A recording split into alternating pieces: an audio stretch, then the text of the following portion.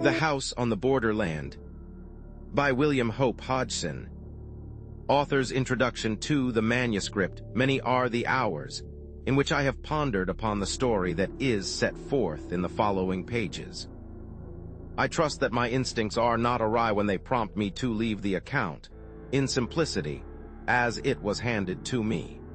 And the MS itself you must picture me, when first it was given into my care, turning it over curiously and making a swift, jerky examination.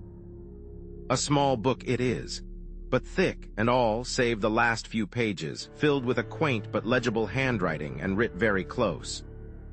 I have the queer, faint, pit-water smell of it in my nostrils now as I write, and my fingers have subconscious memories of the soft, cloggy feel of the long, damp pages.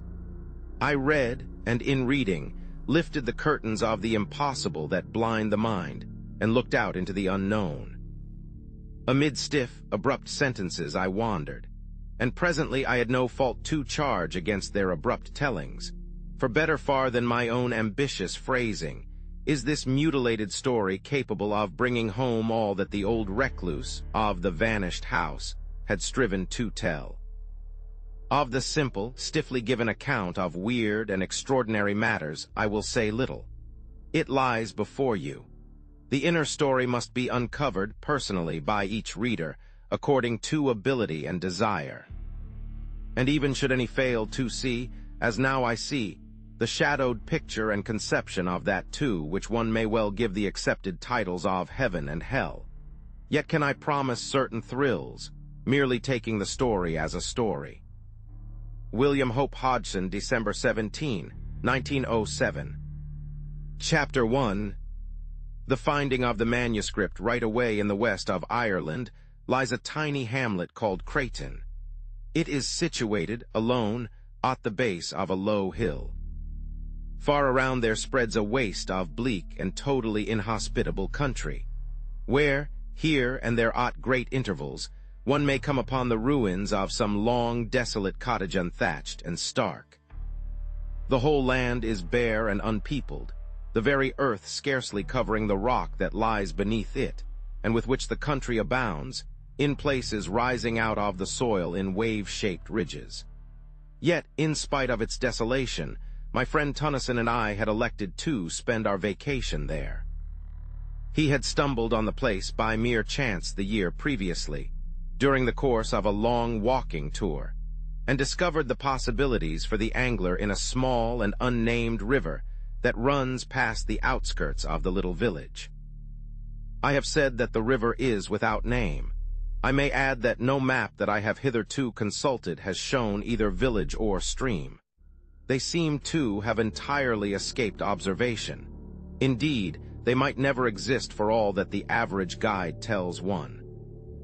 Possibly this can be partly accounted for by the fact that the nearest railway station, Ardrahan, is some 40 miles distant.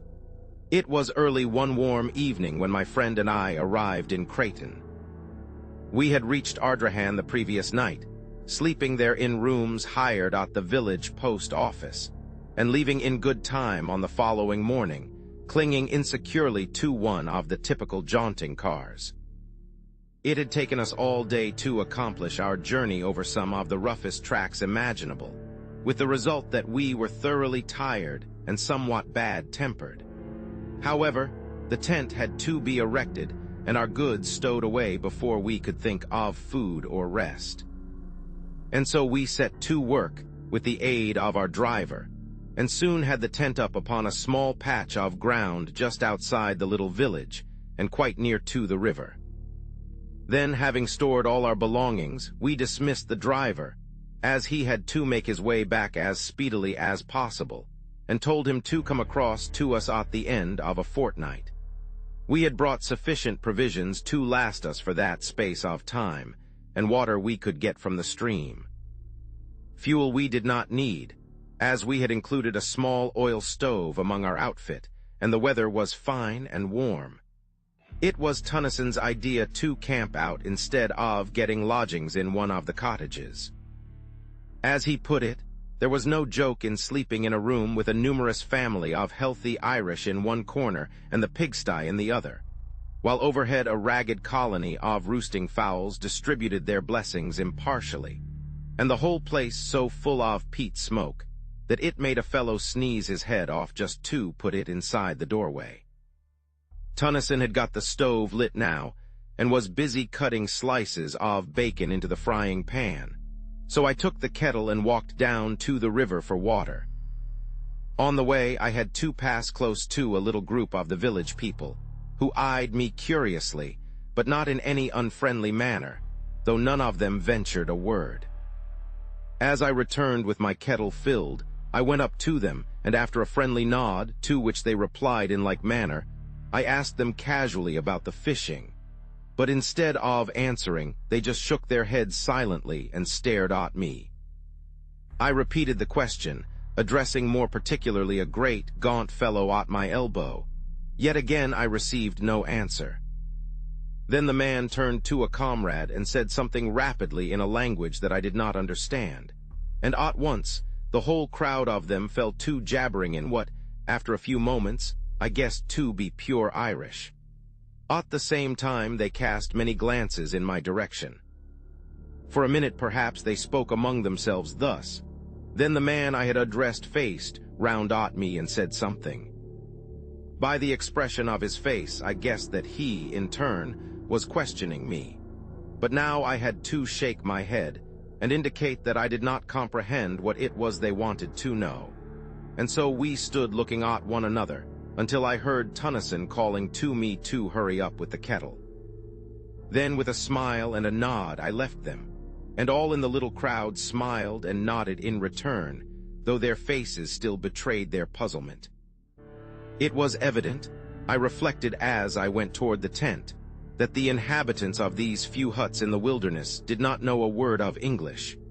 And when I told Tennyson, he remarked that he was aware of the fact, and more, that it was not at all uncommon in that part of the country, where the people often lived and died in their isolated hamlets without ever coming in contact with the outside world. I wish we had got the driver to interpret for us before he left, I remarked, as we sat down to our meal. It seems so strange for the people of this place not even to know what we have come for. Tennyson grunted an assent, and thereafter was silent for a while. Later, having satisfied our appetites somewhat, we began to talk, laying our plans for the morrow. Then, after a smoke, we closed the flap of the tent and prepared to turn in. "I suppose there's no chance of those fellows outside taking anything?" I asked, as we rolled ourselves in our blankets. Tennyson said that he did not think so, at least while we were about, and as he went on to explain, we could lock up everything except the tent in the big chest that we had brought to hold our provisions. I agreed to this, and soon we were both asleep. Next morning early, we rose and went for a swim in the river, after which we dressed and had breakfast. Then we roused out our fishing tackle and overhauled it, by which time, our breakfasts having settled somewhat, we made all secure within the tent and strode off in the direction my friend had explored on his previous visit. During the day we fished happily, working steadily upstream, and by evening we had one of the prettiest creels of fish that I had seen for a long while. Returning to the village, we made a good feed off our day's spoil, after which, having selected a few of the finer fish for our breakfast, we presented the remainder to the group of villagers who had assembled at a respectful distance to watch our doings. They seemed wonderfully grateful, and heaped mountains of what I presumed to be Irish blessings upon our heads. Thus we spent several days, having splendid sport and first-rate appetites to do justice upon our prey. We were pleased to find how friendly the villagers were inclined to be, and that there was no evidence of their having ventured to meddle with our belongings during our absences. It was on a Tuesday that we arrived in Creighton, and it would be on the Sunday following that we made a great discovery. Hitherto we had always gone upstream. On that day, however, we laid aside our rods, and taking some provisions, set off for a long ramble in the opposite direction. The day was warm, and we trudged along leisurely enough, stopping about midday to eat our lunch upon a great flat rock near the riverbank. Afterward we sat and smoked a while, resuming our walk only when we were tired of inaction. For perhaps another hour we wandered onward, chatting quietly and comfortably on this and that matter, and on several occasions stopping while my companion, who is something of an artist, made rough sketches of striking bits of the wild scenery. And then, without any warning whatsoever, the river we had followed so confidently came to an abrupt end, vanishing into the earth. "Good Lord," I said, "whoever would have thought of this?"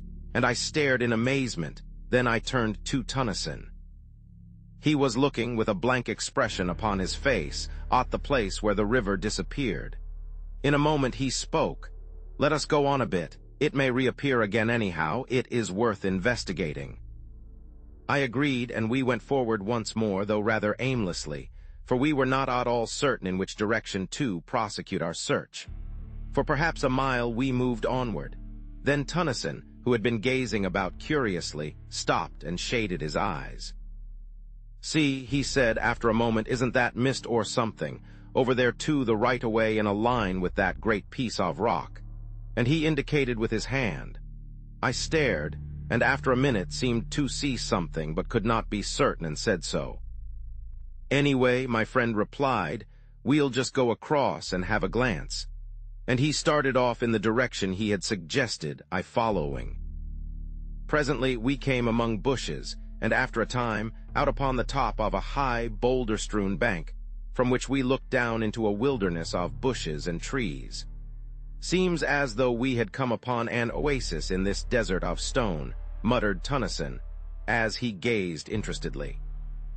Then he was silent, his eyes fixed, and I looked also, for up from somewhere about the center of the wooded lowland there rose high into the quiet air a great column of haze-like spray, upon which the sun shone, causing innumerable rainbows. "How beautiful!" I exclaimed. "Yes," answered Tennyson thoughtfully, "there must be a waterfall or something over there.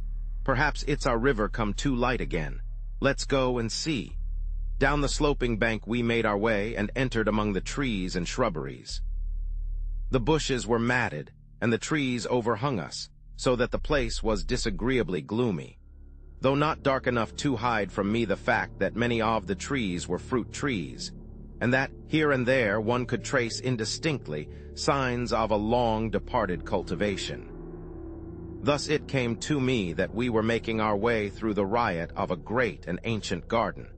I said as much to Tennyson, and he agreed that there certainly seemed reasonable grounds for my belief.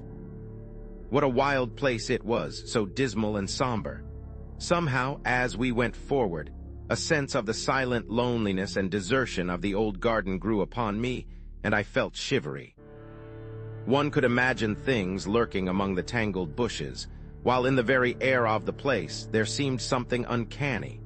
I think Tennyson was conscious of this also, though he said nothing. Suddenly we came to a halt. Through the trees there had grown upon our ears a distant sound. Tennyson bent forward, listening. I could hear it more plainly now. It was continuous and harsh, a sort of droning roar, seeming to come from far away. I experienced a queer, indescribable little feeling of nervousness. What sort of place was it into which we had got? I looked at my companion to see what he thought of the matter, and noted that there was only puzzlement in his face. And then, as I watched his features, an expression of comprehension crept over them, and he nodded his head. "That's a waterfall," he exclaimed with conviction. "I know the sound now." And he began to push vigorously through the bushes in the direction of the noise. As we went forward, the sound became plainer continually, showing that we were heading straight toward it.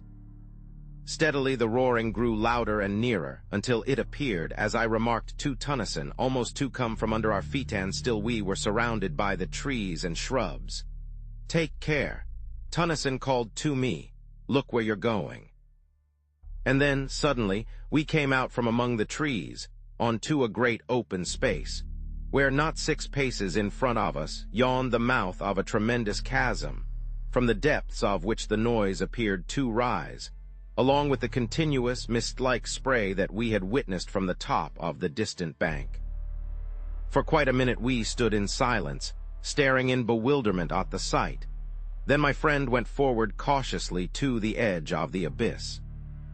I followed, and together we looked down through a boil of spray at a monster cataract of frothing water that burst, spouting from the side of the chasm, nearly 100 feet below. "Good Lord," said Tennyson. I was silent and rather awed. The sight was so unexpectedly grand and eerie, though this latter quality came more upon me later. Presently, I looked up and across to the further side of the chasm. There I saw something towering up among the spray.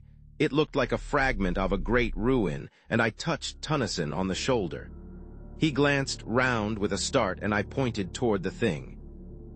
His gaze followed my finger, and his eyes lighted up with a sudden flash of excitement as the object came within his field of view. "Come along," he shouted above the uproar. "We'll have a look at it. There's something queer about this place. I feel it in my bones." And he started off, round the edge of the crater-like abyss. As we neared this new thing, I saw that I had not been mistaken in my first impression. It was undoubtedly a portion of some ruined building. Yet now I made out that it was not built upon the edge of the chasm itself, as I had at first supposed, but perched almost at the extreme end of a huge spur of rock that jutted out some 50 or 60 feet over the abyss. In fact, the jagged mass of ruin was literally suspended in midair. Arriving opposite it, we walked out onto the projecting arm of rock, and I must confess to having felt an intolerable sense of terror as I looked down from that dizzy perch into the unknown depths below us, into the deeps from which there rose ever the thunder of the falling water and the shroud of rising spray. Reaching the ruin, we clambered round it cautiously, and on the further side came upon a mass of fallen stones and rubble. The ruin itself seemed to me, as I proceeded now to examine it minutely, to be a portion of the outer wall of some prodigious structure. It was so thick and substantially built. Yet what it was doing in such a position I could by no means conjecture. Where was the rest of the house, or castle, or whatever there had been? I went back to the outer side of the wall, and thence to the edge of the chasm, leaving Tennyson rooting systematically among the heap of stones and rubbish on the outer side. Then I commenced to examine the surface of the ground, near the edge of the abyss, to see whether there were not left other remnants of the building to which the fragment of ruin evidently belonged. But though I scrutinized the earth with the greatest care, I could see no signs of anything to show that there had ever been a building erected on the spot, and I grew more puzzled than ever. Then I heard a cry from Tennyson. He was shouting my name excitedly, and without delay I hurried along the rocky promontory to the ruin. I wondered whether he had hurt himself, and then the thought came that perhaps he had found something. I reached the crumbled wall and climbed round. There I found Tennyson standing within a small excavation that he had made among the debris. He was brushing the dirt from something that looked like a book, much crumpled and dilapidated, and opening his mouth every second or two to bellow my name. As soon as he saw that I had come, he handed his prize to me, telling me to put it into my satchel so as to protect it from the damp, while he continued his explorations. This I did first, however, running the pages through my fingers, and noting that they were closely filled with neat, old-fashioned writing which was quite legible, save in one portion, where many of the pages were almost destroyed, being mudded and crumpled, as though the book had been doubled back at that part. This, I found out from Tennyson, was actually as he had discovered it, and the damage was due, probably, to the fall of masonry upon the open part. Curiously enough, the book was fairly dry, which I attributed to its having been so securely buried among the ruins. Having put the volume away safely, I turned to and gave Tennyson a hand with his self-imposed task of excavating. Yet, though we put in over an hour's hard work, turning over the whole of the upheaped stones and rubbish, We came upon nothing more than some fragments of broken wood that might have been parts of a desk or table. And so we gave up searching and went back along the rock, once more to the safety of the land. The next thing we did was to make a complete tour of the tremendous chasm, which we were able to observe was in the form of an almost perfect circle, save for where the ruin-crowned spur of rock jutted out, spoiling its symmetry. The abyss was, as Tennyson put it, like nothing so much as a gigantic well or pit going sheer down into the bowels of the earth. For some time longer we continued to stare about us, and then, noticing that there was a clear space away to the north of the chasm, we bent our steps in that direction. Here, distant from the mouth of the mighty pit by some hundreds of yards, we came upon a great lake of silent water, that is, save in one place where there was a continuous bubbling and gurgling. Now, being away from the noise of the spouting cataract, we were able to hear one another speak, without having to shout at the tops of our voices, and I asked Tennyson what he thought of the place. I told him that I didn't like it, and that the sooner we were out of it the better I should be pleased. He nodded in reply and glanced at the woods behind furtively. I asked him if he had seen or heard anything. He made no answer, but stood silent as though listening, and I kept quiet also. Suddenly he spoke. "Hark," he said sharply. I looked at him, and then away among the trees and bushes, holding my breath involuntarily. A minute came and went in strained silence, yet I could hear nothing, and I turned to Tennyson to say as much. And then, even as I opened my lips to speak, there came a strange wailing noise out of the wood on our left.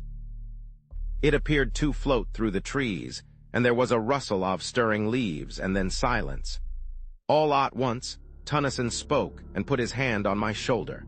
"Let us get out of here," he said, and began to move slowly toward where the surrounding trees and bushes seemed thinnest.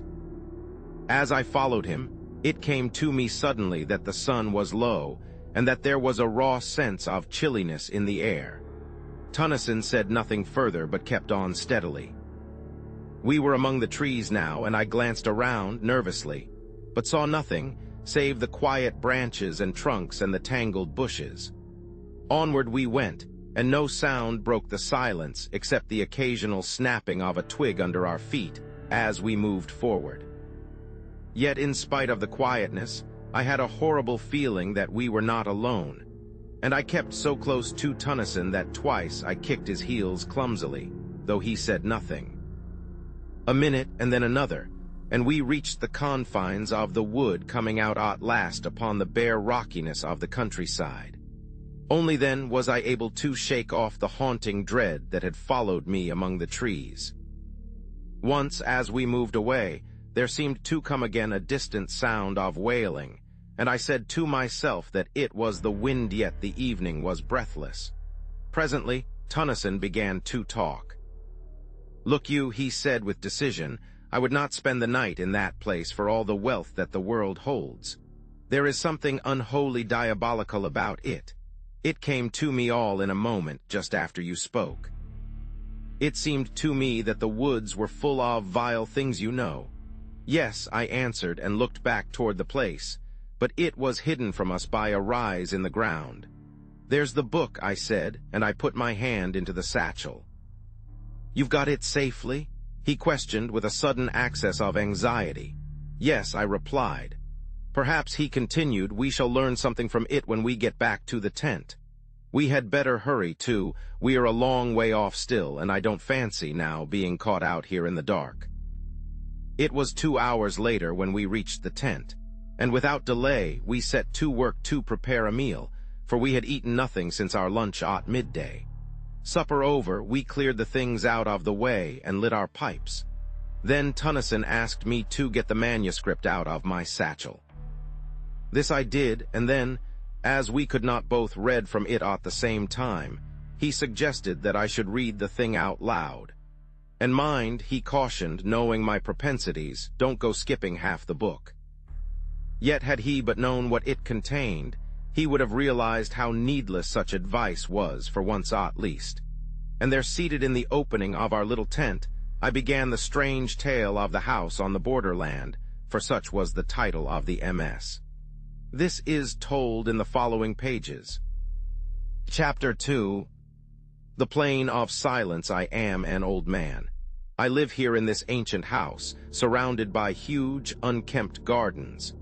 The peasantry who inhabit the wilderness beyond say that I am mad. That is because I will have nothing to do with them.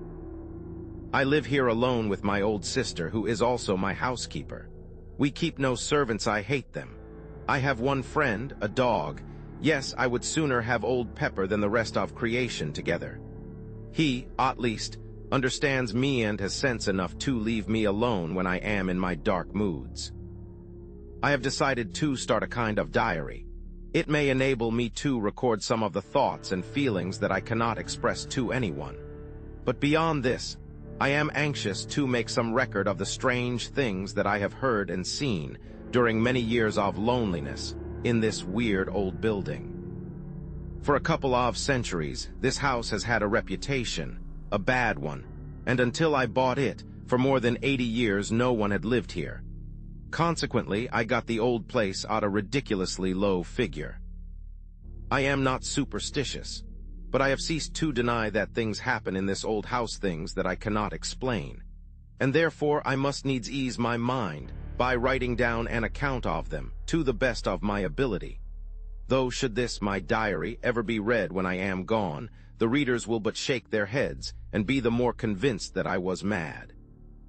This house, how ancient it is, though its age strikes one less perhaps than the quaintness of its structure, which is curious and fantastic to the last degree.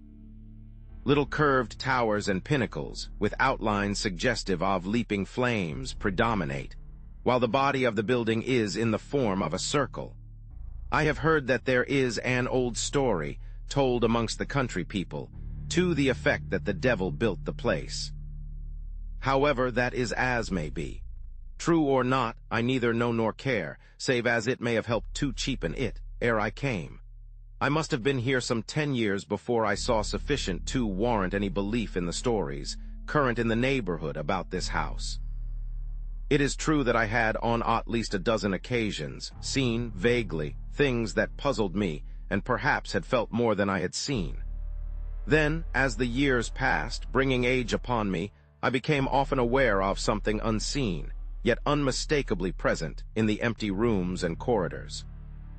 Still, it was, as I have said, many years before I saw any real manifestations of the so-called supernatural. It was not Halloween. If I were telling a story for amusement's sake, I should probably place it on that night of nights. But this is a true record of my own experiences, and I would not put pen to paper to amuse anyone. No, it was after midnight on the morning of the 21st day of January.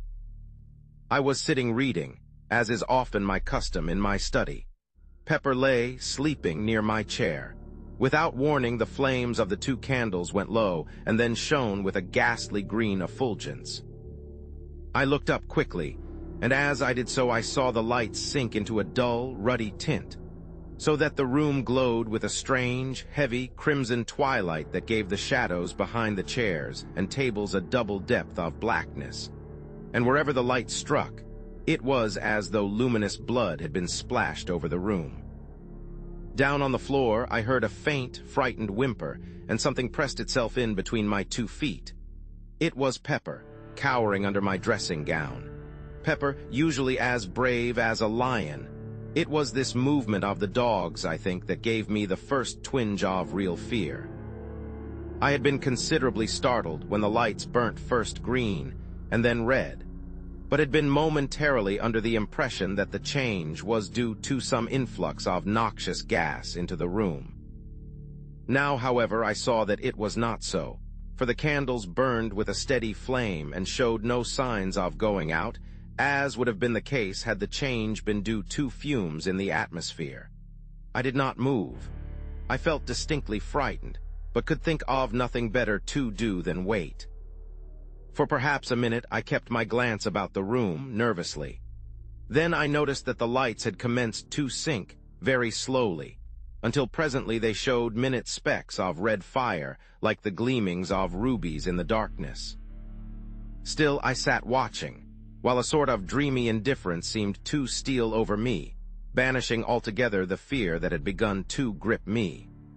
Away in the far end of the huge, old-fashioned room, I became conscious of a faint glow. Steadily it grew, filling the room with gleams of quivering green light. Then they sank quickly, and changed even as the candle flames had done into a deep, somber crimson that strengthened, and lit up the room with a flood of awful glory. The light came from the end wall, and grew ever brighter until its intolerable glare caused my eyes acute pain, and involuntarily I closed them. It may have been a few seconds before I was able to open them. The first thing I noticed was that the light had decreased greatly, so that it no longer tried my eyes.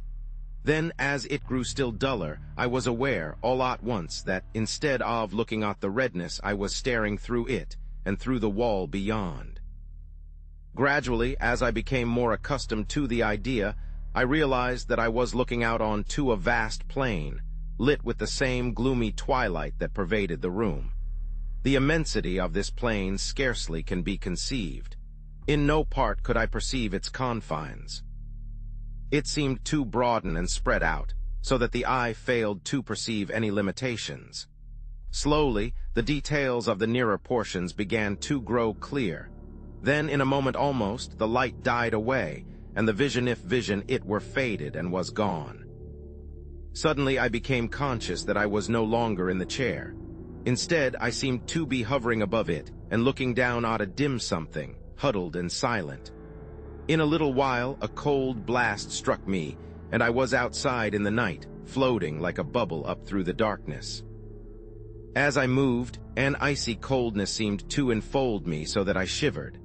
After a time I looked to right and left, and saw the intolerable blackness of the night, pierced by remote gleams of fire. Onward, outward I drove. Once I glanced behind and saw the earth, a small crescent of blue light receding away to my left. Further off, the sun, a splash of white flame, burned vividly against the dark. An indefinite period passed. Then for the last time I saw the earth, an enduring globule of radiant blue, swimming in an eternity of ether. And there I, a fragile flake of soul dust, flickered silently across the void, from the distant blue into the expanse of the unknown. A great while seemed to pass over me, and now I could nowhere see anything. I had passed beyond the fixed stars and plunged into the huge blackness that waits beyond. All this time I had experienced little, save a sense of lightness and cold discomfort. Now, however, the atrocious darkness seemed to creep into my soul, and I became filled with fear and despair. What was going to become of me? Where was I going? Even as the thoughts were formed, there grew against the impalpable blackness that wrapped me a faint tinge of blood. It seemed extraordinarily remote and mist-like, yet at once the feeling of oppression was lightened, and I no longer despaired.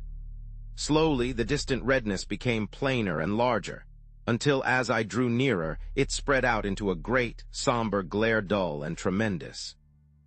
Still I fled onward, and presently I had come so close that it seemed to stretch beneath me, like a great ocean of somber red. I could see little, save that it appeared to spread out interminably in all directions.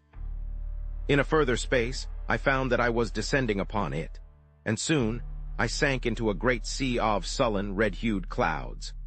Slowly I emerged from these, and there, below me, I saw the stupendous plain that I had seen from my room in this house that stands upon the borders of the silences. Presently I landed and stood, surrounded by a great waste of loneliness.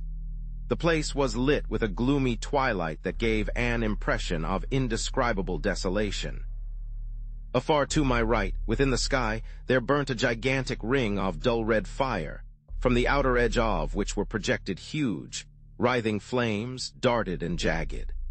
The interior of this ring was black, black as the gloom of the outer night. I comprehended at once that it was from this extraordinary sun that the place derived its doleful light. From that strange source of light, I glanced down again to my surroundings. Everywhere I looked, I saw nothing but the same flat weariness of interminable plain. Nowhere could I descry any signs of life, not even the ruins of some ancient habitation. Gradually, I found that I was being borne forward, floating across the flat waste. For what seemed an eternity, I moved onward. I was unaware of any great sense of impatience, though some curiosity and a vast wonder were with me continually. Always I saw around me the breadth of that enormous plain, and always I searched for some new thing to break its monotony. But there was no change, only loneliness, silence, and desert.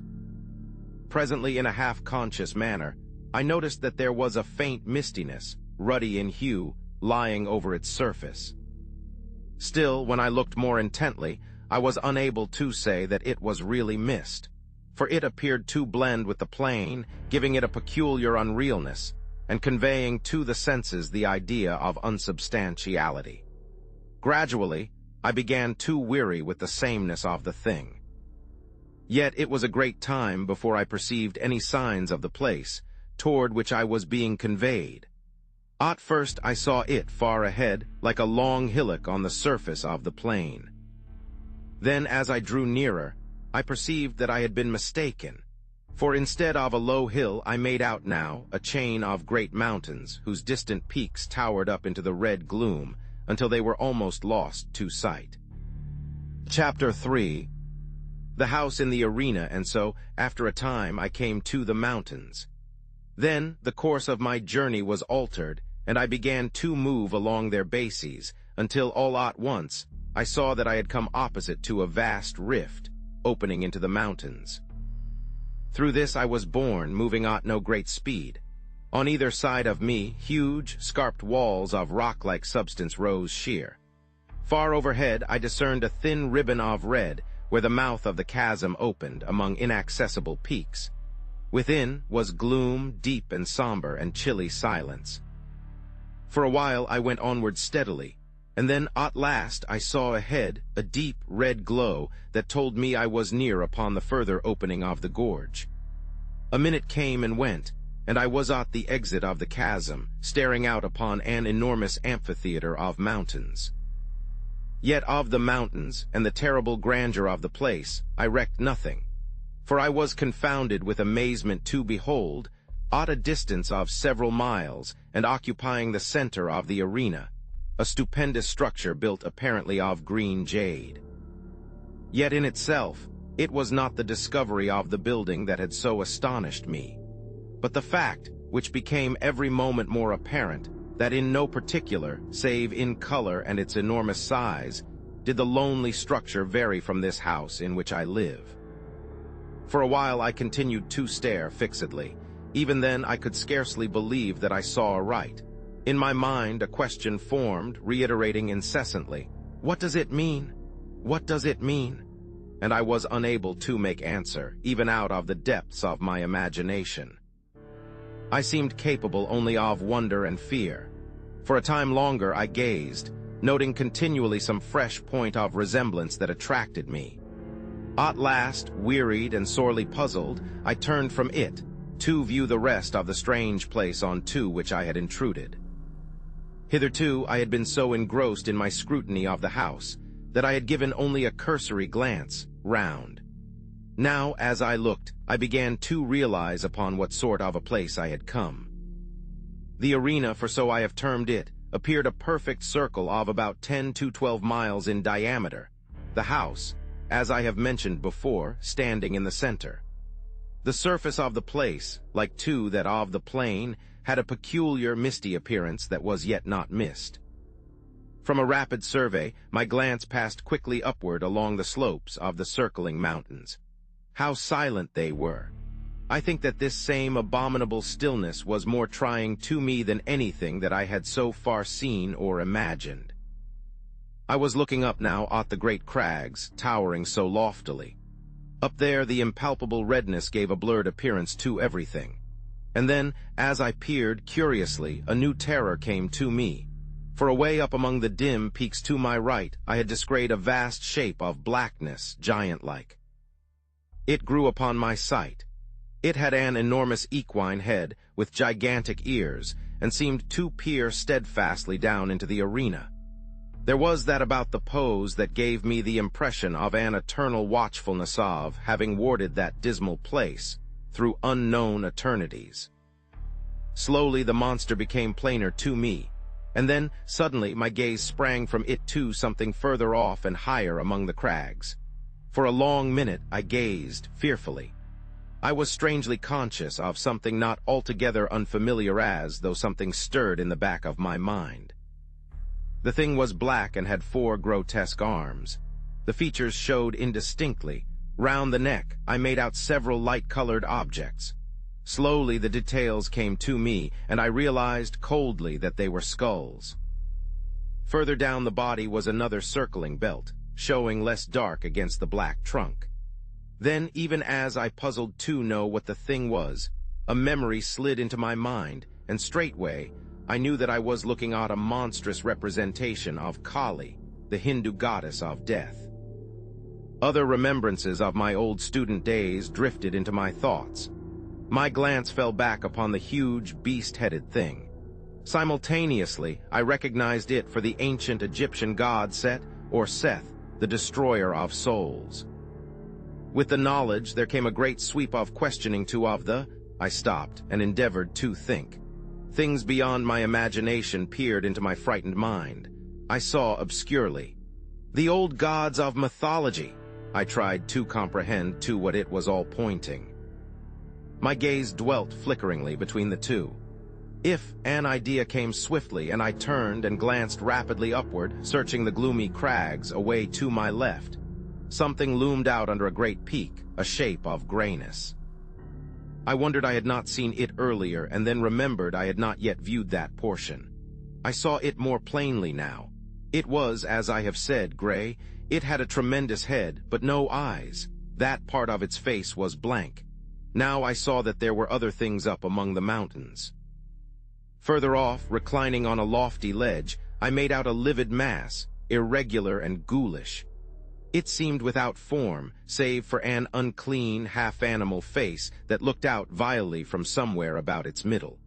And then I saw others. There were hundreds of them. They seemed to grow out of the shadows. Several I recognized almost immediately as mythological deities. Others were strange to me, utterly strange, beyond the power of a human mind to conceive. On each side I looked and saw more continually. The mountains were full of strange things-beast gods, and horrors so atrocious and bestial that possibility and decency deny any further attempt to describe them. And I was filled with a terrible sense of overwhelming horror and fear and repugnance. Yet, spite of these, I wondered exceedingly. Was there then, after all, something in the old heathen worship, something more than the mere deifying of men, animals, and elements? The thought gripped me. Was there? Later, a question repeated itself. What were they, those beast gods, and the others? At first, they had appeared to me just sculptured monsters placed indiscriminately among the inaccessible peaks and precipices of the surrounding mountains. Now, as I scrutinized them with greater intentness, my mind began to reach out to fresh conclusions. There was something about them, an indescribable sort of silent vitality that suggested, to my broadening consciousness, a state of life and death, a something that was by no means life, as we understand it, but rather an inhuman form of existence that well might be likened to a deathless transa condition in which it was possible to imagine their continuing eternally. Immortal, the word rose in my thoughts unbidden, and straightway I grew to wondering whether this might be the immortality of the gods. And then, in the midst of my wondering and musing, something happened. Until then, I had been staying just within the shadow of the exit of the great rift. Now, without volition on my part, I drifted out of the semi-darkness and began to move slowly across the arena toward the house. At this, I gave up all thoughts of those prodigious shapes above me and could only stare, frightenedly, ought the tremendous structure toward which I was being conveyed so remorselessly. Yet though I searched earnestly, I could discover nothing that I had not already seen, and so became gradually calmer. Presently, I had reached a point more than halfway between the house and the gorge. All around was spread the stark loneliness of the place, and the unbroken silence. Steadily I neared the great building. Then all at once something caught my vision, something that came round one of the huge buttresses of the house, and so into full view. It was a gigantic thing, and moved with a curious lope, going almost upright, after the manner of a man. It was quite unclothed, and had a remarkable luminous appearance. Yet it was the face that attracted and frightened me the most. It was the face of a swine. Silently, intently, I watched this horrible creature, and forgot my fear momentarily in my interest in its movements. It was making its way, cumbrously round the building, stopping as it came to each window to peer in and shake out the bars, with which as in this house they were protected. And whenever it came to a door, it would push out it, fingering the fastening stealthily. Evidently, it was searching for an ingress into the house. I had come now to within less than a quarter of a mile of the great structure, and still I was compelled forward. Abruptly, the thing turned and gazed hideously in my direction. It opened its mouth, and for the first time the stillness of that abominable place was broken by a deep, booming note that sent an added thrill of apprehension through me. Then immediately I became aware that it was coming toward me swiftly and silently. In an instant, it had covered half the distance that lay between, and still I was borne helplessly to meet it. Only 100 yards, and the brutish ferocity of the giant face numbed me with a feeling of unmitigated horror. I could have screamed in the supremeness of my fear, and then in the very moment of my extremity and despair, I became conscious that I was looking down upon the arena from a rapidly increasing height. I was rising. In an inconceivably short while, I had reached an altitude of many hundred feet. Beneath me, the spot that I had just left was occupied by the foul swine creature.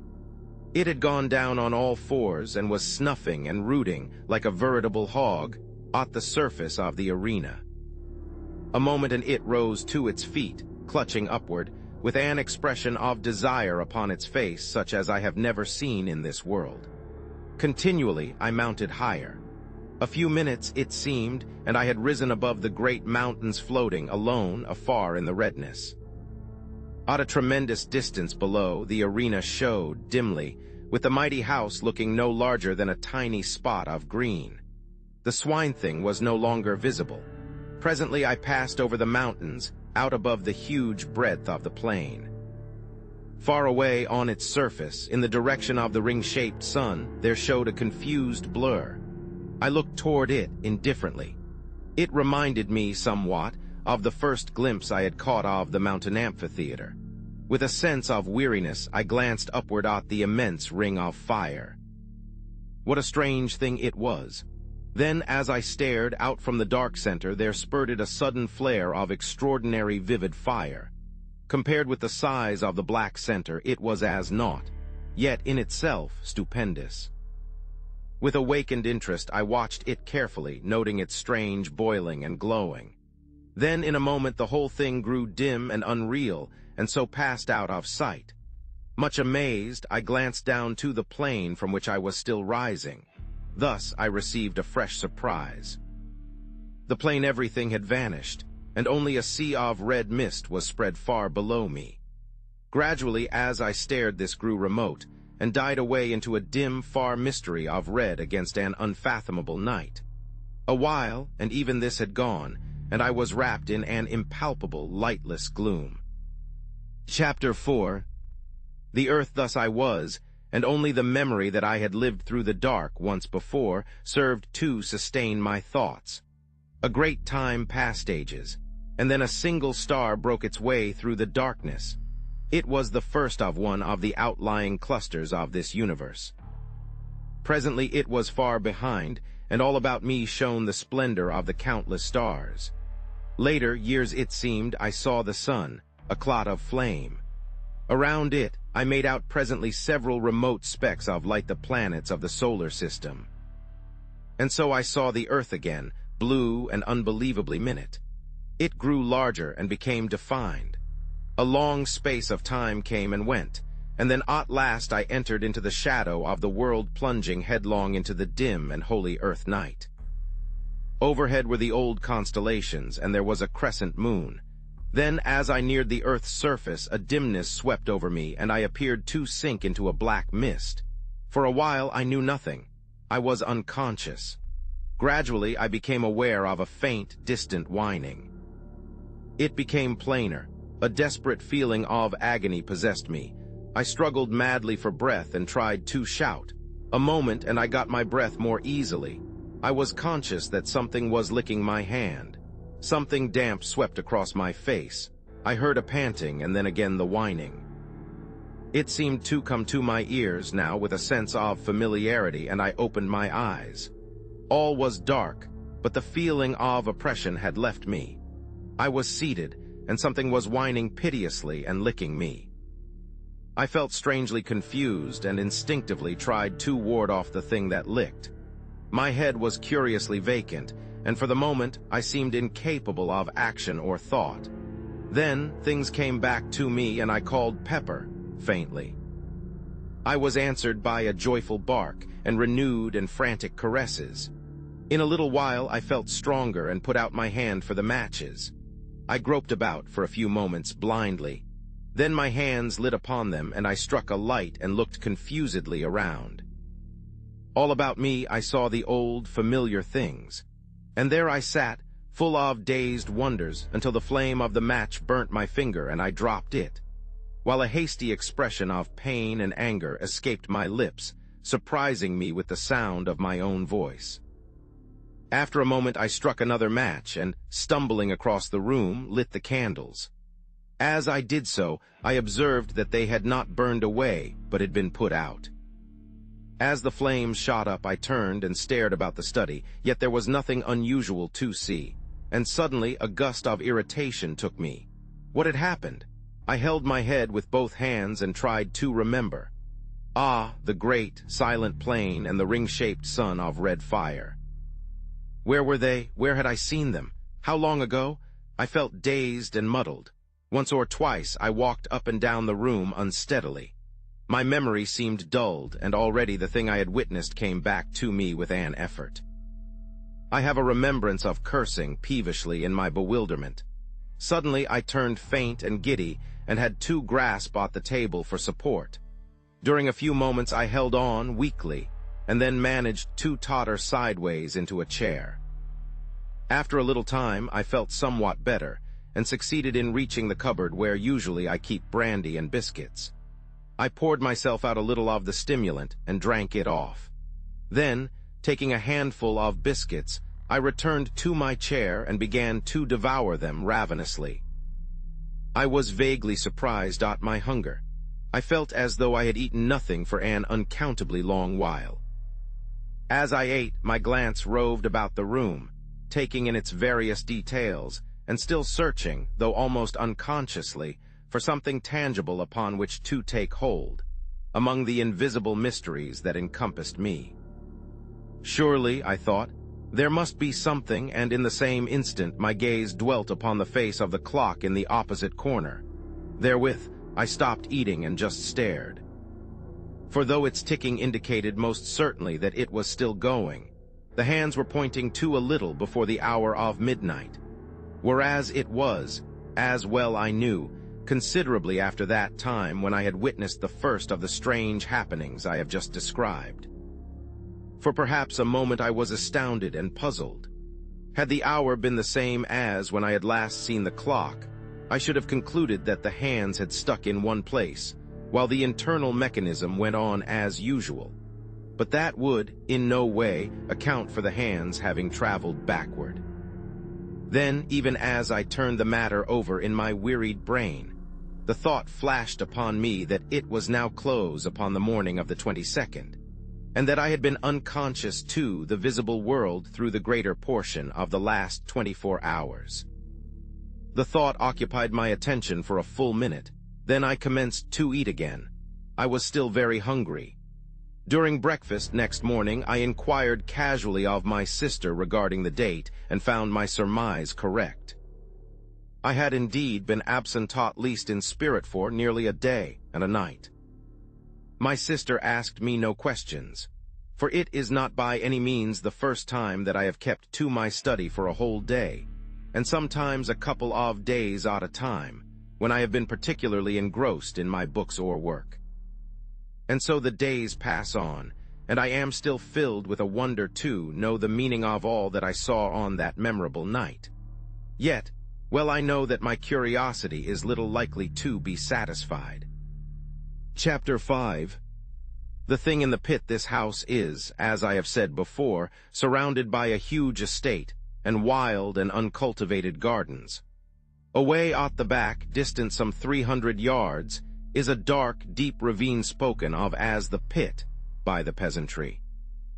At the bottom runs a sluggish stream so overhung by trees as scarcely to be seen from above. In passing, I must explain that this river has a subterranean origin, emerging suddenly at the east end of the ravine, and disappearing, as abruptly, beneath the cliffs that form its western extremity. It was some months after my vision, if vision it were, of the great plain that my attention was particularly attracted to the pit. I happened one day to be walking along its southern edge, when suddenly several pieces of rock and shale were dislodged from the face of the cliff immediately beneath me, and fell with a sullen crash through the trees. I heard them splash in the river at the bottom, and then silence. I should not have given this incident more than a passing thought, had not Pepper at once begun to bark savagely. Nor would he be silent when I bade him, which is most unusual behavior on his part. Feeling that there must be someone or something in the pit, I went back to the house quickly for a stick. When I returned, Pepper had ceased his barks and was growling and smelling uneasily along the top. Whistling to him to follow me, I started to descend cautiously. The depth to the bottom of the pit must be about 150 feet, and some time as well as considerable care was expended before we reached the bottom in safety. Once down, Pepper and I started to explore along the banks of the river. It was very dark there due to the overhanging trees, and I moved warily, keeping my glance about me and my stick ready. Pepper was quiet now and kept close to me all the time. Thus, we searched right up one side of the river without hearing or seeing anything. Then we crossed over by the simple method of jumping and commenced to beat our way back through the underbrush. We had accomplished perhaps half the distance, when I heard again the sound of falling stones on the other side, the side from which we had just come.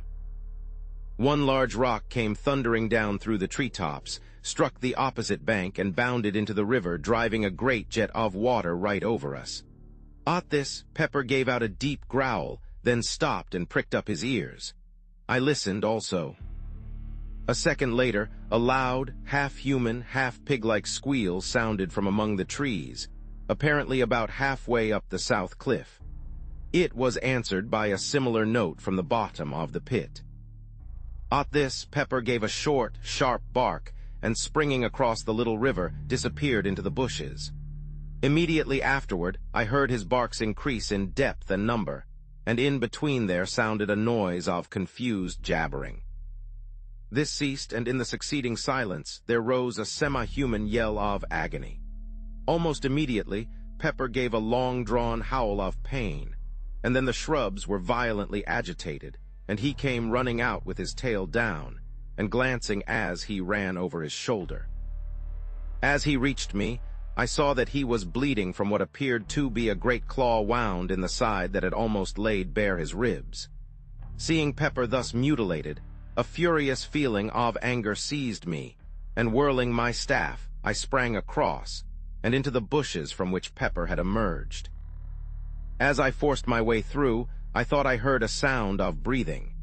Next instant, I had burst into a little clear space, just in time to see something, livid white in color, disappear among the bushes on the opposite side. With a shout I ran toward it, but though I struck and probed among the bushes with my stick, I neither saw nor heard anything further, and so returned to Pepper. There, after bathing his wound in the river, I bound my wetted handkerchief round his body, having done which, we retreated up the ravine and into the daylight again. On reaching the house, my sister inquired what had happened to Pepper, and I told her he had been fighting with a wildcat, of which I had heard there were several about.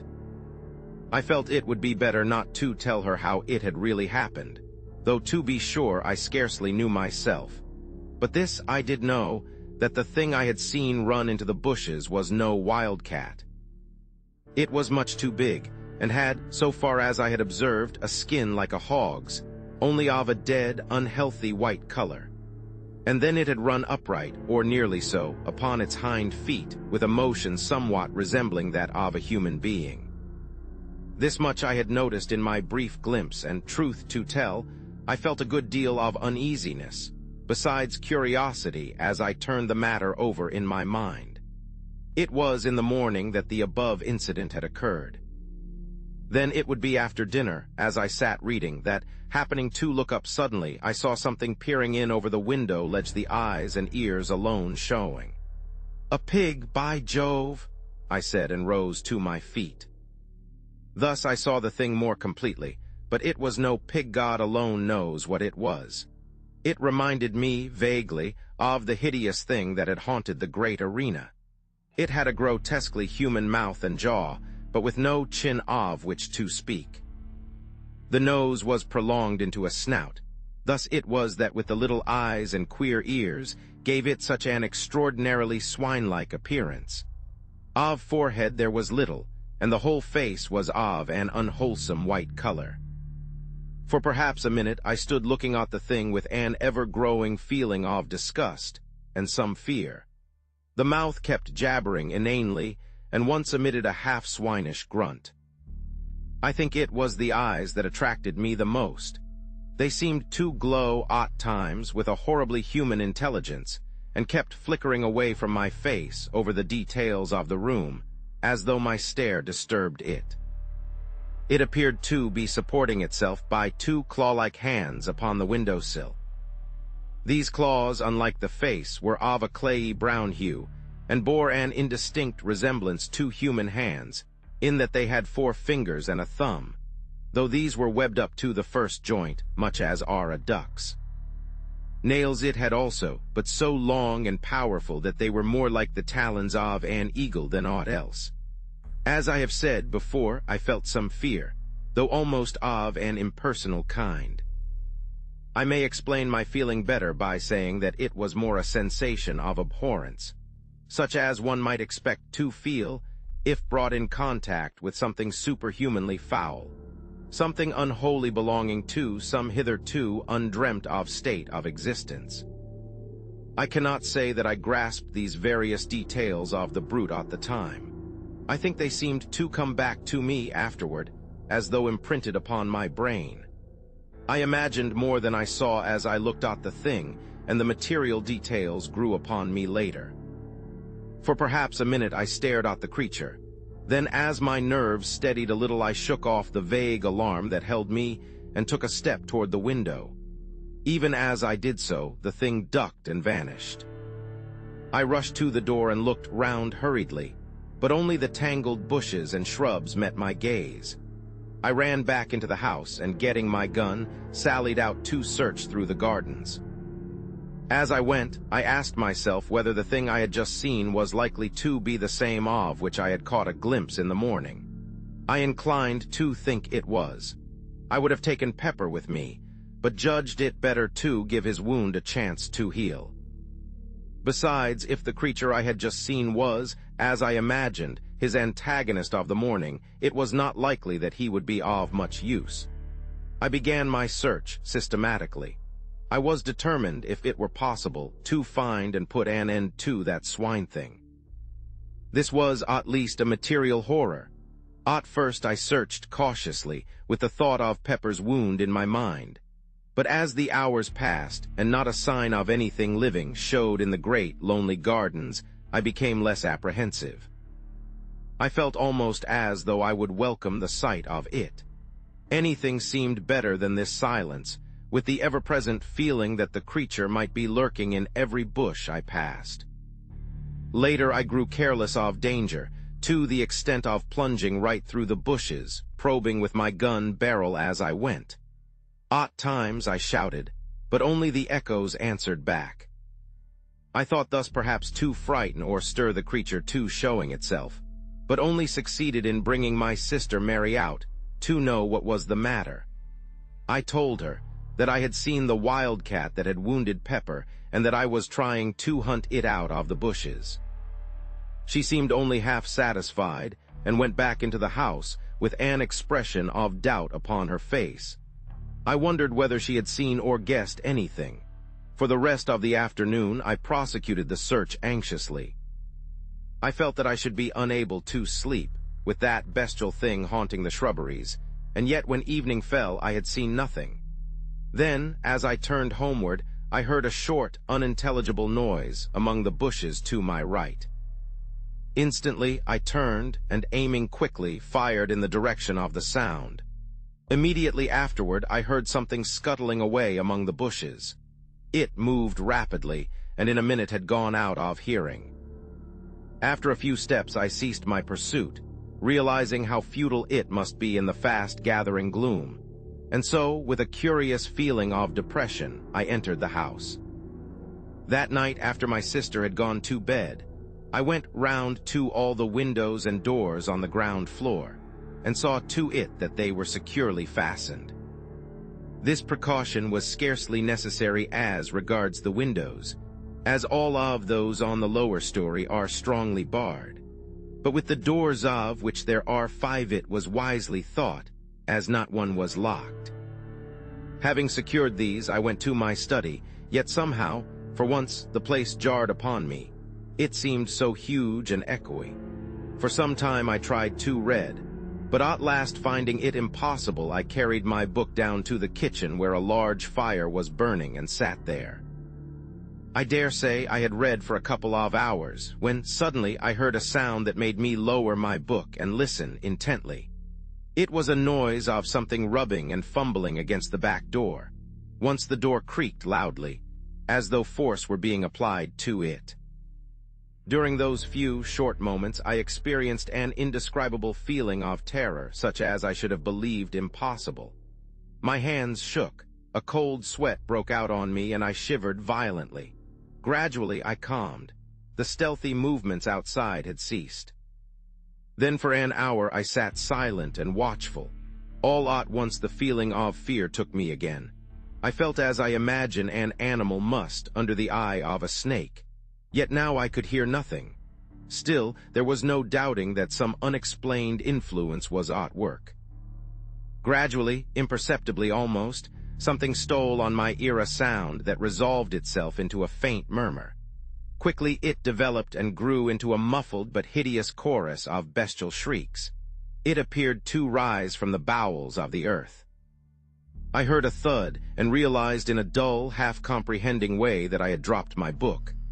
After that, I just sat, and thus the daylight found me when it crept wanly in through the barred, high windows of the great kitchen. With the dawning light, the feeling of stupor and fear left me, and I came more into possession of my senses. Thereupon I picked up my book and crept to the door to listen. Not a sound broke the chilly silence. For some minutes I stood there.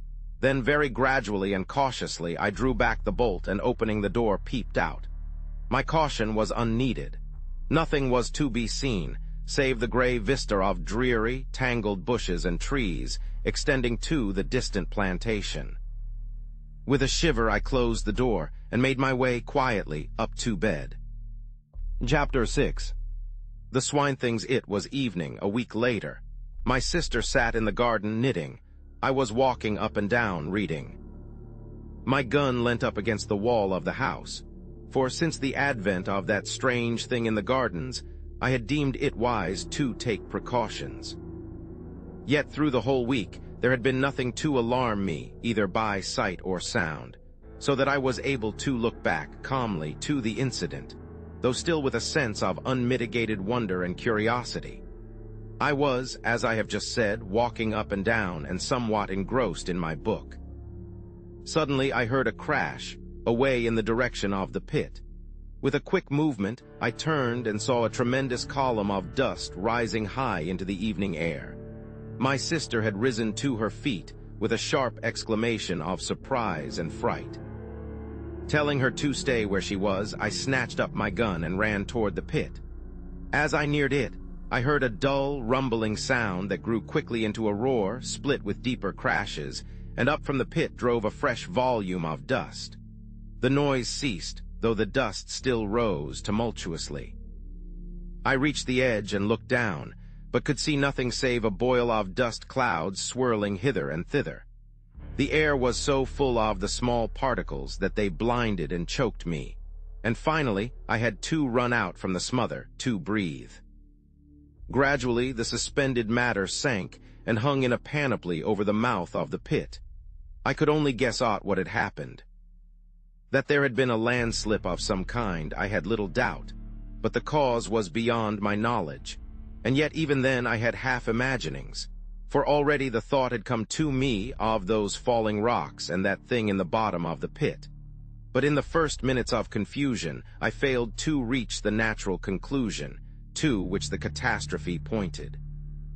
Slowly the dust subsided, until presently I was able to approach the edge and look down. For a while I peered impotently, trying to see through the reek. At first, it was impossible to make out anything. Then, as I stared, I saw something below, to my left, that moved. I looked intently toward it, and presently made out another, and then another 3 dim shapes that appeared to be climbing up the side of the pit. I could see them only indistinctly. Even as I stared and wondered, I heard a rattle of stones, somewhere to my right. I glanced across, but could see nothing. I leant forward and peered over and down into the pit just beneath where I stood, and saw no further than a hideous white swine face that had risen to within a couple of yards of my feet. Below it, I could make out several others. As the thing saw me, it gave a sudden, uncouth squeal which was answered from all parts of the pit. At that, a gust of horror and fear took me, and bending down, I discharged my gun right into its face. Straightway the creature disappeared, with a clatter of loose earth and stones. There was a momentary silence, to which probably I owe my life, for during it I heard a quick patter of many feet, and turning sharply saw a troop of the creatures coming toward me at a run. Instantly I raised my gun and fired at the foremost, who plunged headlong with a hideous howling. Then I turned to run. More than halfway from the house to the pit, I saw my sister. She was coming toward me. I could not see her face distinctly as the dusk had fallen, but there was fear in her voice as she called to know why I was shooting. "Run!" I shouted in reply. "Run for your life!" Without more ado, she turned and fled, picking up her skirts with both hands. As I followed, I gave a glance behind. The brutes were running on their hind legs, at times dropping on all fours. I think it must have been the terror in my voice that spurred Mary to run so, for I feel convinced that she had not, as yet, seen those hell creatures that pursued. On we went, my sister leading. Each moment the nearing sounds of the footsteps told me that the brutes were gaining on us, rapidly. Fortunately, I am accustomed to live in some ways an active life. As it was, the strain of the race was beginning to tell severely upon me. Ahead I could see the back door. Luckily it was open. I was some half-dozen yards behind Mary now, and my breath was sobbing in my throat. Then something touched my shoulder. I wrenched my head round quickly and saw one of those monstrous pallid faces close to mine. One of the creatures, having outrun its companions, had almost overtaken me. Even as I turned, it made a fresh grab. With a sudden effort, I sprang to one side, and swinging my gun by the barrel, brought it crashing down upon the foul creature's head. The thing dropped with an almost human groan. Even this short delay had been nearly sufficient to bring the rest of the brutes down upon me. so that, without an instant's waste of time, I turned and ran for the door. Reaching it, I burst into the passage, then turning quickly, slammed and bolted the door just as the first of the creatures rushed against it with a sudden shock. My sister sat, gasping, in a chair. She seemed in a fainting condition, but I had no time then to spend on her. I had to make sure that all the doors were fastened. Fortunately, they were. The one leading from my study into the gardens was the last to which I went. I had just had time to note that it was secured when I thought I heard a noise outside. I stood perfectly silent and listened. Yes, now I could distinctly hear a sound of whispering, and something slithered over the panels with a rasping, scratchy noise. Evidently, some of the brutes were feeling with their claw hands about the door to discover whether there were any means of ingress. That the creatures should so soon have found the door was to me a proof of their reasoning capabilities. It assured me that they must not be regarded by any means as mere animals. I had felt something of this before, when that first thing peered in through my window. Then I had applied the term superhuman to it, with an almost instinctive knowledge that the creature was something different from the brute beast. Something beyond human, yet in no good sense, but rather as something foul and hostile to the great and good in humanity. In a word, as something intelligent and yet inhuman. The very thought of the creatures filled me with revulsion. Now I bethought me of my sister, and going to the cupboard, I got out a flask of brandy and a wine glass. Taking these, I went down to the kitchen, carrying a lighted candle with me. She was not sitting in the chair, but had fallen out, and was lying upon the floor, face downward. Very gently I turned her over and raised her head somewhat. Then I poured a little of the brandy between her lips. After a while she shivered slightly. A little later she gave several gasps and opened her eyes.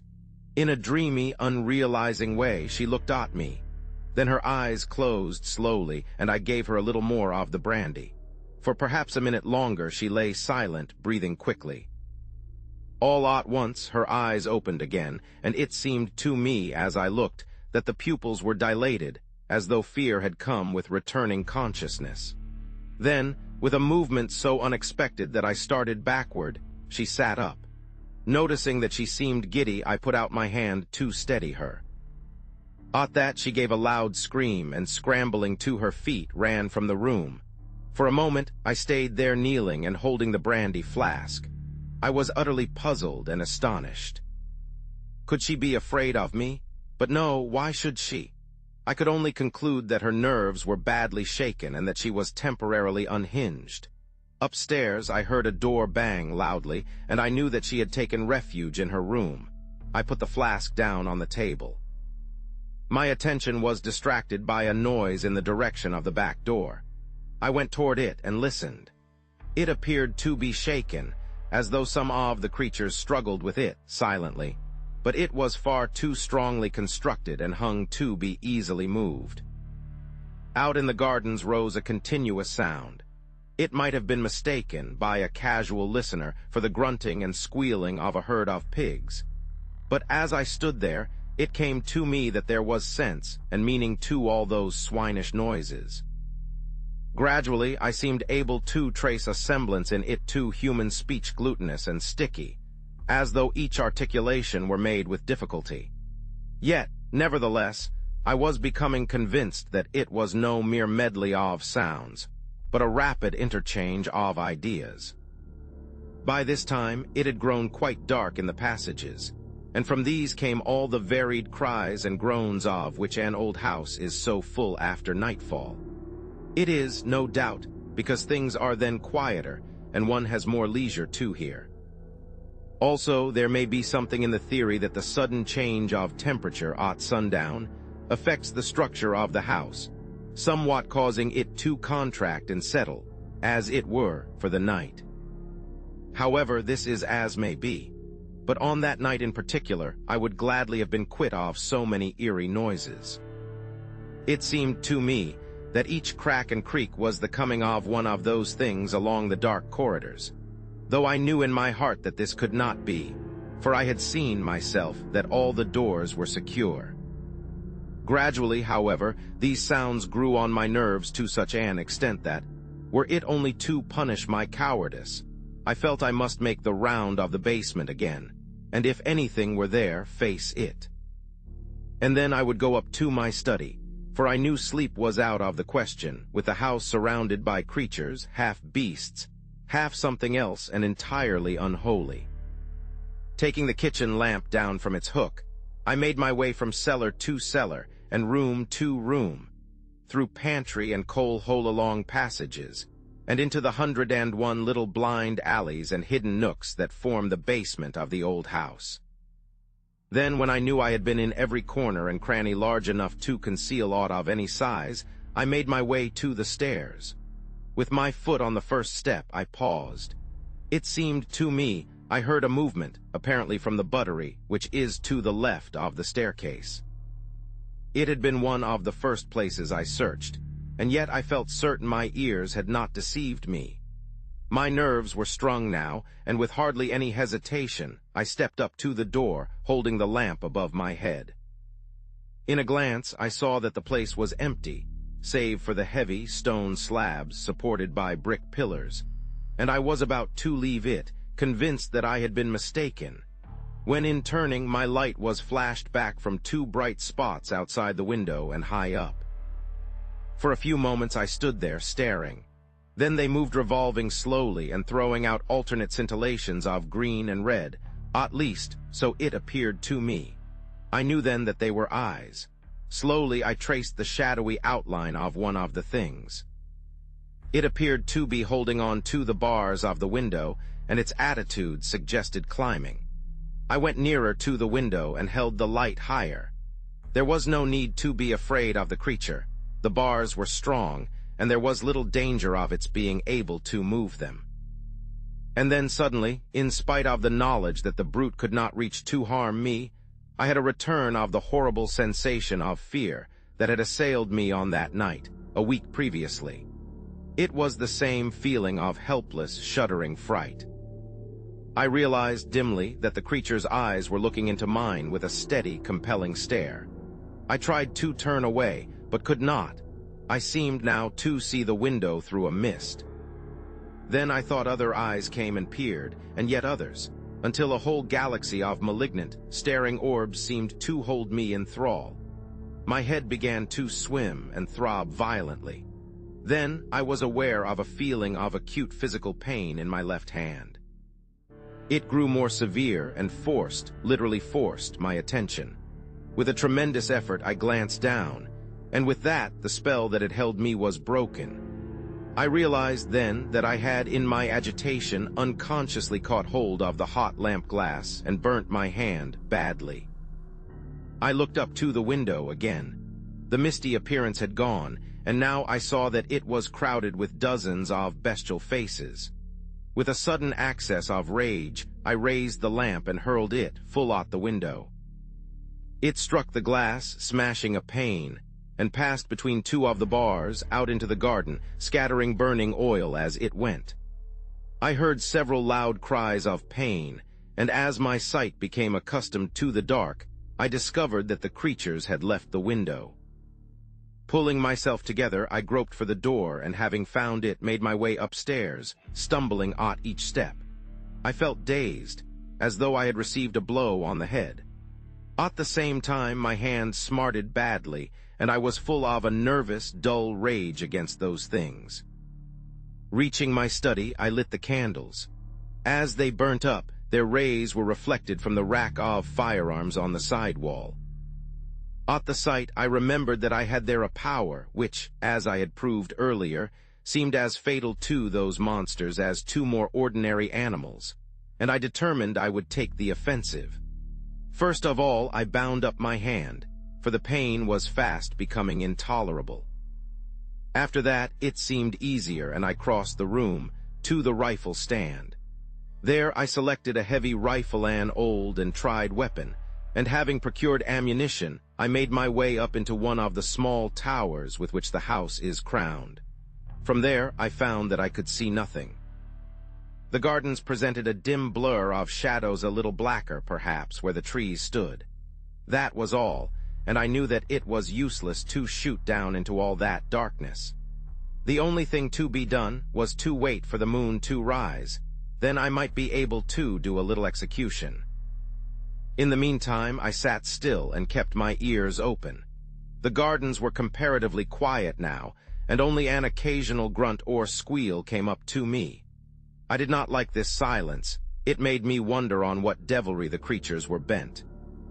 Twice I left the tower and took a walk through the house, but everything was silent.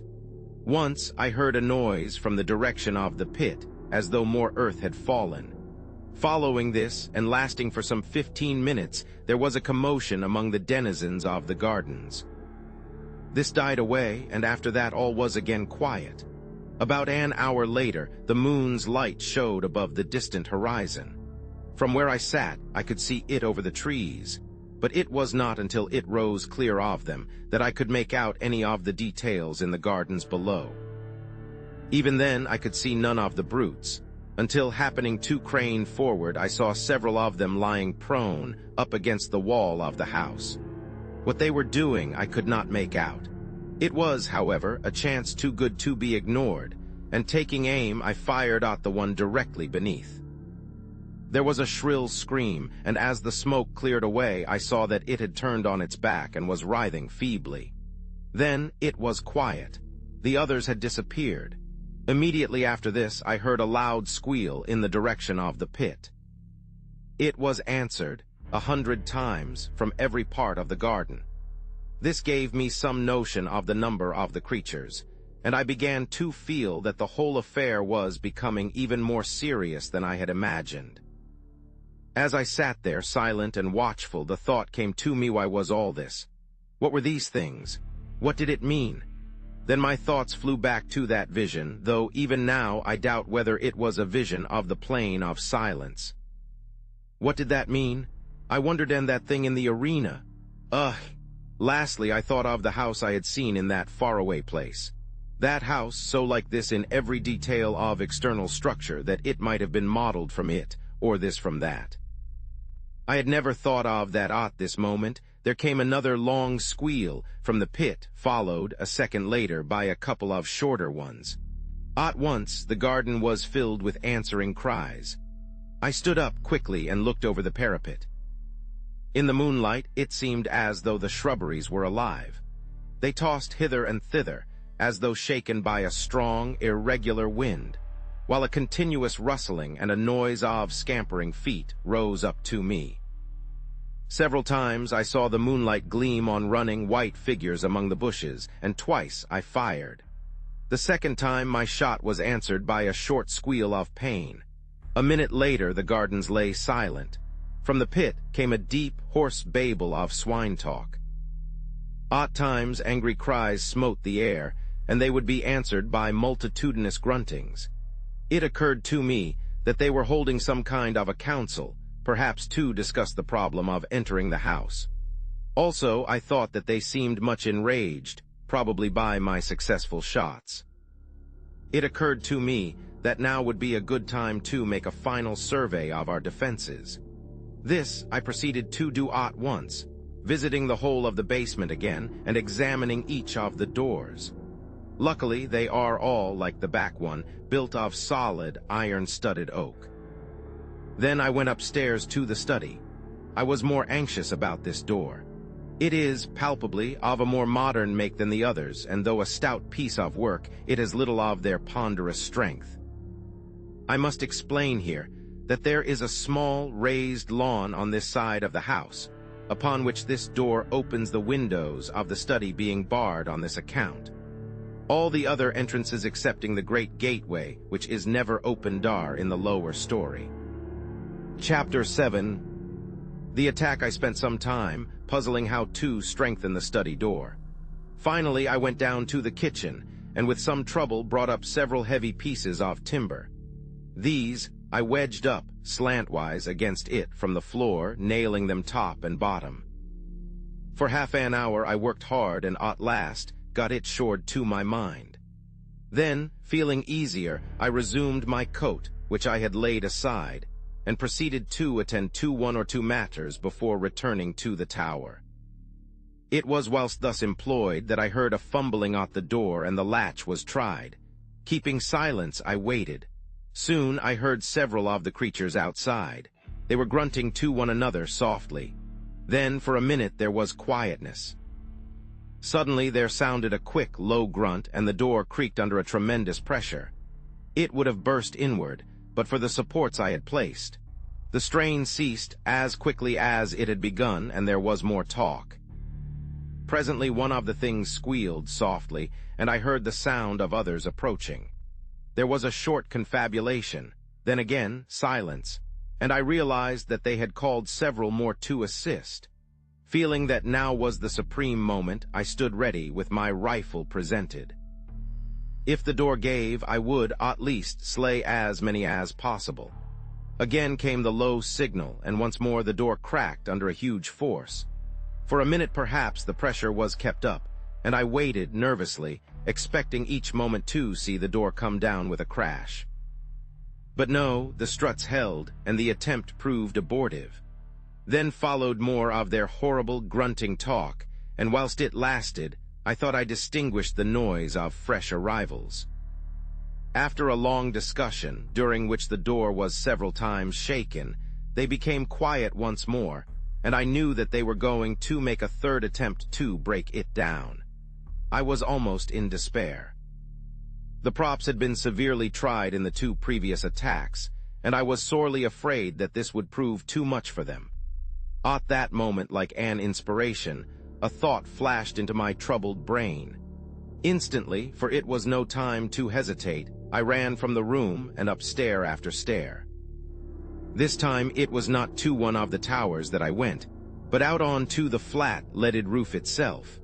Once there, I raced across to the parapet, that walls it round, and looked down. As I did so, I heard the short, grunted signal, and even up there caught the crying of the door under the assault.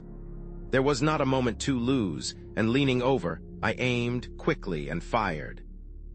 The report rang sharply, and almost blending with it came the loud splud of the bullet striking its mark. From below rose a shrill wail, and the door ceased its groaning. Then, as I took my weight from off the parapet, a huge piece of the stone coping slid from under me and fell with a crash among the disorganized throng beneath. Several horrible shrieks quavered through the night air, and then I heard a sound of scampering feet. Cautiously, I looked over. In the moonlight, I could see the great coping stone lying right across the threshold of the door. I thought I saw something under it, several things, white, but I could not be sure, and so a few minutes passed. As I stared, I saw something come round out of the shadow of the house. It was one of the things. It went up to the stone silently and bent down. I was unable to see what it did. In a minute it stood up. It had something in its talons which it put to its mouth and tore at. For the moment I did not realize, then slowly I comprehended. The thing was stooping again. It was horrible. I started to load my rifle. When I looked again, the monster was tugging at the stone, moving it to one side. I leant the rifle on the coping and pulled the trigger. The brute collapsed on its face and kicked slightly. Simultaneously, almost with the report, I heard another sound, that of breaking glass. Waiting only to recharge my weapon, I ran from the roof and down the first 2 flights of stairs. Here, I paused to listen.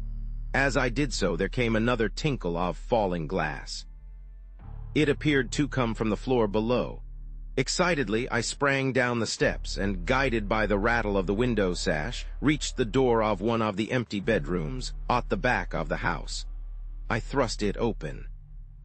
The room was but dimly illuminated by the moonlight, most of the light being blotted out by moving figures at the window. Even as I stood, one crawled through into the room. Leveling my weapon, I fired point-blank at it, filling the room with a deafening bang. When the smoke cleared, I saw that the room was empty and the window free. The room was much lighter. The night air blew in coldly through the shattered panes. Down below in the night, I could hear a soft moaning and a confused murmur of swine voices. Stepping to one side of the window, I reloaded and then stood there waiting.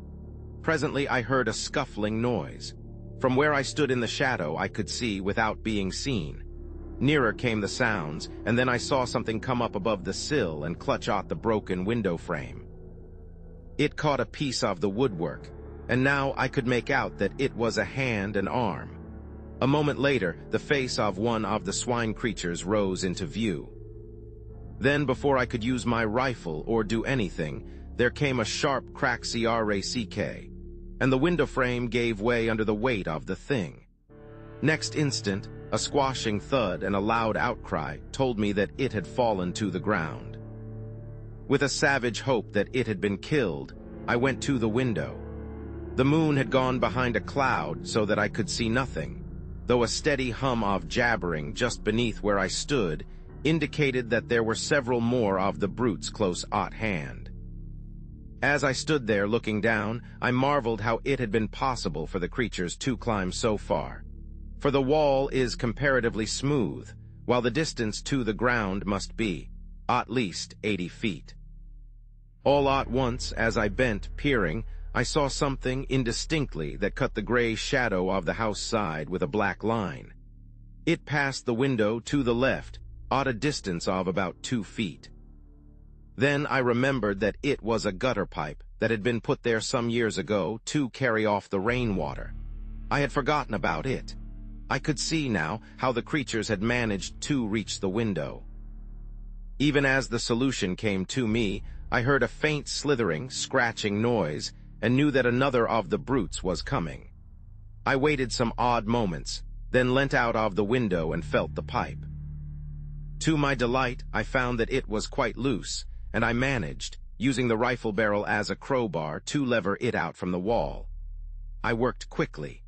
Then, taking hold with both bands, I wrenched the whole concern away and hurled it down with the thing still clinging to it into the garden. For a few minutes longer I waited there, listening, but after the first general outcry I heard nothing. I knew now that there was no more reason to fear an attack from this quarter.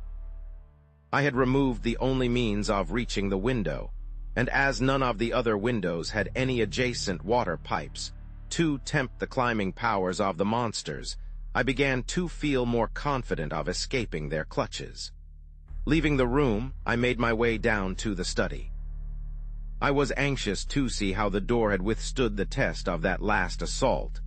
Entering, I lit 2 of the candles and then turned to the door. One of the large props had been displaced, and on that side the door had been forced inward some 6 inches. It was providential that I had managed to drive the brutes away just when I did. And that coping stone, I wondered vaguely how I had managed to dislodge it. I had not noticed it loose as I took my shot, and then, as I stood up, it had slipped away from beneath me. I felt that I owed the dismissal of the attacking force more to its timely fall than to my rifle.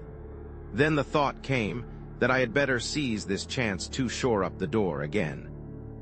It was evident that the creatures had not returned since the fall of the coping stone, but who was to say how long they would keep away? There and then, I set to, repairing the door, working hard and anxiously. First, I went down to the basement and, rummaging round, found several pieces of heavy oak planking. With these, I returned to the study, and having removed the props, placed the planks up against the door. Then I nailed the heads of the struts to these, and driving them well home at the bottoms, nailed them again there. Thus, I made the door stronger than ever, for now it was solid with the backing of boards, and would, I felt convinced, stand a heavier pressure than hitherto, without giving way. After that, I lit the lamp which I had brought from the kitchen, and went down to have a look at the lower windows. Now that I had seen an instance of the strength the creatures possessed, I felt considerable anxiety about the windows on the ground floor in spite of the fact that they were so strongly barred. I went first to the buttery, having a vivid remembrance of my late adventure there. The place was chilly, and the wind, soughing in through the broken glass, produced an eerie note. Apart from the general air of dismalness, the place was as I had left it the night before. Going up to the window, I examined the bars closely, noting as I did so their comfortable thickness. Still, as I looked more intently, it seemed to me that the middle bar was bent slightly from the straight. Yet it was but trifling, and it might have been so for years. I had never before noticed them particularly. I put my hand through the broken window and shook the bar. It was as firm as a rock. Perhaps the creatures had tried to start it, and finding it beyond their power, ceased from the effort. After that, I went round to each of the windows, in turn, examining them with careful attention, but nowhere else could I trace anything to show that there had been any tampering. Having finished my survey, I went back to the study and poured myself out a little brandy. Then to the tower to watch. Chapter 8. After the attack, it was now about 3 a.m., and presently the eastern sky began to pale with the coming of dawn. Gradually, the day came, and by its light, I scanned the gardens earnestly, but nowhere could I see any signs of the brutes. I leant over and glanced down to the foot of the wall to see whether the body of the thing I had shot the night before was still there. It was gone. I supposed that others of the monsters had removed it during the night. Then I went down onto the roof and crossed over to the gap from which the coping stone had fallen. Reaching it, I looked over. Yes, there was the stone as I had seen it last, but there was no appearance of anything beneath it, nor could I see the creatures I had killed after its fall. Evidently, they also had been taken away. I turned and went down to my study. There I sat down wearily. I was thoroughly tired. It was quite light now, though the sun's rays were not as yet perceptibly hot. A clock chimed the hour of 4. I awoke with a start and looked round hurriedly. The clock in the corner indicated that it was 3 o'clock. It was already afternoon. I must have slept for nearly 11 hours. With a jerky movement, I sat forward in the chair and listened. The house was perfectly silent. Slowly, I stood up and yawned. I felt desperately tired still and sat down again, wondering what it was that had waked me. It must have been the clock striking, I concluded presently, and was commencing to doze off when a sudden noise brought me back once more to life. It was the sound of a step, as of a person moving cautiously down the corridor toward my study. In an instant, I was on my feet and grasping my rifle. Noiselessly, I waited. Had the creatures broken in whilst I slept? Even as I questioned, the steps reached my door, halted momentarily, and then continued down the passage. Silently, I tiptoed to the doorway and peeped out.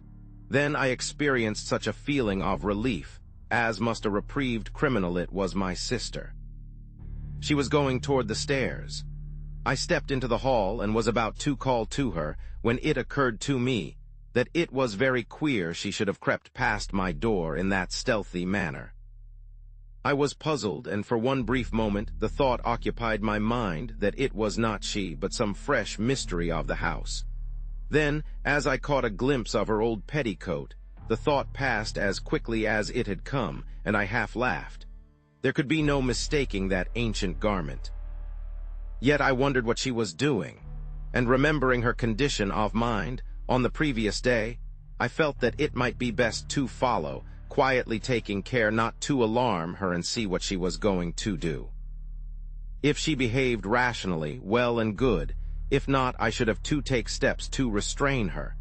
I could run no unnecessary risks under the danger that threatened us. Quickly, I reached the head of the stairs and paused a moment.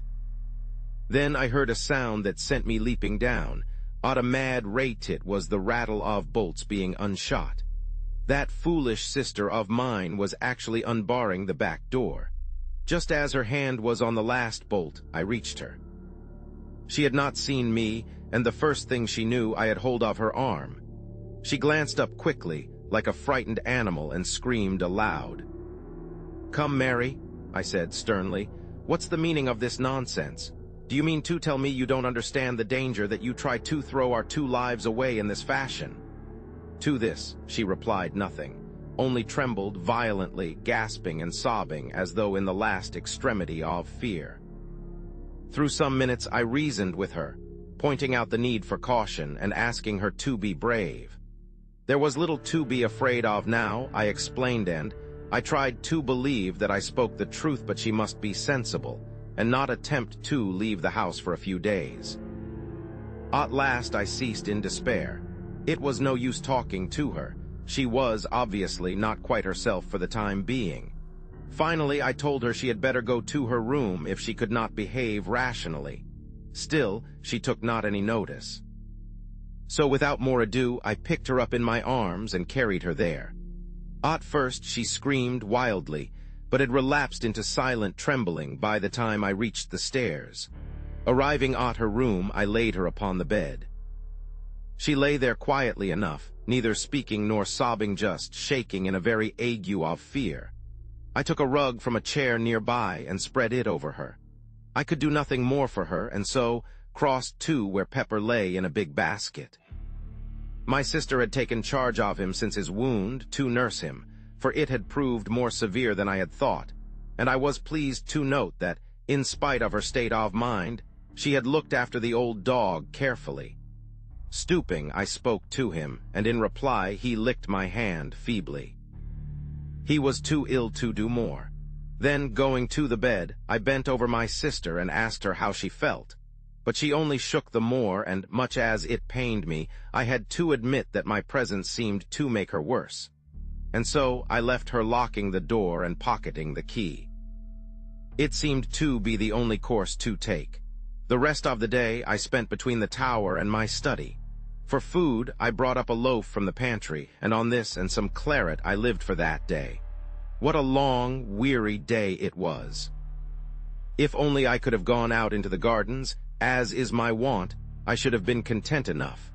But to be cooped in this silent house, with no companion, save a mad woman and a sick dog, was enough to prey upon the nerves of the hardiest. And out in the tangled shrubberies that surrounded the house, lurked for all I could tell those infernal swine creatures waiting their chance. Was ever a man in such straits? Once, in the afternoon, and again later, I went to visit my sister. The second time I found her tending Pepper, but at my approach she slid over unobtrusively to the far corner with a gesture that saddened me beyond belief. Poor girl, her fear cut me intolerably, and I would not intrude on her unnecessarily. She would be better, I trusted, in a few days. Meanwhile, I could do nothing, and I judged it still needful hard as it seemed to keep her confined to her room. One thing there was that I took for encouragement. She had eaten some of the food I had taken to her on my first visit. And so the day passed. As the evening drew on, the air grew chilly, and I began to make preparations for passing a second night in the tower, taking up 2 additional rifles and a heavy ulster. The rifles I loaded and laid alongside my other, as I intended to make things warm for any of the creatures who might show during the night.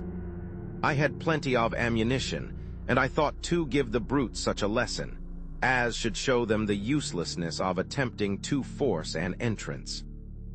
After that, I made the round of the house again, paying particular attention to the props that supported the study door. Then, feeling that I had done all that lay in my power to ensure our safety, I returned to the tower, calling in on my sister and Pepper for a final visit on the way. Pepper was asleep, but woke as I entered and wagged his tail in recognition. I thought he seemed slightly better. My sister was lying on the bed, though whether asleep or not I was unable to tell, and thus I left them. Reaching the tower, I made myself as comfortable as circumstances would permit, and settled down to watch through the night. Gradually, darkness fell, and soon the details of the gardens were merged into shadows. During the first few hours I sat, alert, listening for any sound that might help to tell me if anything were stirring down below. It was far too dark for my eyes to be of much use. Slowly the hours passed, without anything unusual happening. And the moon rose, showing the gardens apparently empty and silent. And so, through the night, without disturbance or sound, Toward morning I began to grow stiff and cold with my long vigil. Also, I was getting very uneasy concerning the continued quietness on the part of the creatures. I mistrusted it and would sooner far have had them attack the house openly. Then at least I should have known my danger and been able to meet it. But to wait like this, through a whole night, picturing all kinds of unknown devilment, was to jeopardize one's sanity. Once or twice the thought came to me that perhaps they had gone, but in my heart I found it impossible to believe that it was so. Chapter 9. In the cellars at last, what with being tired and cold and the uneasiness that possessed me, I resolved to take a walk through the house, first calling in at the study for a glass of brandy to warm me. This I did, and while there I examined the door carefully, but found all as I had left it the night before. The day was just breaking as I left the tower, though it was still too dark in the house to be able to see without a light, and I took one of the study candles with me on my round. By the time I had finished the ground floor, the daylight was creeping in wanly through the barred windows. My search had shown me nothing fresh. Everything appeared to be in order, and I was on the point of extinguishing my candle, when the thought suggested itself to me to have another glance round the cellars. I had not, if I remember rightly, been into them since my hasty search on the evening of the attack. For perhaps the half of a minute I hesitated. I would have been very willing to forego the task as, indeed, I am inclined to think any man well might, for of all the great, awe-inspiring rooms in this house, the cellars are the hugest and weirdest. Great gloomy caverns of places, unlit by any ray of daylight, yet I would not shirk the work. I felt that to do so would smack of sheer cowardice.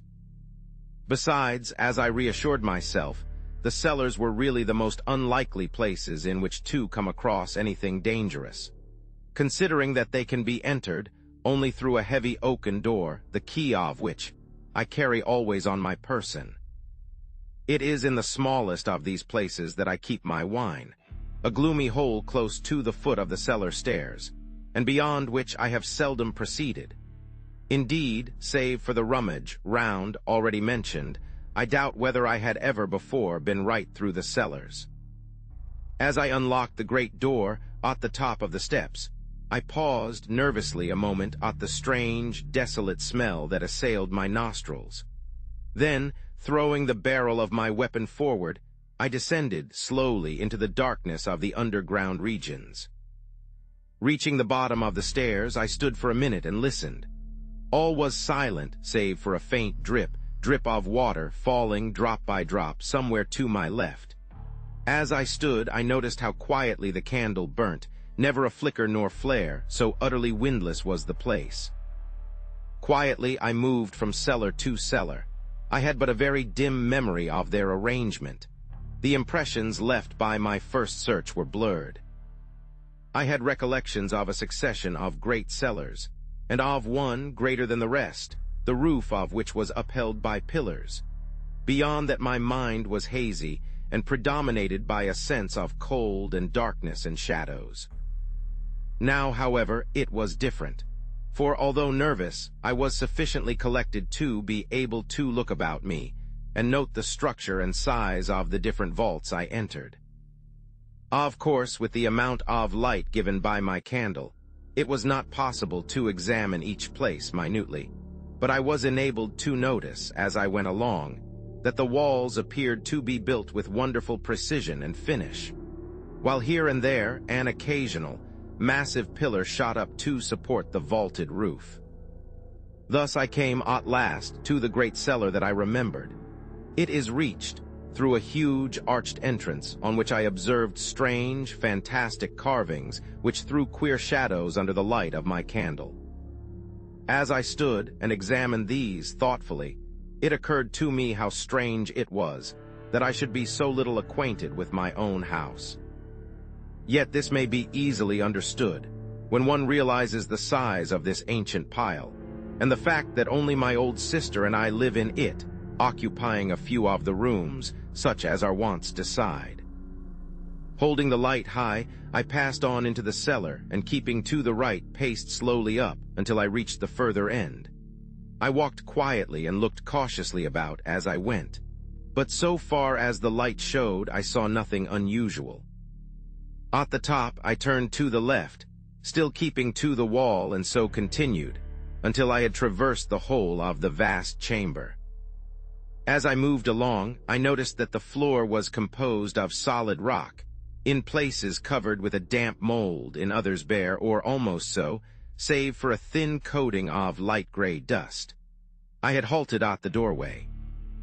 Now, however, I turned and made my way up the center of the place, passing among the pillars and glancing to right and left as I moved. About halfway up the cellar, I stubbed my foot against something that gave out a metallic sound. Stooping quickly, I held the candle and saw that the object I had kicked was a large metal ring. Bending lower, I cleared the dust from around it and presently discovered that it was attached to a ponderous trap door, black with age. Feeling excited and wondering too where it could lead, I laid my gun on the floor and, sticking the candle in the trigger guard, took the ring in both hands and pulled. The trap creaked loudly, the sound echoing vaguely through the huge place, and opened heavily. Propping the edge on my knee, I reached for the candle and held it in the opening, moving it to right and left, but could see nothing. I was puzzled and surprised. There were no signs of steps, nor even the appearance of there ever having been any. Nothing save an empty blackness. I might have been looking down into a bottomless, sideless well. Then, even as I stared, full of perplexity, I seemed to hear far down, as though from untold depths, a faint whisper of sound. I bent my head quickly more into the opening and listened intently. It may have been fancy, but I could have sworn to hearing a soft titter that grew into a hideous, chuckling, faint and distant. Startled, I leapt backward, letting the trap fall with a hollow clang that filled the place with echoes. Even then, I seemed to hear that mocking, suggestive laughter, but this, I knew, must be my imagination. The sound I had heard was far too slight to penetrate through the cumbrous trap. For a full minute I stood there, quivering, glancing nervously behind and before. But the great cellar was silent as a grave, and gradually I shook off the frightened sensation.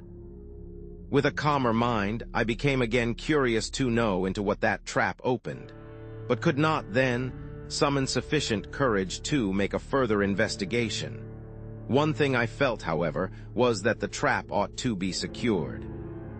This I accomplished by placing upon it several large pieces of dressed stone, which I had noticed in my tour along the east wall. Then, after a final scrutiny of the rest of the place, I retraced my way through the cellars to the stairs, and so reached the daylight with an infinite feeling of relief that the uncomfortable task was accomplished. Chapter 10. The time of waiting, the sun was now warm and shining brightly, forming a wondrous contrast to the dark and dismal cellars, and it was with comparatively light feelings that I made my way up to the tower to survey the gardens. There I found everything quiet, and after a few minutes went down to Mary's room. Here, having knocked and received a reply, I unlocked the door. My sister was sitting quietly on the bed, as though waiting. She seemed quite herself again, and made no attempt to move away as I approached. Yet I observed that she scanned my face anxiously, as though in doubt, and but half assured in her mind that there was nothing to fear from me.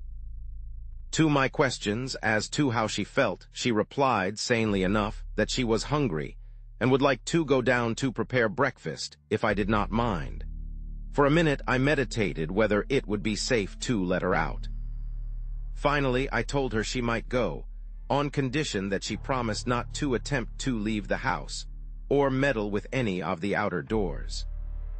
At my mention of the doors, a sudden look of fright crossed her face, but she said nothing, save to give the required promise, and then left the room silently. Crossing the floor, I approached Pepper. He had waked as I entered, but beyond a slight yelp of pleasure and a soft rapping with his tail had kept quiet. Now, as I patted him, he made an attempt to stand up, and succeeded, only to fall back on his side with a little yowl of pain. I spoke to him and bade him lie still. I was greatly delighted with his improvement, and also with the natural kindness of my sister's heart, in taking such good care of him, in spite of her condition of mind. After a while I left him and went downstairs to my study. In a little time Mary appeared, carrying a tray on which smoked a hot breakfast. As she entered the room, I saw her gaze fasten on the props that supported the study door. Her lips tightened, and I thought she paled slightly, but that was all. Putting the tray down at my elbow, she was leaving the room quietly when I called her back. She came, it seemed, a little timidly, as though startled, and I noted that her hand clutched at her apron nervously. "Come, Mary," I said. "Cheer up, things look brighter." I've seen none of the creatures since yesterday morning early. She looked at me in a curiously puzzled manner, as though not comprehending. Then intelligence swept into her eyes and fear, but she said nothing beyond an unintelligible murmur of acquiescence. After that I kept silence. It was evident that any reference to the swine-things was more than her shaken nerves could bear. Breakfast over, I went up to the tower. Here, during the greater part of the day, I maintained a strict watch over the gardens. Once or twice, I went down to the basement to see how my sister was getting along. Each time I found her quiet and curiously submissive. Indeed, on the last occasion, she even ventured to address me, on her own account, with regard to some household matter that needed attention. Though this was done with an almost extraordinary timidity, I hailed it with happiness, as being the first word voluntarily spoken since the critical moment, when I had caught her unbarring the back door, to go out among those waiting brutes. I wondered whether she was aware of her attempt, and how near a thing it had been, but refrained from questioning her, thinking it best to let well alone. That night I slept in a bed, the first time for 2 nights. In the morning I rose early and took a walk through the house. All was as it should be, and I went up to the tower to have a look at the gardens. Here again I found perfect quietness. At breakfast, when I met Mary, I was greatly pleased to see that she had sufficiently regained command over herself to be able to greet me in a perfectly natural manner. She talked sensibly and quietly, only keeping carefully from any mention of the past couple of days. In this, I humored her, to the extent of not attempting to lead the conversation in that direction. Earlier in the morning I had been to see Pepper. He was mending rapidly, and bade fair to be on his legs in earnest in another day or 2. Before leaving the breakfast table, I made some reference to his improvement. In the short discussion that followed, I was surprised to gather from my sister's remarks that she was still under the impression that his wound had been given by the wildcat of my invention. It made me feel almost ashamed of myself for deceiving her. Yet the lie had been told to prevent her from being frightened. And then I had been sure that she must have known the truth later, when those brutes had attacked the house. During the day I kept on the alert, spending much of my time, as on the previous day, in the tower, but not a sign could I see of the swine creatures, nor hear any sound. Several times the thought had come to me that the things had at last left us, but up to this time I had refused to entertain the idea seriously. Now, however, I began to feel that there was reason for hope. It would soon be 3 days since I had seen any of the things, but still, I intended to use the utmost caution. For all that I could tell, this protracted silence might be a ruse to tempt me from the house, perhaps right into their arms. The thought of such a contingency was alone sufficient to make me circumspect. So it was that the 4th, 5th, and 6th days went by quietly without my making any attempt to leave the house. On the 6th day, I had the pleasure of seeing Pepper once more upon his feet, and though still very weak, he managed to keep me company during the whole of that day. Chapter 11. The searching of the gardens, how slowly the time went. and never a thing to indicate that any of the brutes still infested the gardens. It was on the 9th day that, finally, I decided to run the risk, if any there were, and sally out. With this purpose in view, I loaded one of the shotguns, carefully choosing it, as being more deadly than a rifle at close quarters. And then, after a final scrutiny of the grounds from the tower, I called Pepper to follow me, and made my way down to the basement. At the door, I must confess to hesitating a moment. The thought of what might be awaiting me among the dark shrubberies was by no means calculated to encourage my resolution. It was but a second, though, and then I had drawn the bolts, and was standing on the path outside the door. Pepper followed, stopping at the doorstep to sniff, suspiciously, and carrying his nose up and down the jambs as though following a scent. Then, suddenly, he turned sharply and started to run here and there in semicircles and circles all around the door, finally returning to the threshold. Here he began again to nose about. Hitherto I had stood watching the dog, yet all the time with half my gaze on the wild tangle of gardens, stretching round me. Now I went toward him and, bending down, examined the surface of the door where he was smelling. I found that the wood was covered with a network of scratches, crossing and recrossing one another in inextricable confusion. In addition to this, I noticed that the doorposts themselves were gnawed in places. Beyond these I could find nothing, and so, standing up, I began to make the tour of the house wall. Pepper, as soon as I walked away, left the door and ran ahead, still nosing and sniffing as he went along. At times he stopped to investigate. Here it would be a bullet hole in the pathway, or perhaps a powder-stained wad. Anon, it might be a piece of torn sod or a disturbed patch of weedy path, but save for such trifles he found nothing. I observed him critically as he went along, and could discover nothing of uneasiness in his demeanor to indicate that he felt the nearness of any of the creatures. By this, I was assured that the gardens were empty, at least for the present, of those hateful things. Pepper could not be easily deceived, and it was a relief to feel that he would know and give me timely warning if there were any danger. Reaching the place where I had shot that first creature, I stopped and made a careful scrutiny, but could see nothing.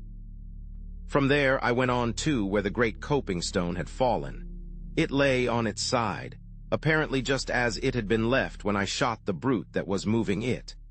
A couple of feet to the right of the nearer end was a great dent in the ground, showing where it had struck. The other end was still within the indentation, half in and half out. Going nearer, I looked at the stone more closely. What a huge piece of masonry it was, and that creature had moved it, single-handed, in its attempt to reach what lay below. I went round to the further end of the stone. Here I found that it was possible to see under it, for a distance of nearly a couple of feet. Still, I could see nothing of the stricken creatures, and I felt much surprised. I had, as I have before said, guessed that the remains had been removed. Yet I could not conceive that it had been done so thoroughly as not to leave some certain sign beneath the stone indicative of their fate. I had seen several of the brutes struck down beneath it, with such force that they must have been literally driven into the earth. And now, not a vestige of them was to be seen, not even a blood-stain.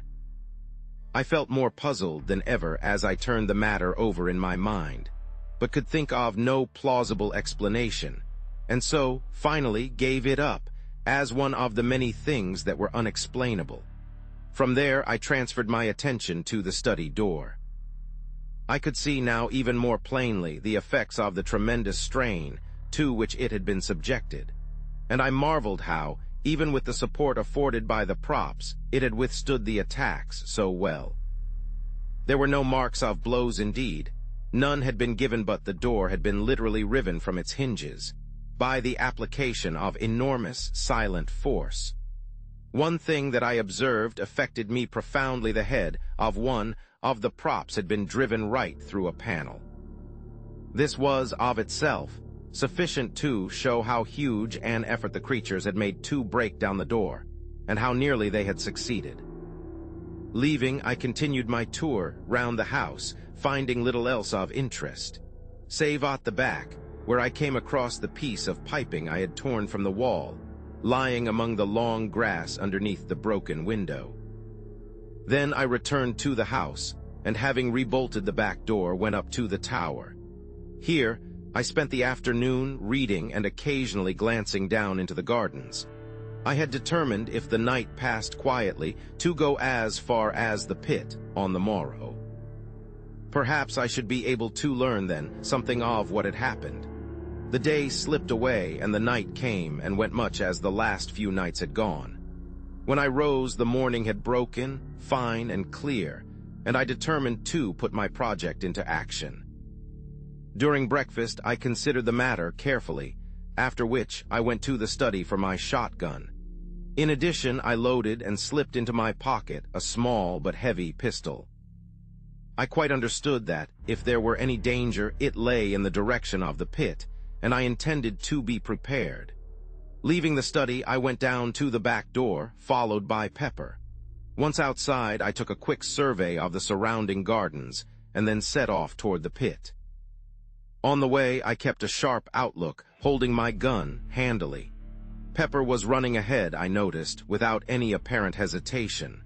From this, I augured that there was no imminent danger to be apprehended, and I stepped out more quickly in his wake.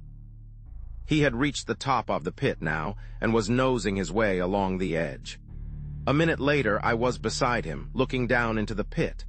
For a moment, I could scarcely believe that it was the same place, so greatly was it changed. The dark, wooded ravine of a fortnight ago, with a foliage-hidden stream running sluggishly at the bottom, existed no longer. Instead, my eyes showed me a ragged chasm, partly filled with a gloomy lake of turbid water. All one side of the ravine was stripped of underwood, showing the bare rock. A little to my left, the side of the pit appeared to have collapsed altogether, forming a deep V-shaped cleft in the face of the rocky cliff. This rift ran, from the upper edge of the ravine, nearly down to the water, and penetrated into the pit's side, to a distance of some 40 feet. Its opening was at least 6 yards across, and from this it seemed to taper into about 2. But what attracted my attention more than even the stupendous split itself was a great hole some distance down the cleft and right in the angle of the V. It was clearly defined, and not unlike an arched doorway in shape. Though lying as it did in the shadow, I could not see it very distinctly. The opposite side of the pit still retained its verdure, but so torn in places and everywhere covered with dust and rubbish that it was hardly distinguishable as such. My first impression that there had been a landslip was I began to see not sufficient of itself to account for all the changes I witnessed. And the water? I turned suddenly, for I had become aware that somewhere to my right there was a noise of running water. I could see nothing, but now that my attention had been caught, I distinguished easily that it came from somewhere at the east end of the pit. Slowly, I made my way in that direction, the sound growing plainer as I advanced, until in a little I stood right above it. Even then, I could not perceive the cause until I knelt down and thrust my head over the cliff. Here, the noise came up to me plainly, and I saw below me a torrent of clear water issuing from a small fissure in the pit side and rushing down the rocks into the lake beneath. A little further along the cliff I saw another, and beyond that again 2 smaller ones. These then would help to account for the quantity of water in the pit, and if the fall of rock and earth had blocked the outlet of the stream at the bottom, there was little doubt but that it was contributing a very large share. Yet I puzzled my head to account for the generally shaken appearance of the place these streamlets, and that huge cleft further up the ravine. It seemed to me that more than the landslip was necessary to account for these. I could imagine an earthquake, or a great explosion, creating some such condition of affairs as existed, but of these there had been neither. Then I stood up quickly, remembering that crash and the cloud of dust that had followed directly, rushing high into the air. But I shook my head unbelievingly. No, it must have been the noise of the falling rocks and earth I had heard. Of course, the dust would fly naturally. Still, in spite of my reasoning, I had an uneasy feeling that this theory did not satisfy my sense of the probable. And yet, was any other that I could suggest likely to be half so plausible? Pepper had been sitting on the grass while I conducted my examination. Now, as I turned up the north side of the ravine, he rose and followed. Slowly, and keeping a careful watch in all directions, I made the circuit of the pit, but found little else that I had not already seen. From the west end I could see the 4 waterfalls uninterruptedly. They were some considerable distance up from the surface of the lake, about 50 feet, I calculated. For a little while longer I loitered about, keeping my eyes and ears open, but still without seeing or hearing anything suspicious. The whole place was wonderfully quiet. Indeed, save for the continuous murmur of the water at the top end, no sound of any description broke the silence.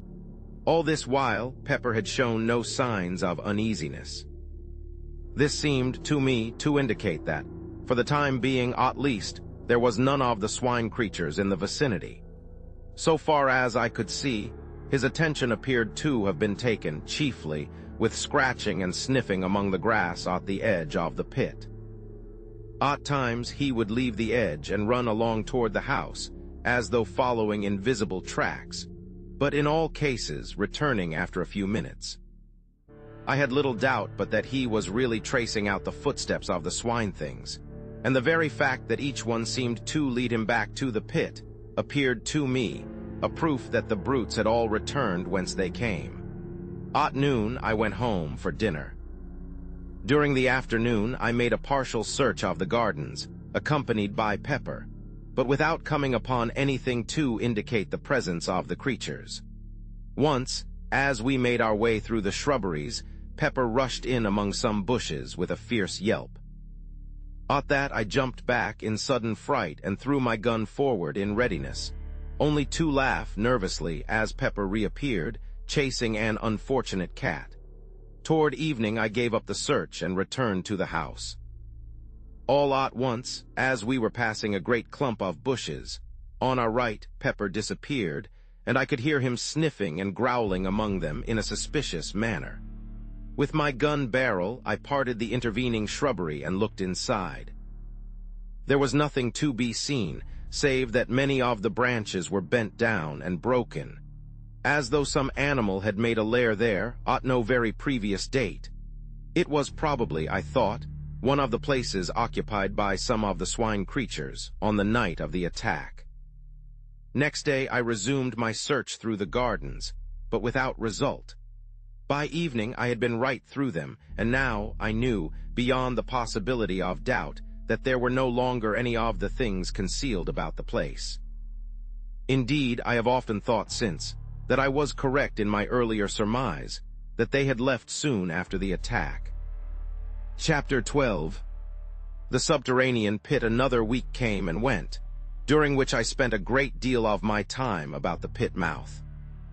I had come to the conclusion a few days earlier that the arched hole in the angle of the great rift was the place through which the swine-things had made their exit from some unholy place in the bowels of the world.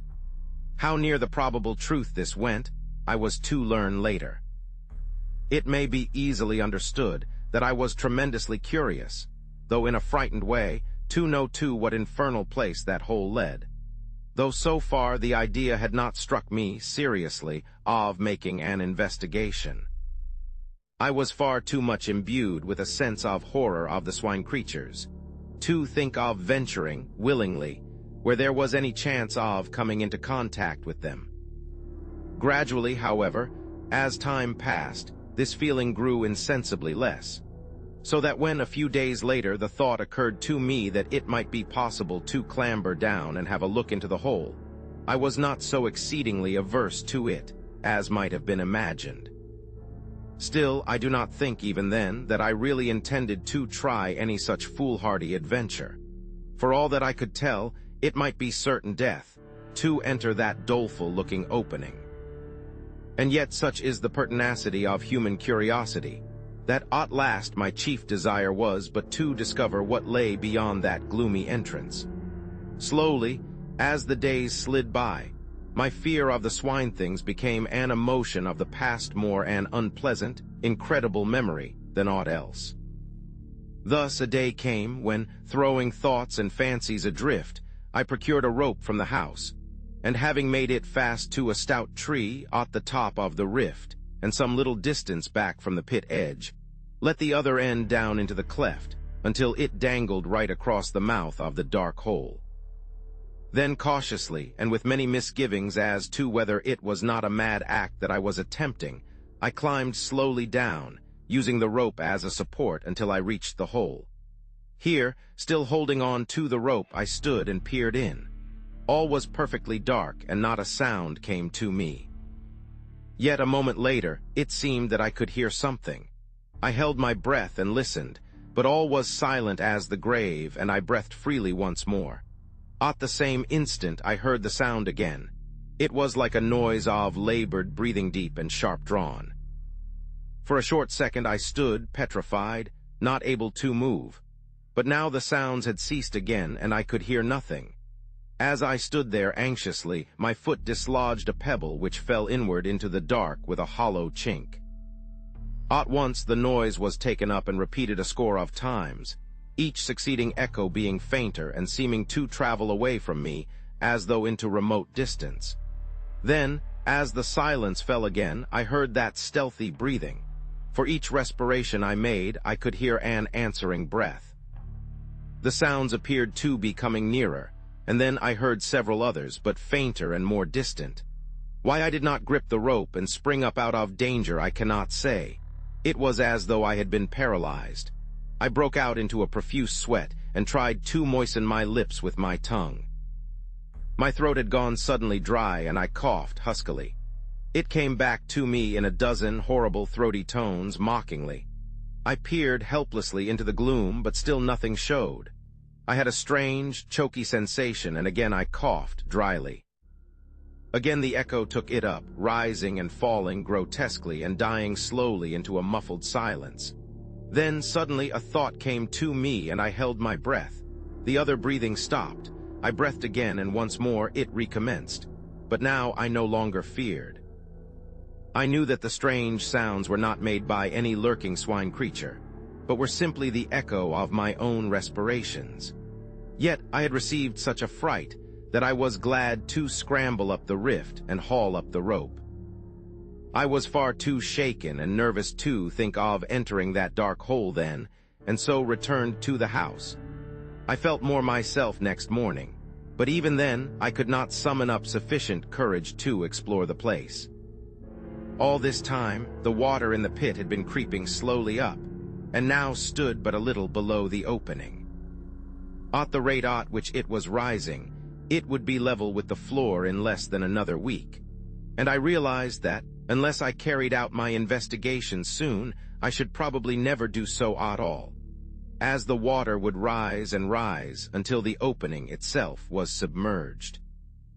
It may have been that this thought stirred me to act, but whatever it was, a couple of days later saw me standing at the top of the cleft, fully equipped for the task.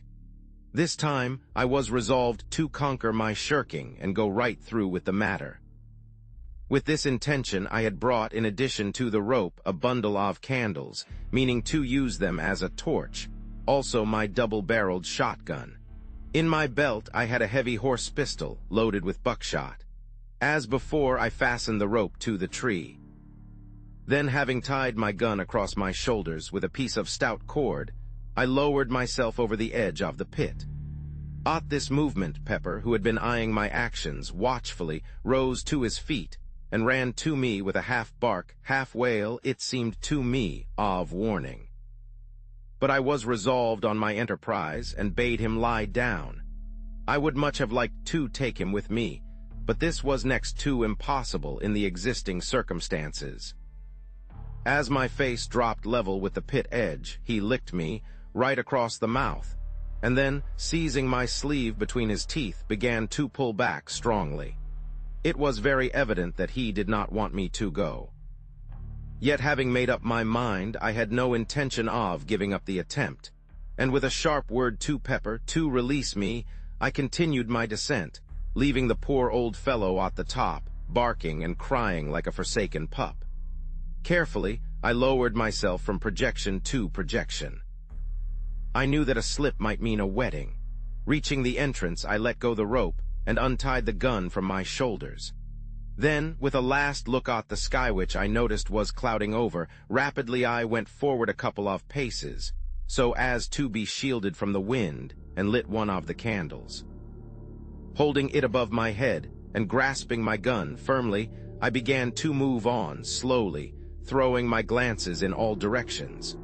For the first minute, I could hear the melancholy sound of Pepper's howling coming down to me. Gradually, as I penetrated further into the darkness, it grew fainter, until in a little while I could hear nothing. The path tended downward somewhat and to the left.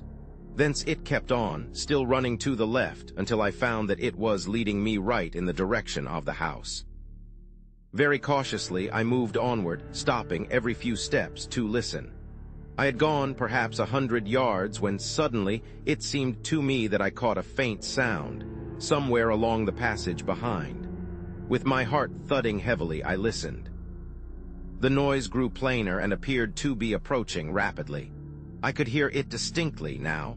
It was the soft padding of running feet.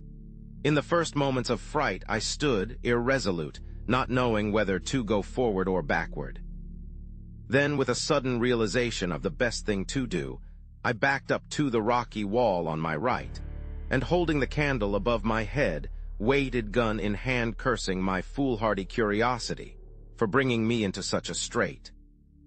I had not long to wait, but a few seconds before two eyes reflected back from the gloom the rays of my candle.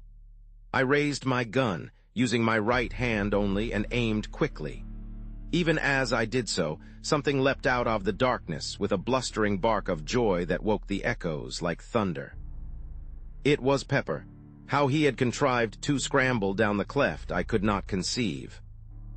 As I brushed my hand nervously over his coat, I noticed that he was dripping, and concluded that he must have tried to follow me and fallen into the water, from which he would not find it very difficult to climb.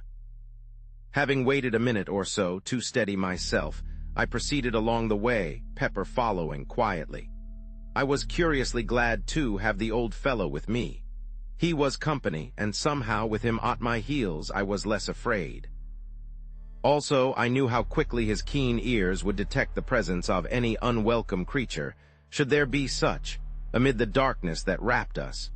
For some minutes we went slowly along, the path still leading straight toward the house. Soon I concluded we should be standing right beneath it, did the path but carry far enough. I led the way cautiously for another 50 yards or so. Then I stopped and held the light high, and reason enough I had to be thankful that I did so. For there, not 3 paces forward, the path vanished, and in place showed a hollow blackness that sent sudden fear through me. Very cautiously I crept forward and peered down, but could see nothing. Then I crossed to the left of the passage, to see whether there might be any continuation of the path. Here, right against the wall, I found that a narrow track, some 3 feet wide, led onward. Carefully I stepped on to it, but had not gone far before I regretted venturing thereon. For after a few paces, the already narrow way resolved itself into a mere ledge, with on the one side the solid, unyielding rock, towering up in a great wall to the unseen roof, and on the other that yawning chasm.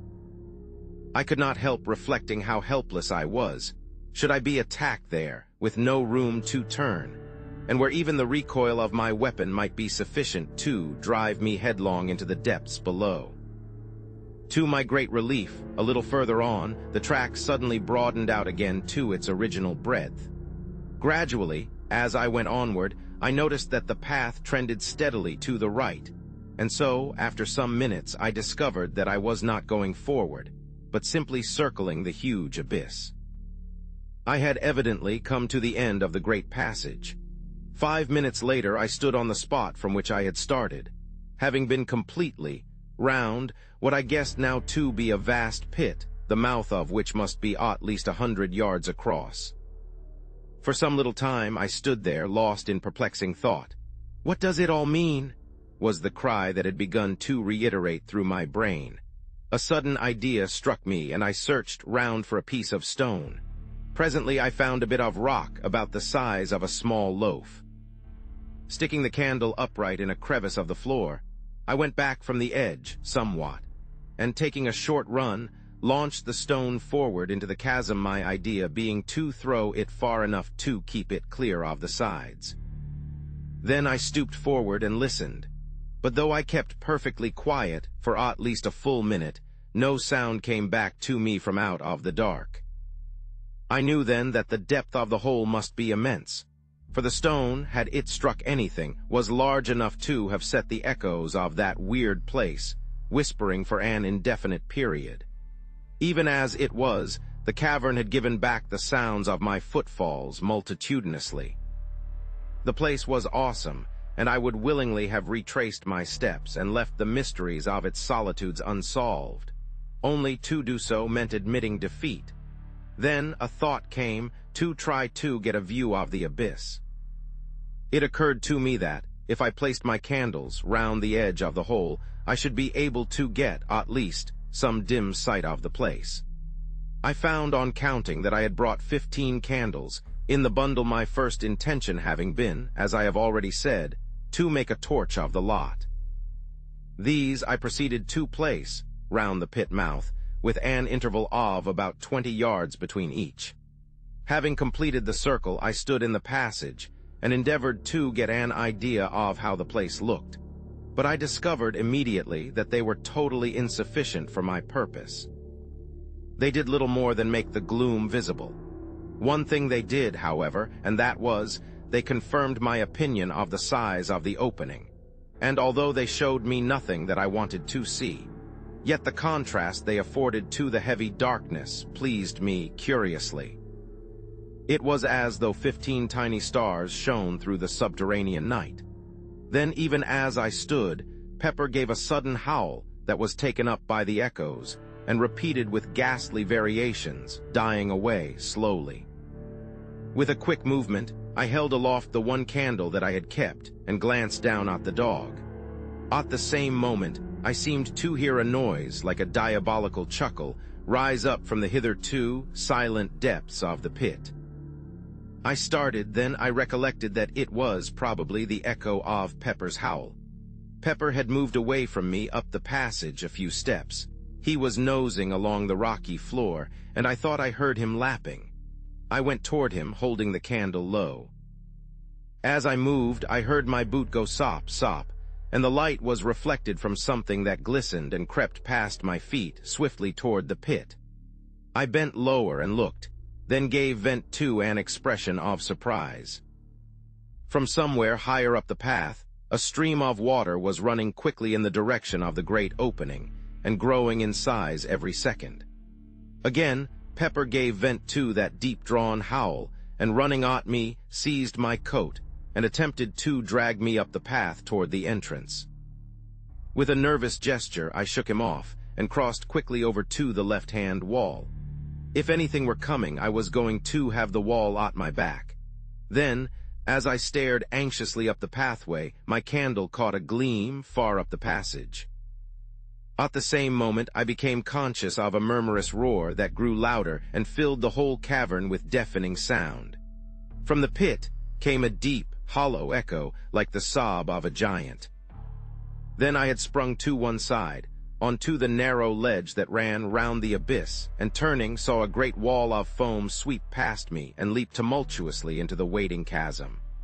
A cloud of spray burst over me, extinguishing my candle and wetting me to the skin. I still held my gun. The 3 nearest candles went out, but the further ones gave only a short flicker. After the first rush, the flow of water eased down to a steady stream, maybe a foot in depth, though I could not see this until I had procured one of the lighted candles and with it started to reconnoiter. Pepper had, fortunately, followed me as I leapt for the ledge, and now, very much subdued, kept close behind. A short examination showed me that the water reached right across the passage, and was running at a tremendous rate. Already, even as I stood there, it had deepened. I could make only a guess at what had happened. Evidently, the water in the ravine had broken into the passage by some means. If that were the case, it would go on increasing in volume until I should find it impossible to leave the place. The thought was frightening. It was evident that I must make my exit as hurriedly as possible. Taking my gun by the stock, I sounded the water. It was a little under knee-deep. The noise it made, plunging down into the pit, was deafening. Then, with a call to Pepper, I stepped out into the flood, using the gun as a staff. Instantly, the water boiled up over my knees, and nearly to the tops of my thighs, with the speed at which it was racing. For one short moment, I nearly lost my footing, but the thought of what lay behind stimulated me to a fierce endeavor, and step by step I made headway. Of Pepper I knew nothing at first. I had all I could do to keep on my legs, and was overjoyed when he appeared beside me. He was wading manfully along. He is a big dog with longish, thin legs, and I suppose the water had less grasp on them than upon mine. Anyway, he managed a great deal better than I did, going ahead of me like a guide and wittingly or otherwise helping, somewhat, to break the force of the water. On we went, step by step, struggling and gasping, until somewhere about 100 yards had been safely traversed. Then, whether it was because I was taking less care, or that there was a slippery place on the rocky floor, I cannot say. But suddenly, I slipped and fell on my face. Instantly, the water leapt over me in a cataract, hurling me down toward that bottomless hole at a frightful speed. Frantically I struggled, but it was impossible to get a footing. I was helpless, gasping, and drowning. All at once, something gripped my coat and brought me to a standstill. It was Pepper. Missing me, he must have raced back, through the dark turmoil, to find me, and then caught and held me until I was able to get to my feet. I have a dim recollection of having seen, momentarily, the gleams of several lights, but of this I have never been quite sure. If my impressions are correct, I must have been washed down to the very brink of that awful chasm, before Pepper managed to bring me to a standstill. And the lights, of course, could only have been the distant flames of the candles I had left burning. But as I have said, I am not by any means sure. My eyes were full of water, and I had been badly shaken. And there was I, without my helpful gun, without light, and sadly confused with the water deepening, depending solely upon my old friend Pepper to help me out of that hellish place. I was facing the torrent. Naturally, it was the only way in which I could have sustained my position a moment, for even old Pepper could not have held me long against that terrific strain, without assistance, however blind, from me. Perhaps a minute passed, during which it was touch and go with me. Then, gradually, I recommenced my tortuous way up the passage. And so began the grimmest fight with death, from which ever I hoped to emerge victorious. Slowly, furiously, almost hopelessly, I strove, and that faithful Pepper led me, dragged me, upward and onward, until, at last, ahead I saw a gleam of blessed light. It was the entrance. Only a few yards further, and I reached the opening, with the water surging and boiling hungrily around my loins. And now I understood the cause of the catastrophe. It was raining heavily, literally in torrents. The surface of the lake was level with the bottom of the opening, nay, more than level, it was above it. Evidently, the rain had swollen the lake and caused this premature rise, for at the rate the ravine had been filling, it would not have reached the entrance for a couple more days. Luckily, the rope by which I had descended was streaming into the opening upon the inrushing waters. Seizing the end, I knotted it securely round Pepper's body. Then, summoning up the last remnant of my strength, I commenced to swarm up the side of the cliff. I reached the pit edge in the last stage of exhaustion, yet I had to make one more effort and haul Pepper into safety. Slowly and wearily I hauled on the rope. Once or twice, it seemed that I should have to give up, for Pepper is a weighty dog and I was utterly done. Yet to let go would have meant certain death to the old fellow, and the thought spurred me to greater exertions. I have but a very hazy remembrance of the end. I recall pulling through moments that lagged strangely. I have also some recollection of seeing Pepper's muzzle appearing over the pit edge after what seemed an indefinite period of time. Then all grew suddenly dark. Chapter 13. The trap in the great cellar. I suppose I must have swooned, for the next thing I remember I opened my eyes and all was dusk. I was lying on my back with one leg doubled under the other, and Pepper was licking my ears. I felt horribly stiff, and my leg was numb from the knee downward. For a few minutes I lay thus in a dazed condition.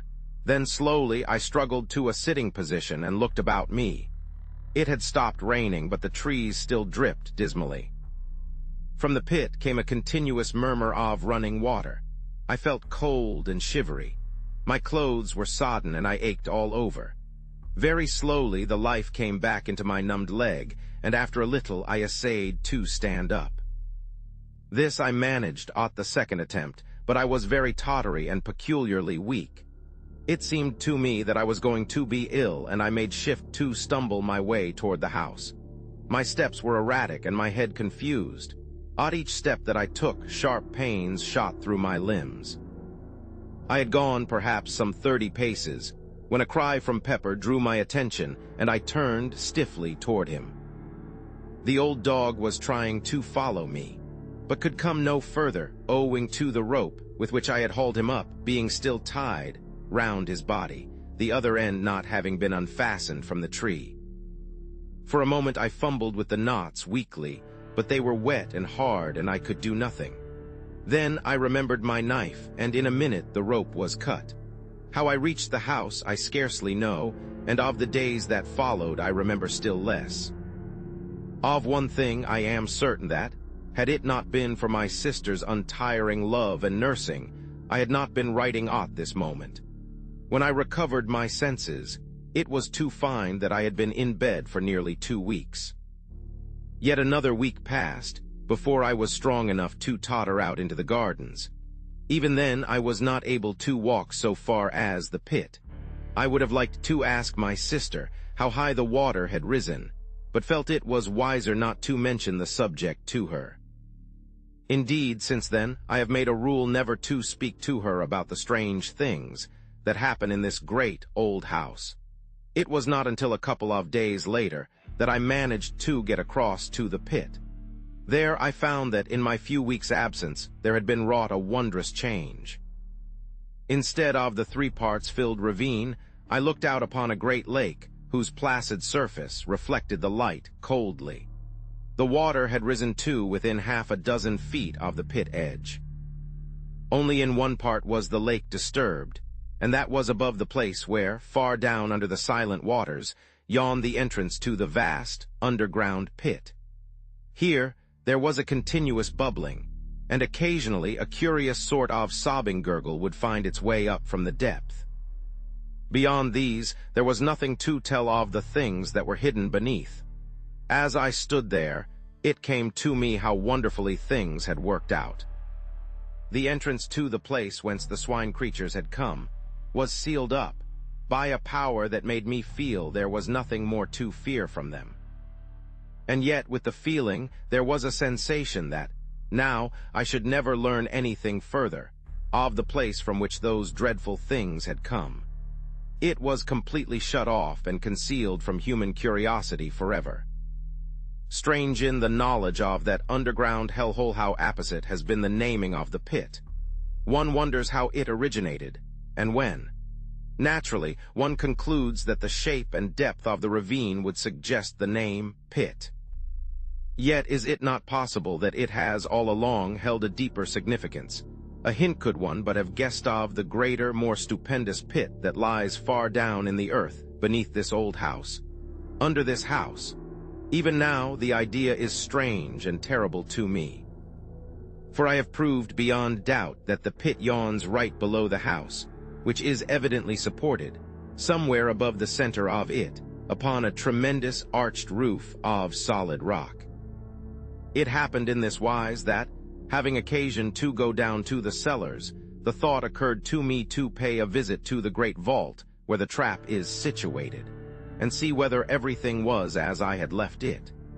Reaching the place, I walked slowly up the center until I came to the trap. There it was with the stones piled upon it, just as I had seen it last. I had a lantern with me, and the idea came to me that now would be a good time to investigate whatever lay under the great oak slab. Placing the lantern on the floor, I tumbled the stones off the trap, and grasping the ring, pulled the door open. As I did so, the cellar became filled with the sound of a murmurous thunder that rose from far below. At the same time, a damp wind blew up into my face, bringing with it a load of fine spray. Therewith, I dropped the trap hurriedly with a half-frightened feeling of wonder. For a moment I stood puzzled. I was not particularly afraid. The haunting fear of the swine-things had left me long ago, but I was certainly nervous and astonished. Then a sudden thought possessed me, and I raised the ponderous door with a feeling of excitement. Leaving it standing upon its end, I seized the lantern and, kneeling down, thrust it into the opening. As I did so, the moist wind and spray drove in my eyes, making me unable to see for a few moments. Even when my eyes were clear, I could distinguish nothing below me save darkness and whirling spray. Seeing that it was useless to expect to make out anything, with the light so high, I felt in my pockets for a piece of twine with which to lower it further into the opening. Even as I fumbled, the lantern slipped from my fingers and hurtled down into the darkness. For a brief instant, I watched its fall and saw the light shine on a tumult of white foam, some 80 or 100 feet below me. Then it was gone. My sudden surmise was correct, and now I knew the cause of the wet and noise. The great cellar was connected with the pit by means of the trap which opened right above it, and the moisture was the spray rising from the water falling into the depths. In an instant, I had an explanation of certain things that had hitherto puzzled me. Now, I could understand why the noises on the first night of the invasion had seemed to rise directly from under my feet. And the chuckle that had sounded when first I opened the trap. Evidently, some of the swine-things must have been right beneath me.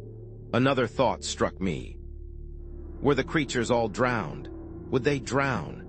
I remembered how unable I had been to find any traces to show that my shooting had been really fatal. Had they life as we understand life, or were they ghouls? These thoughts flashed through my brain as I stood in the dark, searching my pockets for matches. I had the box in my hand now, and striking a light, I stepped to the trap door and closed it. Then I piled the stones back upon it, after which I made my way out from the cellars. And so, I suppose the water goes on, thundering down into that bottomless hell pit. Sometimes I have an inexplicable desire to go down to the great cellar, open the trap, and gaze into the impenetrable, spray-damp darkness. At times, the desire becomes almost overpowering in its intensity. It is not mere curiosity that prompts me, but more as though some unexplained influence were at work. Still, I never go, and intend to fight down the strange longing and crush it, even as I would the unholy thought of self-destruction. This idea of some intangible force being exerted may seem reasonless, yet my instinct warns me that it is not so. In these things, reason seems to me less to be trusted than instinct. One thought there is, in closing, that impresses itself upon me with ever-growing insistence. It is that I live in a very strange house, a very awful house, and I have begun to wonder whether I am doing wisely in staying here. Yet if I left, where could I go and still obtain the solitude and the sense of her presence, one that alone make my old life bearable? Chapter 14. The sea of sleep. For a considerable period after the last incident which I have narrated in my diary, I had serious thoughts of leaving this house, and might have done so, but for the great and wonderful thing of which I am about to write. How well I was advised in my heart when I stayed on here spite of those visions and sights of unknown and unexplainable things, for had I not stayed, then I had not seen again the face of her I loved. Yes, though few know it, none now save my sister Mary, I have loved and, me lost. I would write down the story of those sweet old days, but it would be like the tearing of old wounds. Yet after that which has happened, what need have I to care? For she has come to me out of the unknown. Strangely, she warned me passionately against this house, begged me to leave it, but admitted when I questioned her that she could not have come to me had I been elsewhere. Yet in spite of this, still she warned me earnestly, telling me that it was a place, long ago given over to evil and under the power of grim laws, of which none here have knowledge. And I just asked her again whether she would come to me elsewhere, and she could only stand silent. It was thus that I came to the place of the sea of sleep, so she termed it, in her dear speech with me. I had stayed up in my study reading, and must have dozed over the book. Suddenly I awoke and sat upright with a start. For a moment I looked round with a puzzled sense of something unusual. There was a misty look about the room, giving a curious softness to each table and chair and furnishing. Gradually the mistiness increased, growing, as it were, out of nothing. Then slowly a soft white light began to glow in the room. The flames of the candles shone through it palely. I looked from side to side, and found that I could still see each piece of furniture, but in a strangely unreal way, more as though the ghost of each table and chair had taken the place of the solid article. Gradually, as I looked, I saw them fade and fade, until slowly they resolved into nothingness. Now I looked again at the candles. They shone wanly, and even as I watched, grew more unreal, and so vanished. The room was filled now with a soft yet luminous white twilight, like a gentle mist of light. Beyond this I could see nothing. Even the walls had vanished. Presently I became conscious that a faint, continuous sound pulsed through the silence that wrapped me. I listened intently. It grew more distinct, until it appeared to me that I harked to the breathings of some great sea. I cannot tell how long a space passed thus, but after a while it seemed that I could see through the mistiness, and slowly I became aware that I was standing upon the shore of an immense and silent sea. This shore was smooth and long, vanishing to right and left of me in extreme distances. In front swam a still immensity of sleeping ocean. At times it seemed to me that I caught a faint glimmer of light under its surface, but of this I could not be sure. Behind me rose up, to an extraordinary height, gaunt black cliffs. Overhead, the sky was of a uniform cold gray color, the whole place being lit by a stupendous globe of pale fire that swam a little above the far horizon and shed a foam-like light above the quiet waters. Beyond the gentle murmur of the sea, an intense stillness prevailed. For a long while I stayed there, looking out across its strangeness. Then as I stared, it seemed that a bubble of white foam floated up out of the depths, and then, even now I know not how it was, I was looking upon, nay, looking into the face of her eye, into her face, into her soul, and she looked back at me with such a commingling of joy and sadness that I ran toward her blindly, crying strangely to her in a very agony of remembrance, of terror, and of hope to come to me. Yet, spite of my crying, she stayed out there upon the sea and only shook her head sorrowfully. But in her eyes was the old earth light of tenderness that I had come to know before all things ere we were parted. At her perverseness I grew desperate and essayed to wade out to her, yet though I would, I could not. Something, some invisible barrier, held me back, and I was fain to stay where I was, and cry out to her in the fullness of my soul, "Oh, my darling," but could say no more for very intensity. And at that she came over swiftly and touched me, and it was as though heaven had opened. Yet when I reached out my hands to her, she put me from her with tenderly stern hands, and I was abashed. The fragments too, the legible portions of the mutilated leaves. Through tears, noise of eternity in my ears, we parted, she whom I love, oh my God. I was a great time dazed, and then I was alone in the blackness of the night. I knew that I journeyed back once more to the known universe. Presently I emerged from that enormous darkness. I had come among the stars, vast time, the sun, far and remote. I entered into the gulf that separates our system from the outer suns. As I sped across the dividing dark, I watched, steadily, the ever-growing brightness and size of our sun. Once I glanced back to the stars and saw them shift, as it were, in my wake against the mighty background of night, so vast was the speed of my passing spirit. I drew nigher to our system, and now I could see the shine of Jupiter. Later, I distinguished the cold, blue gleam of the earthlight. I had a moment of bewilderment. All about the sun there seemed to be bright objects moving in rapid orbits. Inward, nigh to the savage glory of the sun, there circled two darting points of light, and further off there flew a blue, shining speck that I knew to be the earth. It circled the sun in a space that seemed to be no more than an earth minute. And nearer, with great speed, I saw the radiances of Jupiter and Saturn spinning with incredible swiftness in huge orbits. And ever I drew more nigh, and looked out upon this strange sight, the visible circling of the planets about the mother sun.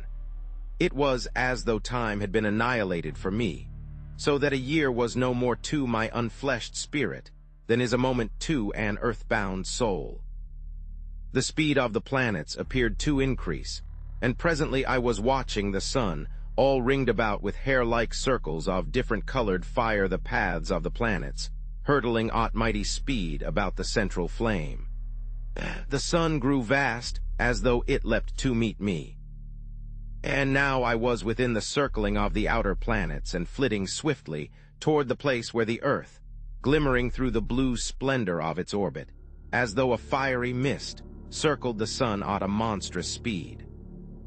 Chapter 15. The noise in the night, and now I come to the strangest of all the strange happenings that have befallen me in this house of mysteries. It occurred quite lately within the month, and I have little doubt but that what I saw was in reality the end of all things. However, to my story, I do not know how it is, but up to the present I have never been able to write these things down directly they happened. It is as though I have to wait a time, recovering my just balance and digesting as it were the things I have heard or seen. No doubt this is as it should be, for by waiting I see the incidents more truly and write of them in a calmer and more judicial frame of mind. This by the way. It is now the end of November. My story relates to what happened in the first week of the month. It was night, about 11 o'clock. Pepper and I kept one another company in the study, that great old room of mine where I read and work. I was reading, curiously enough, the Bible. I have begun in these later days to take a growing interest in that great and ancient book. Suddenly a distinct tremor shook the house, and there came a faint and distant whirring buzz that grew rapidly into a far, muffled screaming. It reminded me, in a queer, gigantic way, of the noise that a clock makes when the catch is released and it is allowed to run down. The sound appeared to come from some remote height somewhere up in the night. There was no repetition of the shock. I looked across at Pepper. He was sleeping peacefully. Gradually, the whirring noise decreased, and there came a long silence. All at once, a glow lit up the end window which protrudes far out from the side of the house, so that from it one may look both east and west. I felt puzzled, and after a moment's hesitation walked across the room and pulled aside the blind. As I did so, I saw the sun rise from behind the horizon. It rose with a steady, perceptible movement. I could see it travel upward. In a minute, it seemed, it had reached the tops of the trees through which I had watched it. Up it was broad daylight now. Behind me, I was conscious of a sharp, mosquito-like buzzing. I glanced round and knew that it came from the clock. Even as I looked, it marked off an hour. The minute hand was moving round the dial faster than an ordinary second hand. The hour hand moved quickly from space to space. I had a numb sense of astonishment. A moment later, so it seemed, the two candles went out almost together. I turned swiftly back to the window, for I had seen the shadow of the window frames traveling along the floor toward me, as though a great lamp had been carried up past the window. I saw now that the sun had risen high into the heavens and was still visibly moving. It passed above the house with an extraordinary sailing kind of motion. As the window came into shadow, I saw another extraordinary thing. The fine weather clouds were not passing easily across the sky. They were scampering, as though 100-mile-an-hour wind blew. As they passed, they changed their shapes 1,000 times a minute, as though writhing with a strange life, and so were gone. And presently others came and whisked away likewise. To the west I saw the sun drop with an incredible, smooth, swift motion. Eastward, the shadows of every seen thing crept toward the coming grayness. And the movement of the shadows was visible to me, a stealthy, writhing creep of the shadows of the wind-stirred trees. It was a strange sight. Quickly the room began to darken. The sun slid down to the horizon and seemed, as it were, to disappear from my sight, almost with a jerk. Through the grayness of the swift evening, I saw the silver crescent of the moon falling out of the southern sky toward the west. The evening seemed to merge into an almost instant night. Above me, the many constellations passed in a strange, noiseless circling westward. The moon fell through that last 1,000 fathoms of the night gulf, and there was only the starlight. About this time, the buzzing in the corner ceased, telling me that the clock had run down. A few minutes passed, and I saw the eastward sky lighten. A gray, sullen morning spread through all the darkness and hid the march of the stars. Overhead there moved, with a heavy, everlasting rolling, a vast, seamless sky of gray clouds, a cloud sky that would have seemed motionless through all the length of an ordinary Earth day. The sun was hidden from me, but from moment to moment the world would brighten and darken beneath waves of subtle light and shadow. The light shifted ever westward, and the night fell upon the earth. A vast rain seemed to come with it, and a wind of a most extraordinary loudness, as though the howling of a night-long gale were packed into the space of no more than a minute. This noise passed almost immediately, and the clouds broke, so that once more I could see the sky. The stars were flying westward with astounding speed. It came to me now for the first time that, though the noise of the wind had passed, yet a constant blurred sound was in my ears. Now that I noticed it, I was aware that it had been with me all the time. It was the world noise. And then, even as I grasped at so much comprehension, there came the eastward light. No more than a few heartbeats, and the sun rose swiftly. Through the trees I saw it, and then it was above the trees. Up it soared, and all the world was light. It passed with a swift, steady swing to its highest altitude and fell thence westward. I saw the day roll visibly over my head. A few light clouds flittered northward and vanished. The sun went down with one swift, clear plunge, and there was about me, for a few seconds, the darker growing gray of the gloaming. Southward and westward the moon was sinking rapidly. The night had come already. A minute it seemed, and the moon fell those remaining fathoms of dark sky. Another minute or so, and the eastward sky glowed with the coming dawn. The sun leapt upon me with a frightening abruptness, and soared ever more swiftly toward the zenith. Then, suddenly, a fresh thing came to my sight. A black thundercloud rushed up out of the south, and seemed to leap all the arc of the sky in a single instant. As it came, I saw that its advancing edge flapped, like a monstrous black cloth in the heaven, twirling and undulating rapidly with a horrid suggestiveness. In an instant, all the air was full of rain, and 100 lightning flashes seemed to flood downward, as it were in one great shower. In the same second of time, the world noise was drowned in the roar of the wind, and then my ears ached under the stunning impact of the thunder.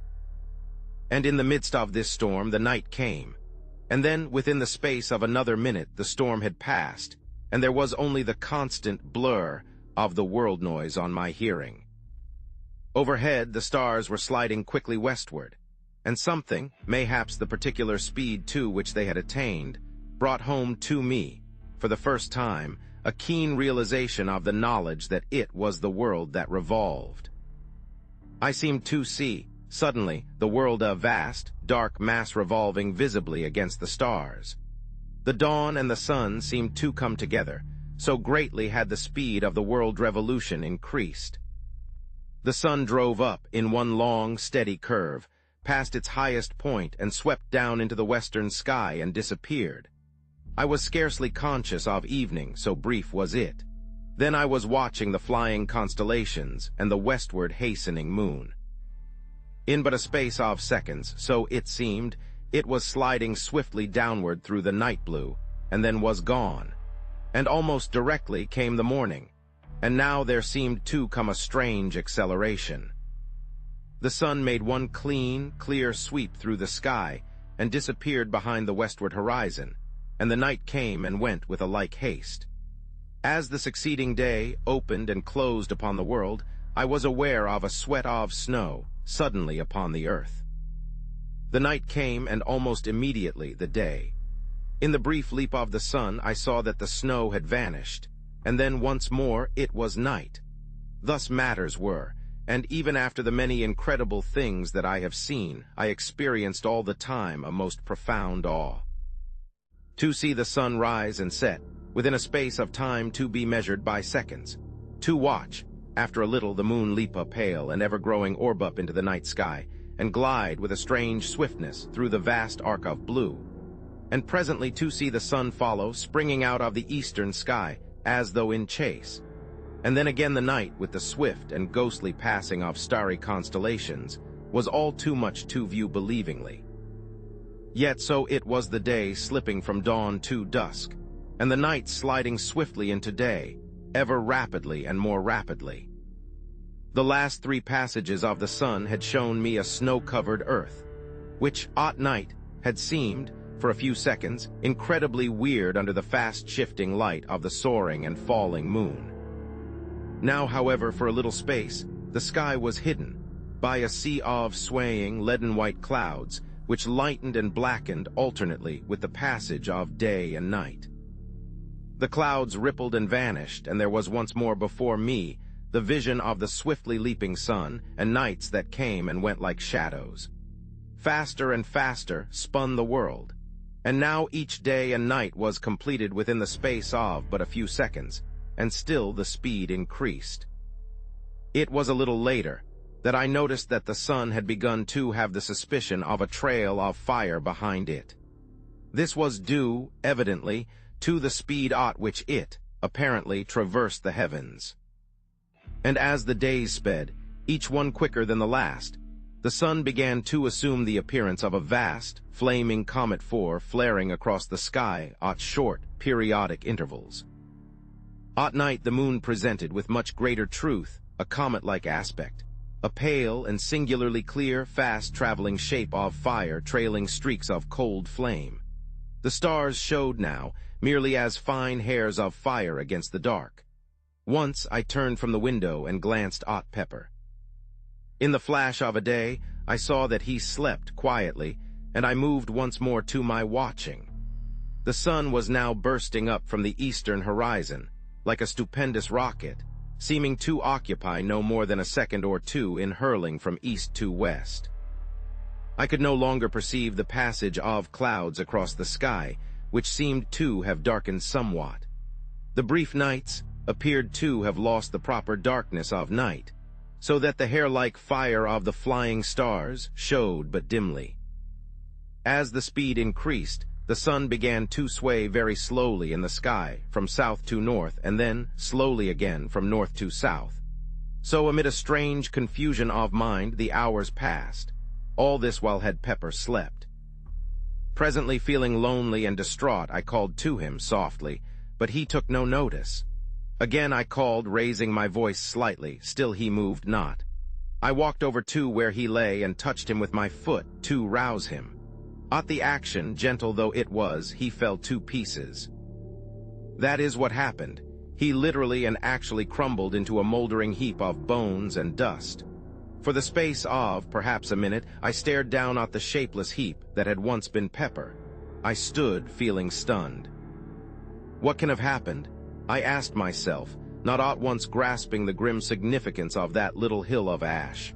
Then, as I stirred the heap with my foot, it occurred to me that this could only happen in a great space of time. Years and years. Outside, the weaving, fluttering light held the world. Inside, I stood, trying to understand what it meant, what that little pile of dust and dry bones on the carpet meant. But I could not think coherently. I glanced away, round the room, and now, for the first time, noticed how dusty and old the place looked. Dust and dirt everywhere, piled in little heaps in the corners and spread about upon the furniture. The very carpet itself was invisible beneath a coating of the same, all-pervading material. As I walked, little clouds of the stuff rose up from under my footsteps and assailed my nostrils with a dry, bitter odor that made me wheeze huskily. Suddenly, as my glance fell again upon Pepper's remains, I stood still and gave voice to my confusion, questioning aloud whether the years were indeed passing, whether this which I had taken to be a form of vision was in truth a reality. I paused. A new thought had struck me. Quickly, but with steps which, for the first time I noticed, tottered, I went across the room to the great pier glass and looked in. It was too covered with grime to give back any reflection, and with trembling hands I began to rub off the dirt. Presently I could see myself. The thought that had come to me was confirmed. Instead of the great, hale man who scarcely looked 50, I was looking at a bent, decrepit man whose shoulders stooped, and whose face was wrinkled with the years of a century. The hair which a few short hours ago had been nearly coal black was now silvery white. Only the eyes were bright. Gradually I traced, in that ancient man, a faint resemblance to myself of other days. I turned away and tottered to the window. I knew now that I was old, and the knowledge seemed to confirm my trembling walk. For a little space, I stared moodily out into the blurred vista of changeful landscape. Even in that short time, a year passed, and with a petulant gesture I left the window. As I did so, I noticed that my hand shook with the palsy of old age, and a short sob choked its way through my lips. For a little while I paced tremulously between the window and the table, my gaze wandering hither and thither, uneasily. How dilapidated the room was! Everywhere lay the thick dust, thick, sleepy, and black. The fender was a shape of rust. The chains that held the brass clock weights had rusted through long ago, and now the weights lay on the floor beneath, themselves two cones of verdigris. As I glanced about, it seemed to me that I could see the very furniture of the room rotting and decaying before my eyes. Nor was this fancy on my part, for all at once the bookshelf along the side wall collapsed with a cracking and rending of rotten wood, precipitating its contents upon the floor and filling the room with a smother of dusty atoms. How tired I felt! As I walked, it seemed that I could hear my dry joints creak and crack at every step. I wondered about my sister. Was she dead as well as Pepper? All had happened so quickly and suddenly. This must be indeed the beginning of the end of all things. It occurred to me to go to look for her, but I felt too weary. And then she had been so queer about these happenings of late. Of late, I repeated the words and laughed feebly mirthlessly as the realization was borne in upon me that I spoke of a time, half a century gone. Half a century. It might have been twice as long. I moved slowly to the window and looked out once more across the world. I can best describe the passage of day and night, at this period, as a sort of gigantic, ponderous flicker. Moment by moment, the acceleration of time continued. so that at nights now I saw the moon only as a swaying trail of palish fire that varied from a mere line of light to a nebulous path, and then dwindled again, disappearing periodically. The flicker of the days and nights quickened. The days had grown perceptibly darker, and a queer quality of dusk lay, as it were, in the atmosphere. The nights were so much lighter that the stars were scarcely to be seen, saving here and there an occasional hair-like line of fire that seemed to sway a little with the moon. Quicker and ever quicker ran the flicker of day and night, and suddenly it seemed I was aware that the flicker had died out, and instead there reigned a comparatively steady light, which was shed upon all the world, from an eternal river of flame that swung up and down, north and south, in stupendous mighty swings. The sky was now grown very much darker, and there was in the blue of it a heavy gloom, as though a vast blackness peered through it upon the earth. Yet there was in it also a strange and awful clearness and emptiness. Periodically I had glimpses of a ghostly track of fire that swayed thin and darkly toward the sun stream, vanished and reappeared. It was the scarcely visible moon stream. Looking out at the landscape, I was conscious again of a blurring sort of flitter that came either from the light of the ponderous swinging sun stream, or was the result of the incredibly rapid changes of the earth's surface. And every few moments, so it seemed, the snow would lie suddenly upon the world and vanish as abruptly, as though an invisible giant flitted a white sheet off and on the earth. Time fled, and the weariness that was mine grew insupportable. I turned from the window and walked once across the room, the heavy dust deadening the sound of my footsteps. Each step that I took seemed a greater effort than the one before. An intolerable ache knew me in every joint and limb as I trod my way with a weary uncertainty. By the opposite wall, I came to a weak pause and wondered dimly what was my intent. I looked to my left and saw my old chair. The thought of sitting in it brought a faint sense of comfort to my bewildered wretchedness. Yet because I was so weary and old and tired, I would scarcely brace my mind to do anything but stand, and wish myself past those few yards. I rocked as I stood. The floor even seemed a place for rest, but the dust lay so thick and sleepy and black. I turned with a great effort of will and made toward my chair. I reached it with a groan of thankfulness. I sat down. Everything about me appeared to be growing dim. It was all so strange and unthought of.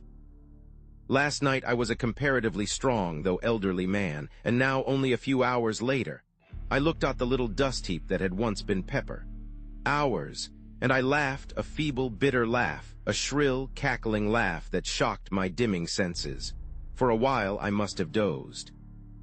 Then I opened my eyes with a start. Somewhere across the room there had been a muffled noise of something falling. I looked and saw vaguely a cloud of dust hovering above a pile of debris. Nearer the door something else tumbled with a crash.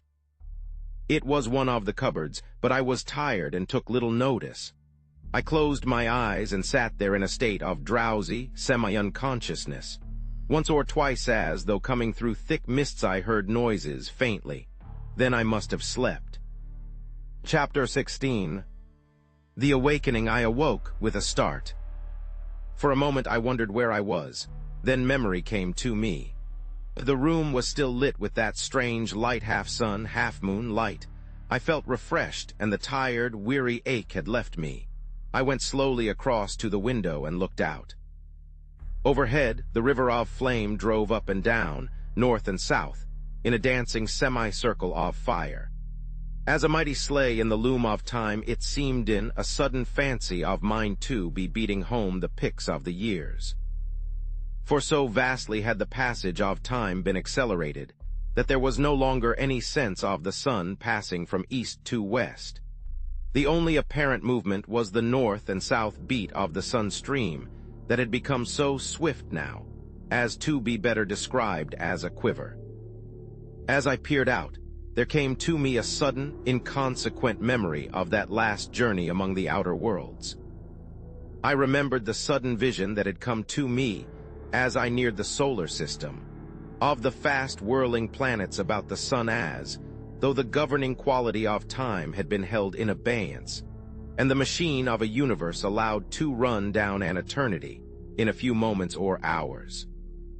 The memory passed, along with a but partially comprehended suggestion that I had been permitted a glimpse into further time spaces. I stared out again, seemingly at the quake of the sun stream. The speed seemed to increase even as I looked. Several lifetimes came and went as I watched. Suddenly, it struck me with a sort of grotesque seriousness that I was still alive. I thought of Pepper and wondered how it was that I had not followed his fate. He had reached the time of his dying and had passed, probably through sheer length of years. And here was I alive, hundreds of thousands of centuries after my rightful period of years. For a time I mused absently. Yesterday I stopped suddenly. Yesterday, there was no yesterday. The yesterday of which I spoke had been swallowed up in the abyss of years, ages gone. I grew dazed with much thinking. Presently I turned from the window and glanced round the room. It seemed different, strangely, utterly different. Then I knew what it was that made it appear so strange. It was bare. There was not a piece of furniture in the room, not even a solitary fitting of any sort. Gradually my amazement went as I remembered that this was but the inevitable end of that process of decay which I had witnessed commencing before my sleep. Thousands of years, millions of years. Over the floor was spread a deep layer of dust that reached halfway up to the window seat. It had grown immeasurably whilst I slept and represented the dust of untold ages. Undoubtedly, atoms of the old, decayed furniture helped to swell its bulk, and somewhere among it all mouldered the long-ago dead Pepper. All at once, it occurred to me that I had no recollection of wading knee-deep through all that dust after I awoke. True, an incredible age of years had passed since I approached the window, but that was evidently as nothing compared with the countless spaces of time that I conceived had vanished whilst I was sleeping. I remembered now that I had fallen asleep sitting in my old chair. Had it gone? I glanced toward where it had stood. Of course, there was no chair to be seen. I could not satisfy myself whether it had disappeared after my waking or before. If it had mouldered under me, surely I should have been waked by the collapse. Then I remembered that the thick dust which covered the floor would have been sufficient to soften my fall, so that it was quite possible I had slept upon the dust for 1,000,000 years or more. As these thoughts wandered through my brain, I glanced again, casually, to where the chair had stood. Then for the first time I noticed that there were no marks in the dust of my footprints between it and the window. But then ages of years had passed since I had awaked tens of thousands of years. My look rested thoughtfully, again upon the place where once had stood my chair. Suddenly I passed from abstraction to intentness, for there, in its standing place, I made out a long undulation, rounded off with the heavy dust. Yet it was not so much hidden, but that I could tell what had caused it. I knew and shivered at the knowledge that it was a human body, ages dead, lying there beneath the place where I had slept. It was lying on its right side, its back turned toward me. I could make out and trace each curve and outline, softened and molded, as it were in the black dust. In a vague sort of way, I tried to account for its presence there. Slowly I began to grow bewildered, as the thought came to me that it lay just about where I must have fallen when the chair collapsed. Gradually, an idea began to form itself within my brain, a thought that shook my spirit. It seemed hideous and insupportable, yet it grew upon me steadily until it became a conviction. The body under that coating, that shroud of dust, was neither more nor less than my own dead shell. I did not attempt to prove it. I knew it now and wondered I had not known it all along. I was a bodiless thing. A while I stood, trying to adjust my thoughts to this new problem. In time, how many thousands of years, I know not, I attained to some degree of quietude sufficient to enable me to pay attention to what was transpiring around me. Now I saw that the elongated mound had sunk, collapsed, level with the rest of the spreading dust. And fresh atoms, impalpable, had settled above that mixture of grave powder which the eons had ground. A long while I stood, turned from the window. Gradually I grew more collected, while the world slipped across the centuries into the future. Presently I began a survey of the room. Now I saw that time was beginning its destructive work, even on this strange old building. That it had stood through all the years was, it seemed to me, proof that it was something different from any other house. I do not think somehow that I had thought of its decaying, though why I could not have said. It was not until I had meditated upon the matter for some considerable time that I fully realized that the extraordinary space of time through which it had stood was sufficient to have utterly pulverized the very stones of which it was built, had they been taken from any earthly quarry. Yes, it was undoubtedly moldering now. All the plaster had gone from the walls, even as the woodwork of the room had gone many ages before. While I stood in contemplation, a piece of glass from one of the small, diamond-shaped panes dropped with a dull tap amid the dust upon the sill behind me and crumbled into a little heap of powder. As I turned from contemplating it, I saw light between a couple of the stones that formed the outer wall. Evidently, the mortar was falling away. After a while, I turned once more to the window and peered out. I discovered now that the speed of time had become enormous. The lateral quiver of the sunstream had grown so swift as to cause the dancing semicircle of flame to merge into and disappear in a sheet of fire that covered half the southern sky from east to west. From the sky, I glanced down to the gardens. They were just a blur of a palish, dirty green. I had a feeling that they stood higher than in the old days, a feeling that they were nearer my window as though they had risen bodily. Yet they were still a long way below me, for the rock over the mouth of the pit on which this house stands arches up to a great height. It was later that I noticed a change in the constant color of the gardens. The pale, dirty green was growing ever paler and paler toward white. At last, after a great space, they became grayish-white and stayed thus for a very long time. Finally, however, the grayness began to fade, even as had the green, into a dead white, and this remained constant and unchanged. And by this I knew that, at last, snow lay upon all the northern world. And so, by millions of years, time winged onward through eternity to the end, of which in the old earth days I had thought remotely and in hazily speculative fashion. And now it was approaching in a manner of which none had ever dreamed. I recollect that, about this time, I began to have a lively, though morbid, curiosity as to what would happen when the end came, but I seemed strangely without imaginings. All this while, the steady process of decay was continuing. The few remaining pieces of glass had long ago vanished, and every now and then a soft thud and a little cloud of rising dust would tell of some fragment of fallen mortar or stone. I looked up again, to the fiery sheet that quaked in the heavens above me and far down into the southern sky. As I looked, the impression was borne in upon me that it had lost some of its first brilliancy, that it was duller, deeper hued. I glanced down once more to the blurred white of the worldscape. Sometimes my look returned to the burning sheet of dulling flame that was, and yet hid the sun. At times I glanced behind me into the growing dusk of the great, silent room with its eon carpet of sleeping dust. So I watched through the fleeting ages, lost in soul-wearing thoughts and wonderings and possessed with a new weariness. Chapter 17.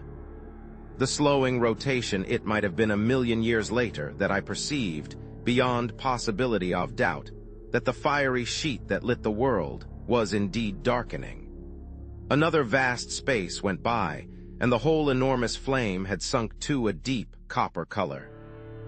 Gradually it darkened from copper to copper-red, and from this, at times, to a deep, heavy, purplish tint, within it a strange loom of blood. Although the light was decreasing, I could perceive no diminishment in the apparent speed of the sun.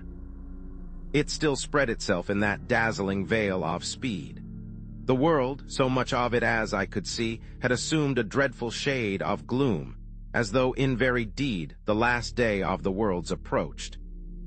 The sun was dying, of that there could be little doubt, and still the earth whirled onward through space and all the eons. At this time, I remember, an extraordinary sense of bewilderment took me.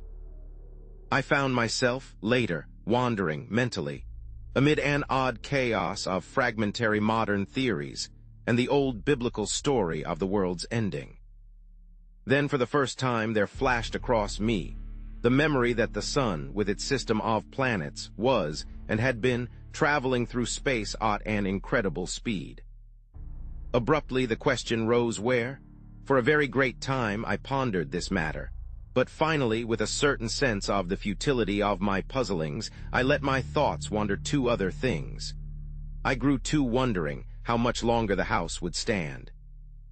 Also, I queried to myself whether I should be doomed to stay bodiless upon the earth through the dark time that I knew was coming.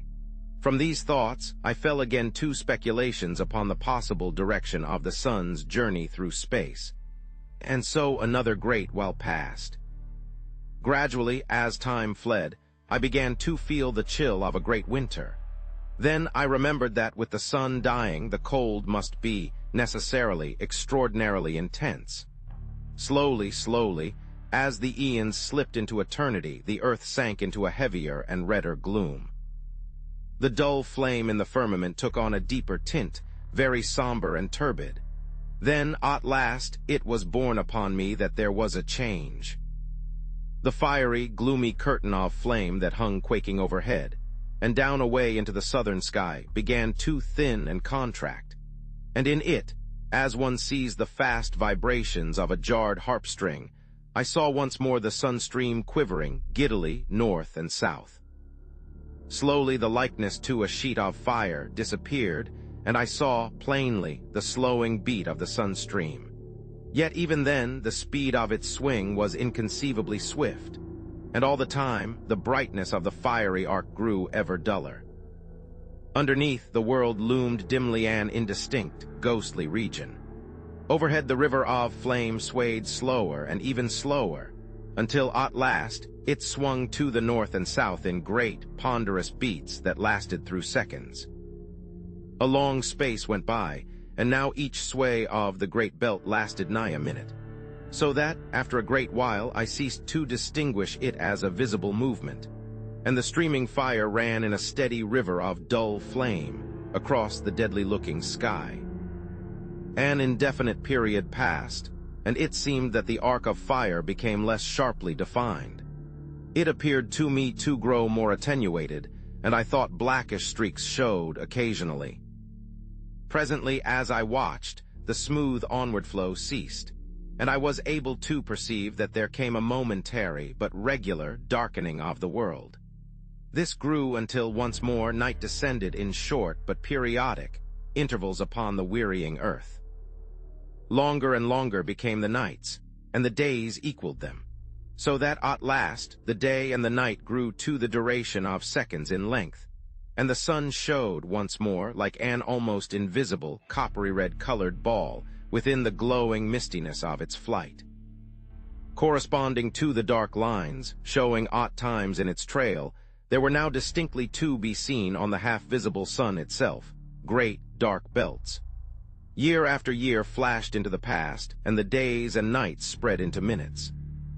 The sun had ceased to have the appearance of a tail, and now rose and set a tremendous globe of a glowing copper-bronze hue, in parts ringed with blood-red bands, in others with the dusky ones that I have already mentioned. These circles, both red and black, were of varying thicknesses. For a time, I was at a loss to account for their presence. Then it occurred to me that it was scarcely likely that the sun would cool evenly all over, and that these markings were due, probably, to differences in temperature of the various areas, the red representing those parts where the heat was still fervent, and the black those portions which were already comparatively cool. It struck me as a peculiar thing that the sun should cool in evenly defined rings, until I remembered that possibly they were but isolated patches, to which the enormous rotatory speed of the sun had imparted a belt-like appearance. The sun itself was very much greater than the sun I had known in the old world days, and from this I argued that it was considerably nearer. At nights the moon still showed, but small and remote, and the light she reflected was so dull and weak that she seemed little more than the small, dim ghost of the olden moon that I had known. Gradually the days and nights lengthened out, until they equaled a space somewhat less than one of the old Earth hours, the sun rising and setting like a great, ruddy bronze disk, crossed with ink-black bars. About this time I found myself able once more to see the gardens with clearness. For the world had now grown very still and changeless. Yet I am not correct in saying gardens, for there were no gardens nothing that I knew or recognized. In place thereof I looked out upon a vast plain stretching away into distance. A little to my left there was a low range of hills. Everywhere there was a uniform, white covering of snow, in places rising into hummocks and ridges. It was only now that I recognized how really great had been the snowfall. In places it was vastly deep, as was witnessed by a great, upleaping, wave-shaped hill away to my right, though it is not impossible that this was due, in part, to some rise in the surface of the ground. Strangely enough, the range of low hills to my left already mentioned was not entirely covered with the universal snow. Instead, I could see their bare, dark sides showing in several places, and everywhere and always there reigned an incredible death silence and desolation. The immutable, awful quiet of a dying world. All this time the days and nights were lengthening perceptibly. Already each day occupied, maybe, some 2 hours from dawn to dusk.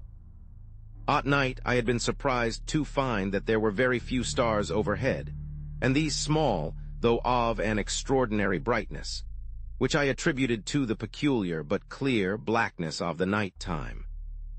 Away to the north I could discern a nebulous sort of mistiness, not unlike, in appearance, a small portion of the Milky Way. It might have been an extremely remote star cluster, or the thought came to me suddenly perhaps it was the sidereal universe that I had known, and now left far behind, forever a small, dimly glowing mist of stars, far in the depths of space. Still, the days and nights lengthened slowly. Each time the sun rose duller than it had set, and the dark belts increased in breadth. About this time there happened a fresh thing. The sun, earth, and sky were suddenly darkened and apparently blotted out for a brief space. I had a sense, a certain awareness, I could learn little by sight, that the earth was enduring a very great fall of snow. Then, in an instant, the veil that had obscured everything vanished, and I looked out once more. A marvelous sight met my gaze. The hollow in which this house with its gardens stands was brimmed with snow. 7 it lipped over the sill of my window. Everywhere it lay a great level stretch of white, which caught and reflected, gloomily, the somber coppery glows of the dying sun. The world had become a shadowless plain from horizon to horizon.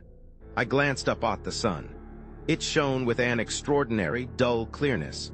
I saw it now as one who until then had seen it only through a partially obscuring medium. All about it the sky had become black, with a clear, deep blackness frightful in its nearness and its unmeasured deep and its utter unfriendliness. For a great time I looked into it newly and shaken and fearful. It was so near. Had I been a child, I might have expressed some of my sensation and distress by saying that the sky had lost its roof. Later, I turned and peered about me into the room. Everywhere it was covered with a thin shroud of the all-pervading white. I could see it but dimly by reason of the somber light that now lit the world. It appeared to cling to the ruined walls, and the thick, soft dust of the years that covered the floor knee-deep was nowhere visible. The snow must have blown in through the open framework of the windows. Yet in no place had it drifted, but lay everywhere about the great old room smooth and level. Moreover, there had been no wind these many thousand years. But there was the snow ate, as I have told, and all the earth was silent, and there was a cold such as no living man can ever have known. The earth was now illuminated by day with a most doleful light beyond my power to describe. It seemed as though I looked at the great plain through the medium of a bronze-tinted sea.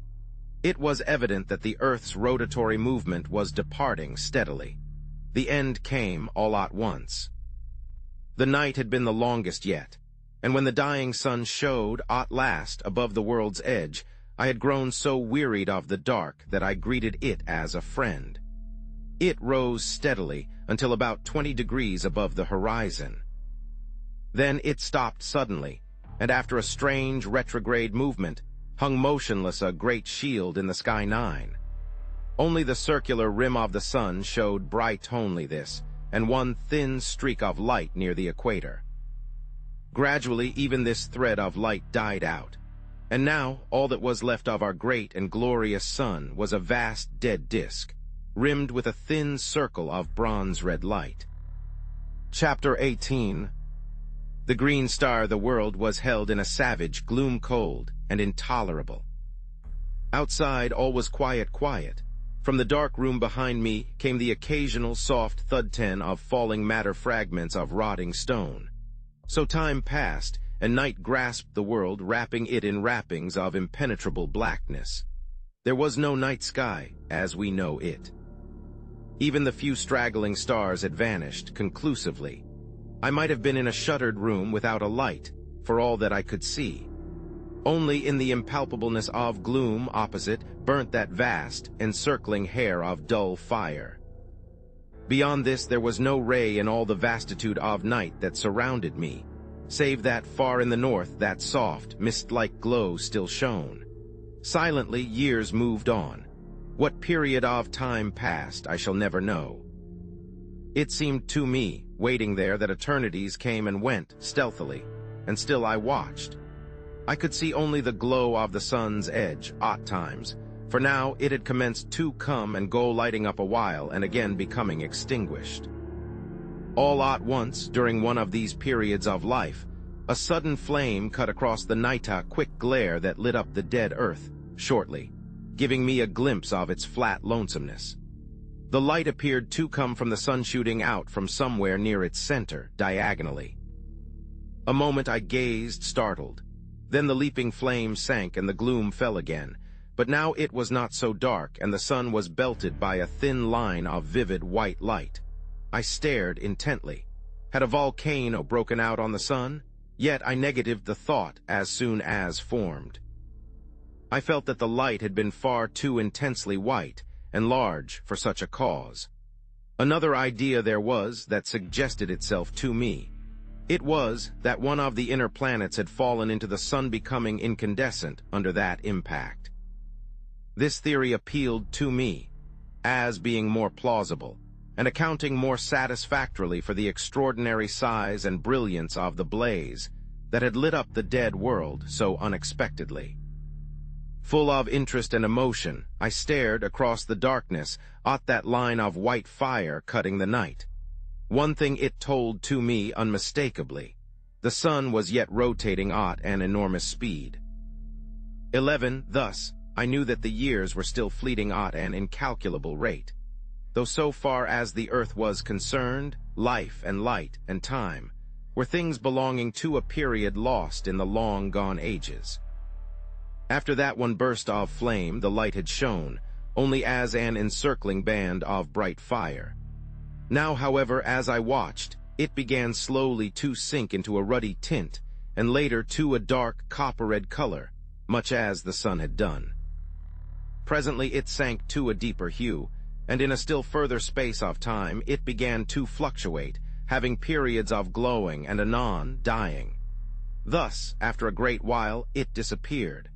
Long before this, the smoldering edge of the sun had deadened into blackness. And so, in that supremely future time, the world, dark and intensely silent, rode on its gloomy orbit around the ponderous mass of the dead sun. My thoughts at this period can be scarcely described. At first they were chaotic and wanting incoherence. But later, as the ages came and went, my soul seemed to imbibe the very essence of the oppressive solitude and dreariness that held the earth. With this feeling there came a wonderful clearness of thought, and I realized despairingly that the world might wander forever through that enormous night. For a while, the unwholesome idea filled me with a sensation of overbearing desolation, so that I could have cried like a child. In time, however, this feeling grew, almost insensibly, less, and an unreasoning hope possessed me. Patiently I waited. From time to time, the noise of dropping particles behind in the room came dully to my ears. Once I heard a loud crash and turned instinctively to look, forgetting for the moment the impenetrable night in which every detail was submerged. In a while, my gaze sought the heavens, turning unconsciously toward the north. Yes, the nebulous glow still showed. Indeed, I could have almost imagined that it looked somewhat plainer. For a long time I kept my gaze fixed upon it, feeling in my lonely soul that its soft haze was, in some way, a tie with the past. Strange, the trifles from which one can suck comfort. And yet, had I but known, but I shall come to that in its proper time. For a very long space I watched, without experiencing any of the desire for sleep that would so soon have visited me in the old earth days. How I should have welcomed it, if only to have passed the time, away from my perplexities and thoughts. Several times the comfortless sound of some great piece of masonry falling disturbed my meditations, and once it seemed I could hear whispering in the room behind me.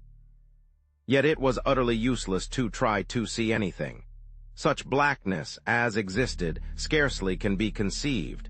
It was palpable and hideously brutal to the sense, as though something dead pressed up against me something soft and icily cold. Under all this there grew up within my mind a great and overwhelming distress of uneasiness that left me, but to drop me into an uncomfortable brooding. I felt that I must fight against it, and presently, hoping to distract my thoughts, I turned to the window and looked up toward the north, in search of the nebulous whiteness, which still I believed to be the far and misty glowing of the universe we had left. Even as I raised my eyes, I was thrilled with a feeling of wonder, for now the hazy light had resolved into a single great star of vivid green. As I stared, astonished, the thought flashed into my mind that the earth must be traveling toward the star, not away as I had imagined. Next, that it could not be the universe the earth had left, but possibly an outlying star belonging to some vast star cluster hidden in the enormous depths of space. With a sense of commingled awe and curiosity, I watched it, wondering what new thing was to be revealed to me. For a while, vague thoughts and speculations occupied me, during which my gaze dwelt insatiably upon that one spot of light, in the otherwise pit-like darkness. Hope grew up within me, banishing the oppression of despair that had seemed to stifle me. Wherever the earth was traveling, it was, at least, going once more toward the realms of light. Light. One must spend an eternity wrapped in soundless night to understand the full horror of being without it. Slowly but surely the star grew upon my vision, until in time it shone as brightly as had the planet Jupiter in the old earth days. With increased size, its color became more impressive, reminding me of a huge emerald scintillating rays of fire across the world. Years fled away in silence, and the green star grew into a great splash of flame in the sky. A little later, I saw a thing that filled me with amazement. It was the ghostly outline of a vast crescent in the night, a gigantic new moon seeming to be growing out of the surrounding gloom. Utterly bemused, I stared at it. It appeared to be quite close comparatively, and I puzzled to understand how the earth had come so near to it without my having seen it before. The light thrown by the star grew stronger, and presently I was aware that it was possible to see the earthscape again, though indistinctly. A while I stared, trying to make out whether I could distinguish any detail of the world's surface, but I found the light insufficient. In a little I gave up the attempt and glanced once more toward the star. Even in the short space that my attention had been diverted, it had increased considerably and seemed now, to my bewildered sight, about a quarter of the size of the full moon. The light it threw was extraordinarily powerful, yet its color was so abominably unfamiliar that such of the world as I could see showed unreal, more as though I looked out upon a landscape of shadow than aught else. All this time the great crescent was increasing in brightness, and began, now, to shine with a perceptible shade of green. Steadily the star increased in size and brilliancy, until it showed fully as large as half a full moon. And as it grew greater and brighter, so did the vast crescent throw out more and more light, though of an ever-deepening hue of green. Under the combined blaze of their radiances, the wilderness that stretched before me became steadily more visible. Soon, I seemed able to stare across the whole world, which now appeared, beneath the strange light, terrible in its cold and awful flat dreariness. It was a little later that my attention was drawn to the fact that the great star of green flame was slowly sinking out of the north toward the east. At first I could scarcely believe that I saw aright, but soon there could be no doubt that it was so. Gradually it sank, and as it fell, the vast crescent of glowing green began to dwindle and dwindle, until it became a mere arc of light against the livid-colored sky. Later it vanished, disappearing in the self-same spot from which I had seen it slowly emerge. By this time, the star had come to within some 30 degrees of the hidden horizon. In size, it could now have rivaled the moon at its full, though even yet I could not distinguish its disk. This fact led me to conceive that it was still an extraordinary distance away, and this being so, I knew that its size must be huge, beyond the conception of man to understand or imagine. Suddenly, as I watched, the lower edge of the star vanished, cut by a straight, dark line. A minotaur century passed, and it dipped lower, until the half of it had disappeared from sight. Far away out on the great plain, I saw a monstrous shadow blotting it out and advancing swiftly. Only a third of the star was visible now. Then, like a flash, the solution of this extraordinary phenomenon revealed itself to me. The star was sinking behind the enormous mass of the dead sun. Or rather, the sun, obedient to its attraction, was rising toward it, 12, with the earth following in its trail. As these thoughts expanded in my mind, the star vanished, being completely hidden by the tremendous bulk of the sun. Over the earth there fell once more the brooding night. With the darkness came an intolerable feeling of loneliness and dread. For the first time I thought of the pit and its inmates. After that there rose in my memory the still more terrible thing that had haunted the shores of the Sea of Sleep and lurked in the shadows of this old building. Where were they? I wondered and shivered with miserable thoughts. For a time fear held me, and I prayed wildly and incoherently for some ray of light with which to dispel the cold blackness that enveloped the world. How long I waited, it is impossible to say certainly, for a very great period. Then, all at once, I saw a loom of light shine out ahead. Gradually it became more distinct. Suddenly, a ray of vivid green flashed across the darkness. At the same moment, I saw a thin line of livid flame far in the night. An instant, it seemed, and it had grown into a great clot of fire, beneath which the world lay bathed in a blaze of emerald green light. Steadily it grew, until presently the whole of the green star had come into sight again. But now it could be scarcely called a star, for it had increased to vast proportions, being incomparably greater than the sun had been in the olden time. Then, as I stared, I became aware that I could see the edge of the lifeless sun, glowing like a great crescent moon. Slowly its lighted surface broadened out to me until half of its diameter was visible, and the star began to drop away on my right. Time passed, and the Earth moved on, slowly traversing the tremendous face of the dead sun. 13. Gradually, as the Earth traveled forward, the star fell still more to the right, until at last it shone on the back of the house, sending a flood of broken rays in through the skeleton-like walls.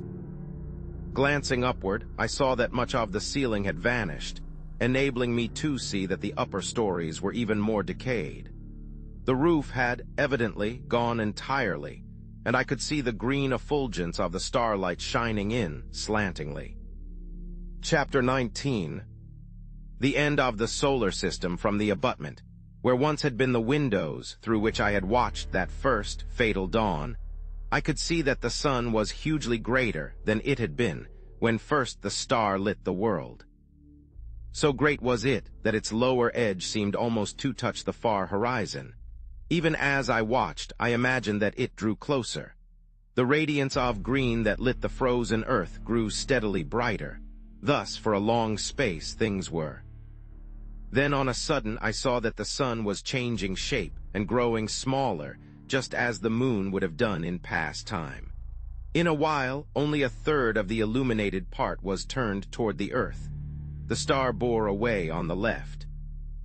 Gradually, as the world moved on, the star shone upon the front of the house once more, while the sun showed only as a great bow of green fire. An instant, it seemed, and the sun had vanished. The star was still fully visible. Then the earth moved into the black shadow of the sun, and all was night, black, starless, and intolerable. Filled with tumultuous thoughts, I watched across the night waiting.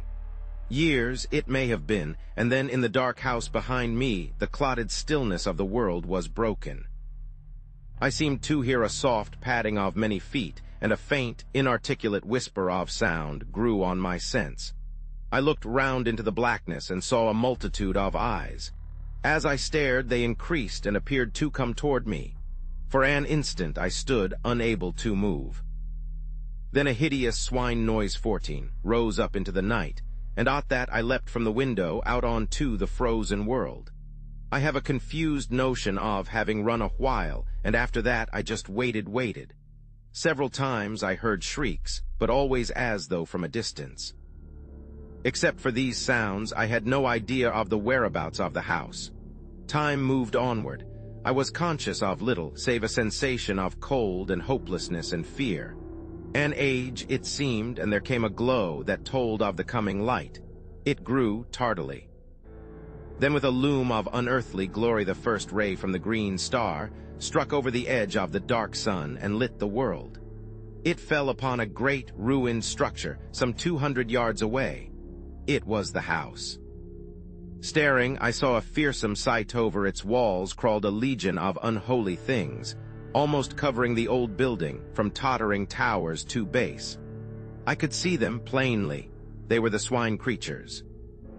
The world moved out into the light of the star, and I saw that now it seemed to stretch across a quarter of the heavens. The glory of its livid light was so tremendous that it appeared to fill the sky with quivering flames. Then I saw the sun. It was so close that half of its diameter lay below the horizon, and as the world circled across its face, it seemed to tower right up into the sky, a stupendous dome of emerald-colored fire. From time to time I glanced toward the house, but the swine-things seemed unaware of my proximity. Years appeared to pass slowly. The earth had almost reached the center of the sun's disk.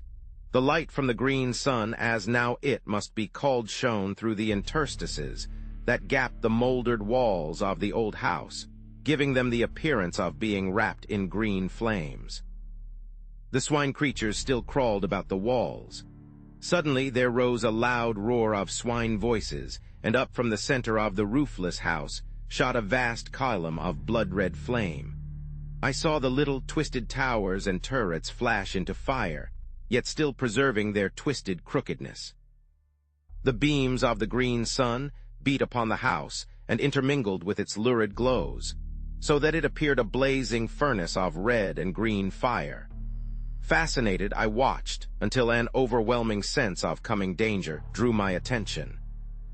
I glanced up, and at once it was borne upon me that the sun was closer. So close, in fact, that it seemed to overhang the world.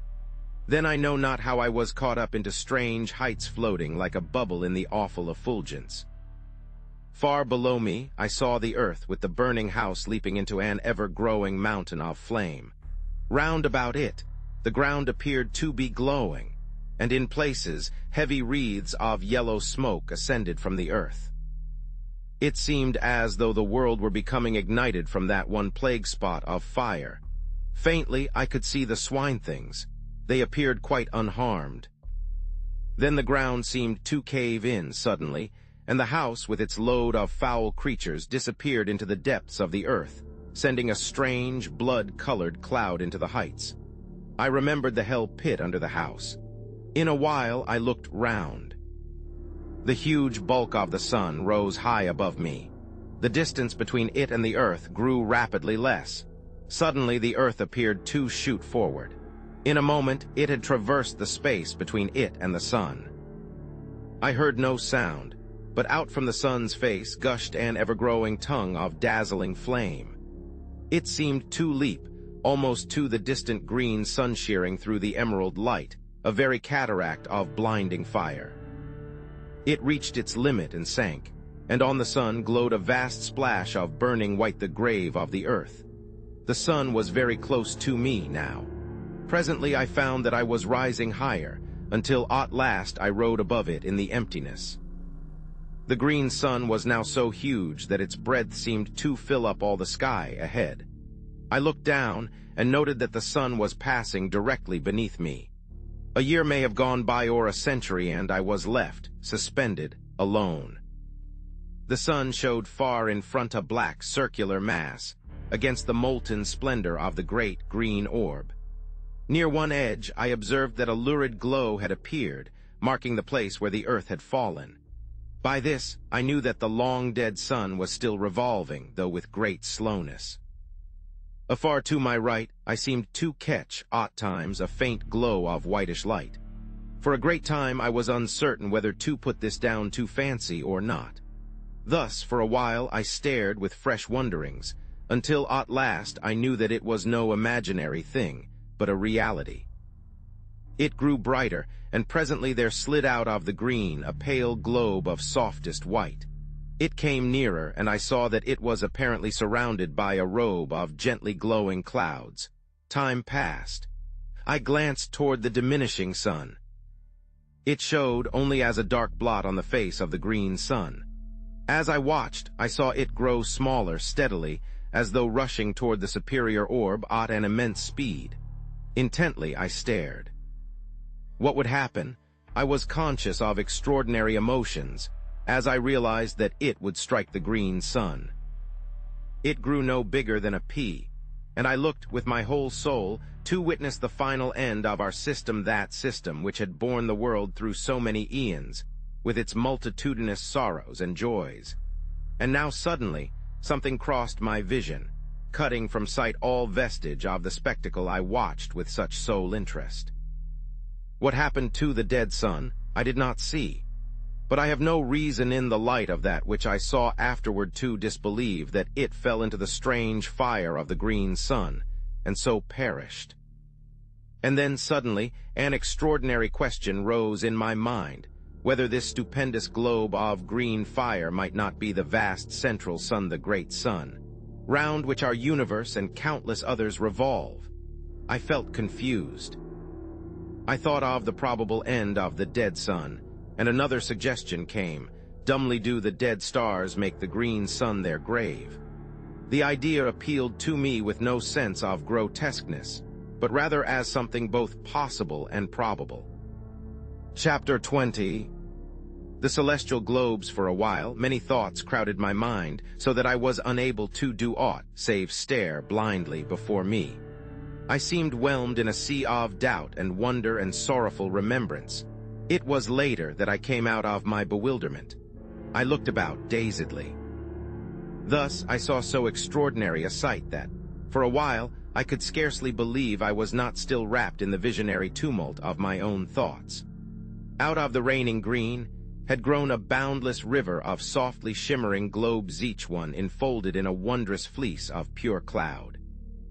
They reached both above and below me to an unknown distance, and not only hid the shining of the green sun, but supplied in place thereof a tender glow of light that suffused itself around me, like unto nothing I have ever seen before or since. In a little I noticed that there was about these spheres a sort of transparency, almost as though they were formed of clouded crystal, within which burned a radiance gentle and subdued. They moved on past me continually, floating onward at no great speed, but rather as though they had eternity before them. A great while I watched, and could perceive no end to them. At times I seemed to distinguish faces amid the cloudiness, but strangely indistinct, as though partly real, and partly formed of the mistiness through which they showed. For a long time I waited, passively, with a sense of growing content. I had no longer that feeling of unutterable loneliness, but felt rather that I was less alone than I had been for kalpas of years. This feeling of contentment increased so that I would have been satisfied to float in company with those celestial globules forever. Ages slipped by, and I saw the shadowy faces with increased frequency, also with greater plainness. Whether this was due to my soul having become more attuned to its surroundings, I cannot tell. Probably it was so. But however this may be, I am assured now only of the fact that I became steadily more conscious of a new mystery about me, telling me that I had indeed penetrated within the borderland of some unthought-of region, some subtle, intangible place or form of existence. The enormous stream of luminous spheres continued to pass me, at an unvarying rate, countless millions, and still they came, showing no signs of ending, nor even diminishing. Then, as I was borne silently upon the unbuoying ether, I felt a sudden, irresistible forward movement toward one of the passing globes. An instant, and I was beside it. Then I slid through into the interior without experiencing the least resistance of any description. For a short while I could see nothing, and waited curiously. All at once I became aware that a sound broke the inconceivable stillness. It was like the murmur of a great sea breathing in its sleep. Gradually the mist that obscured my sight began to thin away, and so in time my vision dwelt once again upon the silent surface of the sea of sleep. For a little I gazed, and could scarcely believe I saw aright. I glanced round. There was the great globe of pale fire, swimming, as I had seen it before, a short distance above the dim horizon. To my left, far across the sea, I discovered presently a faint line, as of thin haze, which I guessed to be the shore, where my love and I had met during those wonderful periods of soul wandering that had been granted to me in the old earth days. Another, a troubled, memory came to me of the formless thing that had haunted the shores of the sea of sleep, the guardian of that silent, echoless place. These and other details I remembered and knew without doubt that I was looking out upon that same sea. With the assurance, I was filled with an overwhelming feeling of surprise and joy and shaken expectancy, conceiving it possible that I was about to see my love again. Intently I gazed around, but could catch no sight of her. At that, for a little, I felt hopeless. Fervently I prayed and ever peered anxiously. How still was the sea! Down far beneath me I could see the many trails of changeful fire that had drawn my attention formerly. Vaguely I wondered what caused them. Also I remembered that I had intended to ask my dear one about them, as well as many other matters, and I had been forced to leave her before the half that I had wished to say was said. My thoughts came back with a leap. I was conscious that something had touched me. I turned quickly. God, thou wert indeed gracious. It was she. She looked up into my eyes with an eager longing, and I looked down to her with all my soul. I should like to have held her, but the glorious purity of her face kept me afar. Then out of the winding mist she put her dear arms, her whisper came to me, soft as the rustle of a passing cloud. "Dearest," she said. That was all, but I had heard, and in a moment I held her to me as I prayed forever. In a little she spoke of many things, and I listened. Willingly would I have done so through all the ages that are to come. At times I whispered back, and my whispers brought to her spirit face once more an indescribably delicate tint, the bloom of love. Later I spoke more freely, and to each word she listened and made answer delightfully, so that already I was in paradise. She and I, and nothing save the silent, spacious void to see us, and only the quiet waters of the sea of sleep to hear us. Long before, the floating multitude of cloud-enfolded spheres had vanished into nothingness. Thus, we looked upon the face of the slumberous deeps and were alone. Alone, God, I would be thus alone in the hereafter, and yet be never lonely. I had her, and greater than this, she had me. I aged me, and on this thought and some others, I hope to exist through the few remaining years that may yet lie between us. Chapter 21. The dark sun, how long our souls lay in the arms of joy, I cannot say. But all at once I was waked from my happiness by a diminution of the pale and gentle light that lit the sea of sleep. I turned toward the huge, white orb with a premonition of coming trouble.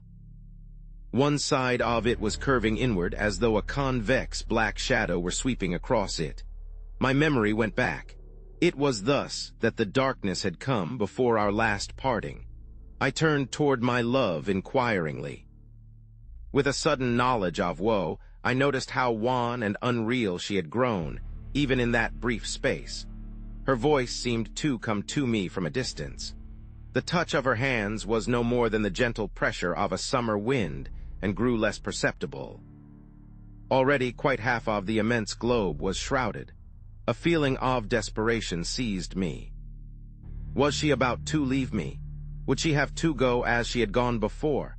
I questioned her anxiously, frightenedly, and she, nestling closer, explained in that strange, faraway voice that it was imperative she should leave me, before the sun of darkness, as she termed it, blotted out the light.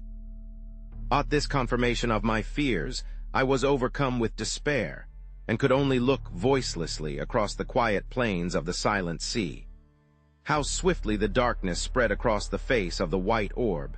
Yet, in reality, the time must have been long beyond human comprehension. At last, only a crescent of pale fire lit the now dim sea of sleep. All this while she had held me, but with so soft a caress that I had been scarcely conscious of it. We waited there together, she and I, speechless for very sorrow.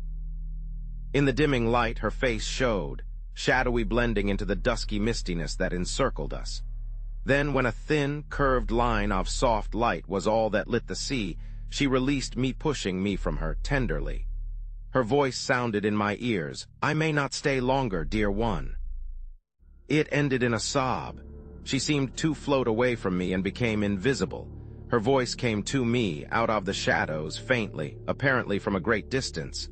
A little while it died away remotely. In a breath, the sea of sleep darkened into night. Far to my left, I seemed to see, for a brief instant, a soft glow. It vanished, and in the same moment I became aware that I was no longer above the still sea, but once more suspended in infinite space, with the green sun now eclipsed by a vast, dark sphere before me. Utterly bewildered, I stared, almost unseeingly, at the ring of green flames leaping above the dark edge. Even in the chaos of my thoughts, I wondered dully at their extraordinary shapes. A multitude of questions assailed me. I thought more of her I had so lately seen than of the sight before me. My grief and thoughts of the future filled me. Was I doomed to be separated from her always? Even in the old earth days, she had been mine only for a little while. Then she had left me, as I thought, forever. Since then I had seen her but these times upon the sea of sleep. A feeling of fierce resentment filled me, and miserable questionings. Why could I not have gone with my love? What reason to keep us apart? Why had I to wait alone while she slumbered through the years on the still bosom of the sea of sleep? The sea of sleep. My thoughts turned inconsequently out of their channel of bitterness to fresh, desperate questionings. Where was it? Where was it? I seemed to have but just parted from my love upon its quiet surface, and it had gone utterly. It could not be far away, and the white orb which I had seen hidden in the shadow of the sun of darkness, my sight dwelt upon the green sun eclipsed. What had eclipsed it? Was there a vast, dead star circling it? Was the central sun, as I had come to regard it, a double star? The thought had come almost unbidden, yet why should it not be so? My thoughts went back to the white orb. Strange that it should have been I stopped. An idea had come suddenly. The white orb and the green sun, were they one and the same? My imagination wandered backward, and I remembered the luminous globe too, which I had been so unaccountably attracted. It was curious that I should have forgotten it, even momentarily. Where were the others? I reverted again to the globe I had entered. I thought for a time, and matters became clearer. I conceived that, by entering that impalpable globule, I had passed at once into some further, and until then invisible dimension. There the green sun was still visible, but as a stupendous sphere of pale, white light, almost as though its ghost showed, and not its material part. A long time I mused on the subject. I remembered how, on entering the sphere, I had immediately lost all sight of the others. For a still further period, I continued to revolve the different details in my mind. In a while, my thoughts turned to other things. I came more into the present, and began to look about me, seeingly. For the first time, I perceived that innumerable rays, of a subtle violet hue, pierced the strange semi-darkness in all directions. They radiated from the fiery rim of the green sun. They seemed to grow upon my vision, so that, in a little, I saw that they were countless. The night was filled with them spreading outward from the green sun, fan-wise. I concluded that I was enabled to see them, by reason of the sun's glory being cut off by the eclipse. They reached right out into space and vanished. Gradually, as I looked, I became aware that fine points of intensely brilliant light traversed the rays. Many of them seemed to travel from the green sun into distance. Others came out of the void toward the sun, but one and all, each kept strictly to the ray in which it traveled. Their speed was inconceivably great, and it was only when they neared the green sun, or as they left it, that I could see them as separate specks of light. Further from the sun, they became thin lines of vivid fire within the violet. The discovery of these rays and the moving sparks interested me extraordinarily. Where did they lead in such countless profusion? I thought of the worlds in space. And those sparks, messengers. Possibly the idea was fantastic, but I was not conscious of its being so. Messengers from the central sun, an idea evolved itself slowly. Was the green sun the abode of some vast intelligence? The thought was bewildering. Visions of the unnameable rose vaguely.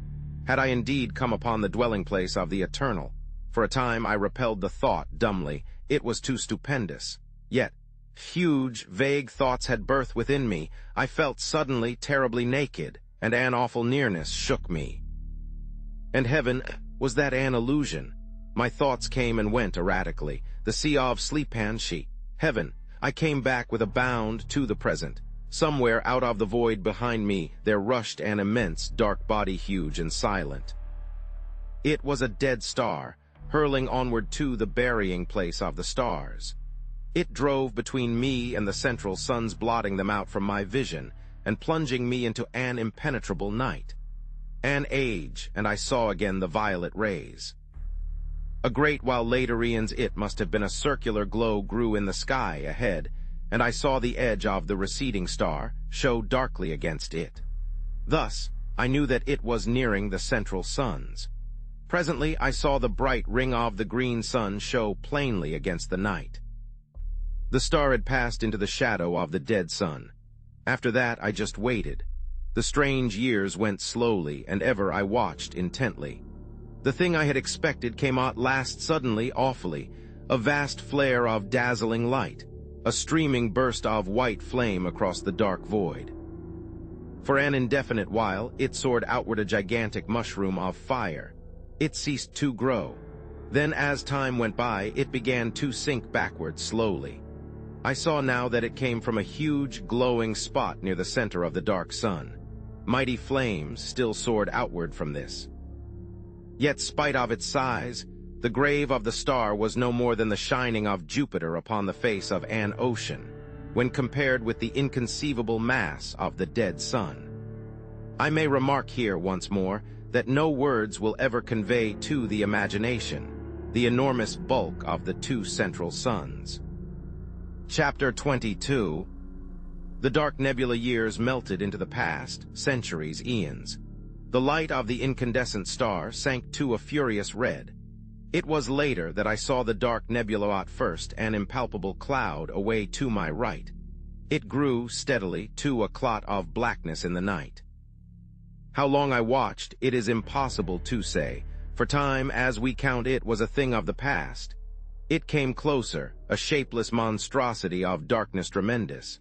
It seemed to slip across the night, sleepily a very hell fog.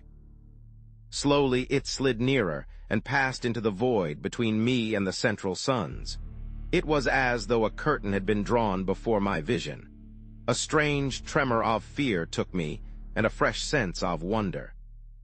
The green twilight that had reigned for so many millions of years had now given place to impenetrable gloom.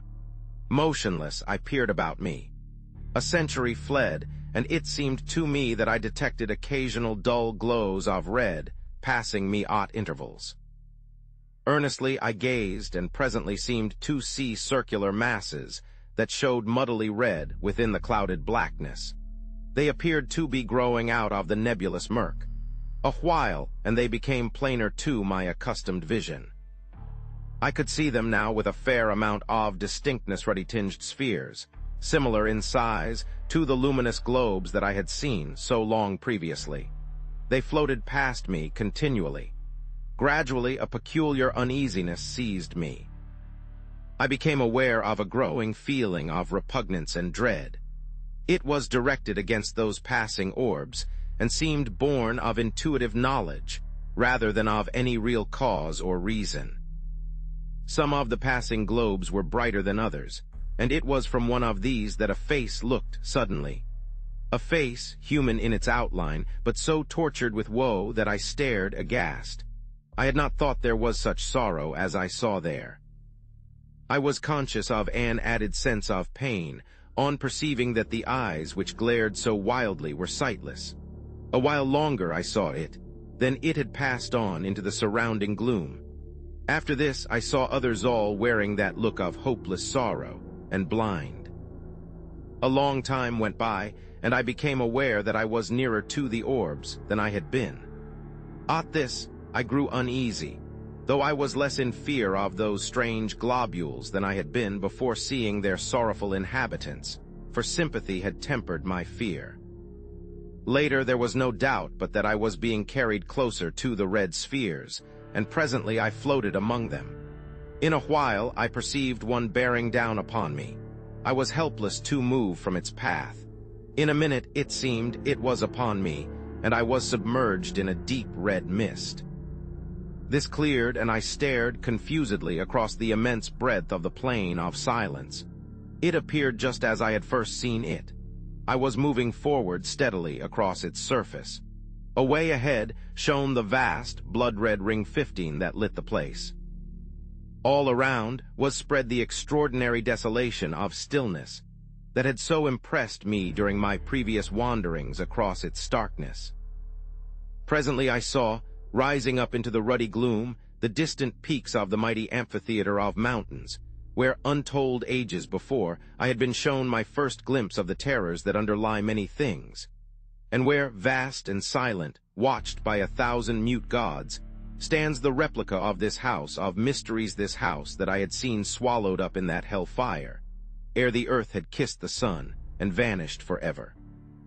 Though I could see the crests of the mountain amphitheater, yet it was a great while before their lower portions became visible. Possibly this was due to the strange, ruddy haze that seemed to cling to the surface of the plain. However, be this as it may, I saw them at last. In a still further space of time, I had come so close to the mountains that they appeared to overhang me. Presently, I saw the great rift open before me, and I drifted into it, without volition on my part. Later, I came out upon the breadth of the enormous arena. There, at an apparent distance of some 5 miles, stood the house, huge, monstrous, and silent, lying in the very center of that stupendous amphitheater. So far as I could see, it had not altered in any way, but looked as though it were only yesterday that I had seen it. Around, the grim, dark mountains frowned down upon me from their lofty silences. Far to my right, away up among inaccessible peaks, loomed the enormous bulk of the great beast god. Higher, I saw the hideous form of the dread goddess, rising up through the red gloom, thousands of fathoms above me. To the left, I made out the monstrous eyeless thing, gray and inscrutable. Further off, reclining on its lofty ledge, the livid ghoul shape showed a splash of sinister color among the dark mountains. Slowly, I moved out across the great arena floating. As I went, I made out the dim forms of many of the other lurking horrors that peopled those supreme heights. Gradually, I neared the house, and my thoughts flashed back across the abyss of years. I remembered the dread specter of the place. A short while passed, and I saw that I was being wafted directly toward the enormous mass of that silent building. About this time I became aware, in an indifferent sort of way, of a growing sense of numbness that robbed me of the fear which I should otherwise have felt on approaching that awesome pile. As it was, I viewed it, calmly, much as a man views calamity through the haze of his tobacco smoke. In a little while I had come so close to the house as to be able to distinguish many of the details about it. The longer I looked, the more was I confirmed in my long-ago impressions of its entire similitude to this strange house. Save in its enormous size, I could find nothing unlike. Suddenly, as I stared, a great feeling of amazement filled me. I had come opposite to that part where the outer door leading into the study is situated. There, lying right across the threshold, lay a great length of coping stone, identical save in size and color with the piece I had dislodged in my fight with the pit creatures. I floated nearer, and my astonishment increased as I noted that the door was broken partly from its hinges, precisely in the manner that my study door had been forced inward by the assaults of the swine-things. The sight started a train of thoughts, and I began to trace, dimly, that the attack on this house might have a far deeper significance than I had hitherto imagined. I remembered how, long ago, in the old Earth days, I had half suspected that, in some unexplainable manner, this house, in which I live, was en rapport, to use a recognized term, with that other tremendous structure, away in the midst of that incomparable plain. Now, however, it began to be borne upon me that I had but vaguely conceived what the realization of my suspicion meant. I began to understand with a more than human clearness that the attack I had repelled was, in some extraordinary manner, connected with an attack upon that strange edifice. With a curious inconsequence, my thoughts abruptly left the matter, to dwell wonderingly upon the peculiar material out of which the house was constructed. It was, as I have mentioned earlier, of a deep green color. Yet now that I had come so close to it, I perceived that it fluctuated at times, though slightly glowing and fading, much as do the fumes of phosphorus when rubbed upon the hand in the dark. Presently my attention was distracted from this by coming to the great entrance. Here, for the first time, I was afraid, for all in a moment the huge doors swung back and I drifted in between them helplessly. Inside, all was blackness, impalpable. In an instant, I had crossed the threshold and the great doors closed silently, shutting me in that lightless place. For a while I seemed to hang, motionless, suspended amid the darkness. Then I became conscious that I was moving again, where I could not tell. Suddenly, far down beneath me, I seemed to hear a murmurous noise of swine laughter. It sank away, and the succeeding silence appeared clogged with horror. Then a door opened somewhere ahead. A white haze of light filtered through, and I floated slowly into a room that seemed strangely familiar. All at once, there came a bewildering, screaming noise that deafened me. I saw a blurred vista of visions flaming before my sight. My senses were dazed through the space of an eternal moment. Then my power of seeing came back to me. The dizzy, hazy feeling passed, and I saw clearly. Chapter 23. Pepper. I was seated in my chair, back again in this old study. My glance wandered round the room. For a minute it had a strange, quivery appearance, unreal and unsubstantial. This disappeared, and I saw that nothing was altered in any way. I looked toward the end window. The blind was up. I rose to my feet shakily. As I did so, a slight noise in the direction of the door attracted my attention. I glanced toward it. For a short instant, it appeared to me that it was being closed gently. I stared and saw that I must have been mistaken. It seemed closely shut.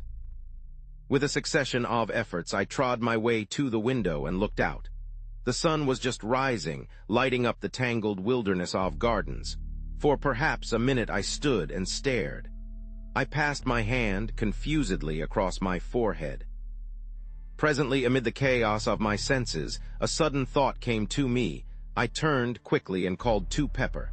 There was no answer, and I stumbled across the room in a quick access of fear. As I went, I tried to frame his name, but my lips were numb. I reached the table and stooped down to him with a catching at my heart.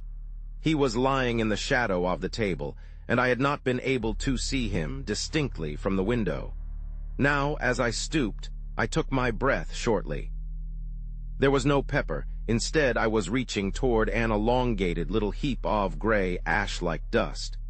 I must have remained in that half-stooped position for some minutes. I was dazed, stunned. Pepper had really passed into the land of shadows. Chapter 24. The footsteps in the garden. Pepper is dead. Even now, at times, I seem scarcely able to realize that this is so. It is many weeks since I came back from that strange and terrible journey through space and time. Sometimes in my sleep, I dream about it and go through, in imagination, the whole of that fearsome happening. When I wake, my thoughts dwell upon it. That sun, those suns, were they indeed the great central suns, round which the whole universe of the unknown heavens revolves? Who shall say? And the bright globules floating forever in the light of the green sun, and the sea of sleep on which they float, how unbelievable it all is. If it were not for Pepper, I should, even after the many extraordinary things that I have witnessed, be inclined to imagine that it was but a gigantic dream. Then there is that dreadful, dark nebula with its multitudes of red spheres, moving always within the shadow of the dark sun, sweeping along on its stupendous orbit, wrapped eternally in gloom. And the faces that peered out at me. God, do they and does such a thing really exist? There is still that little heap of gray ash on my study floor. I will not have it touched. At times, when I am calmer, I have wondered what became of the outer planets of the solar system. It has occurred to me that they may have broken loose from the sun's attraction and whirled away into space. This is, of course, only a surmise. There are so many things about which I wonder. Now that I am writing, let me record that I am certain there is something horrible about to happen. Last night, a thing occurred which has filled me with an even greater terror than did the pit fear. I will write it down now, and if anything more happens, endeavor to make a note of it at once. I have a feeling that there is more in this last affair than in all those others. I am shaky and nervous even now as I write. Somehow I think death is not very far away. Not that I fear death as death is understood. Yet there is that in the air which bids me fear an intangible, cold horror. I felt it last night. It was thus, last night I was sitting here in my study writing. The door leading into the garden was half open. At times the metallic rattle of a dog's chain sounded faintly. It belongs to the dog I have bought since Pepper's death. I will not have him in the house, not after Pepper. Still, I have felt it better to have a dog about the place. They are wonderful creatures. I was much engrossed in my work, and the time passed quickly. Suddenly I heard a soft noise on the path. Outside in the garden, pad, it went, with a stealthy, curious sound. I sat upright with a quick movement and looked out through the open door. Again the noise came, pad. It appeared to be approaching. With a slight feeling of nervousness, I stared into the gardens, but the night hid everything. Then the dog gave a long howl, and I started. For a minute, perhaps, I peered intently, but could hear nothing. After a little, I picked up the pen, which I had laid down, and recommenced my work. The nervous feeling had gone, for I imagined that the sound I had heard was nothing more than the dog walking round his kennel, at the length of his chain. A quarter of an hour may have passed. Then all at once the dog howled again, and with such a plaintively sorrowful note that I jumped to my feet, dropping my pen and inking the page on which I was at work. "Curse that dog," I muttered, noting what I had done. Then, even as I said the words, there sounded again that queer pad. It was horribly close almost by the door, I thought. I knew now that it could not be the dog. His chain would not allow him to come so near. The dog's growl came again, and I noted subconsciously the taint of fear in it. Outside on the windowsill I could see Tip, my sister's pet cat. As I looked, it sprang to its feet, its tail swelling visibly. For an instant it stood thus, seeming to stare fixedly at something in the direction of the door. Then quickly it began to back along the sill, until reaching the wall at the end, it could go no further. There it stood, rigid, as though frozen in an attitude of extraordinary terror. Frightened and puzzled, I seized a stick from the corner and went toward the door silently, taking one of the candles with me. I had come to within a few paces of it, when suddenly a peculiar sense of fear thrilled through me, a fear, palpitant and real, whence I knew not nor why. So great was the feeling of terror that I wasted no time, but retreated straightway, walking backward and keeping my gaze fearfully on the door. I would have given much to rush at it, fling it to, and shoot the bolts, for I have had it repaired and strengthened, so that now it is far stronger than ever it has been. Like Tip, I continued my almost unconscious progress backward until the wall brought me up. At that I started nervously and glanced round apprehensively. As I did so, my eyes dwelt momentarily on the rack of firearms, and I took a step toward them, but stopped with a curious feeling that they would be needless. Outside in the gardens the dog moaned strangely. Suddenly from the cat there came a fierce, long screech. I glanced jerkily in its direction. Something, luminous and ghostly, encircled it and grew upon my vision. It resolved into a glowing hand, transparent, with a lambent, greenish flame flickering over it. The cat gave a last, awful caterwaul, and I saw it smoke and blaze. My breath came with a gasp, and I leant against the wall. Over that part of the window there spread a smudge, green and fantastic. It hid the thing from me, though the glare of fire shone through dully. A stench of burning stole into the room. Pad, something passed down the garden path, and a faint, moldy odor seemed to come in through the open door and mingle with the burnt smell. The dog had been silent for a few moments. Now I heard him yowl sharply, as though in pain. Then he was quiet, save for an occasional, subdued whimper of fear. A minute went by, then the gate on the west side of the gardens slammed distantly. After that, nothing, not even the dog's whine. I must have stood there some minutes. Then a fragment of courage stole into my heart, and I made a frightened rush at the door, dashed it to, and bolted it. After that, for a full half-hour I sat, helpless, staring before me rigidly. Slowly my life came back into me, and I made my way shakily upstairs to bed. That is all. Chapter 25. The thing from the arena this morning early, I went through the gardens, but found everything as usual. Near the door I examined the path for footprints, yet here again there was nothing to tell me whether or not I dreamed last night.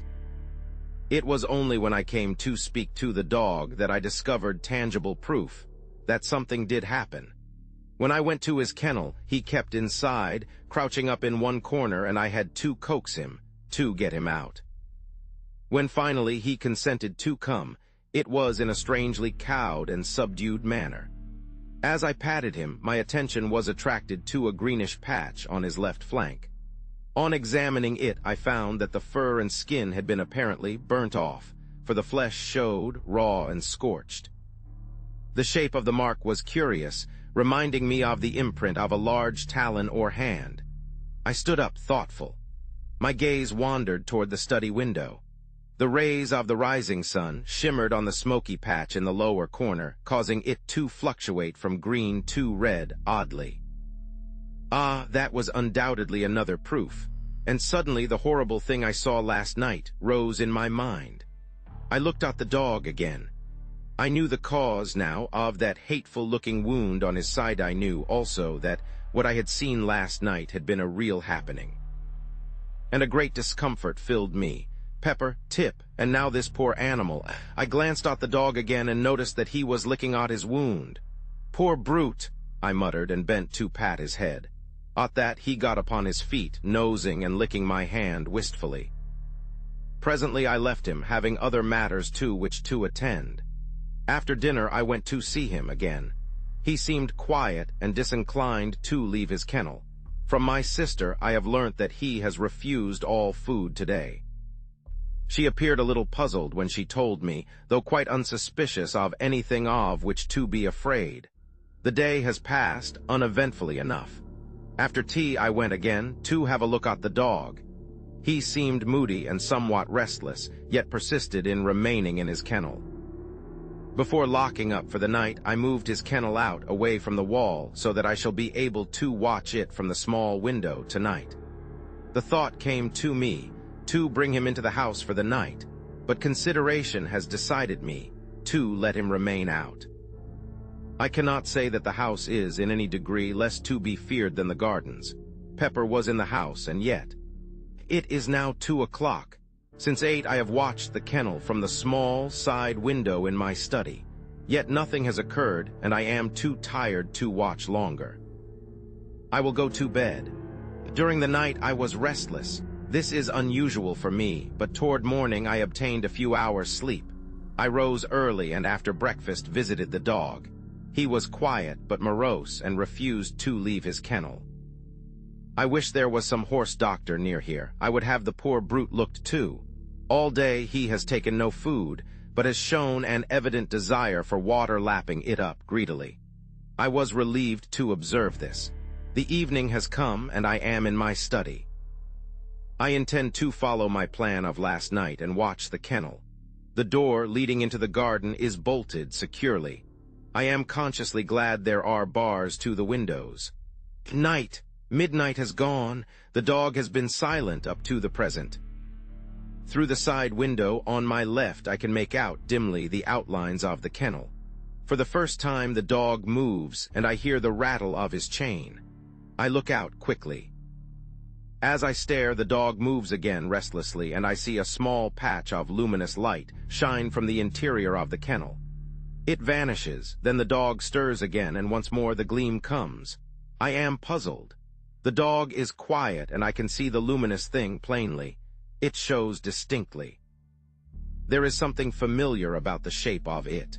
For a moment I wonder, then it comes to me that it is not unlike the 4 fingers and thumb of a hand. Like a hand. And I remember the contour of that fearsome wound on the dog's side. It must be the wound I see. It is luminous at night. Why? The minutes pass. My mind is filled with this fresh thing. Suddenly I hear a sound out in the gardens. How it thrills through me. It is approaching. Pad, pad, pad. A prickly sensation traverses my spine and seems to creep across my scalp. The dog moves in his kennel and whimpers frightenedly. He must have turned round, for now I can no longer see the outline of his shining wound. Outside, the gardens are silent once more, and I listen fearfully. A minute passes, and another. Then I hear the padding sound again. It is quite close, and appears to be coming down the graveled path. The noise is curiously measured and deliberate. It ceases outside the door, and I rise to my feet and stand motionless. From the door comes a slight sound. The latch is being slowly raised. A singing noise is in my ears, and I have a sense of pressure about the head. The latch drops with a sharp click into the catch. The noise startles me afresh, jarring horribly on my tense nerves.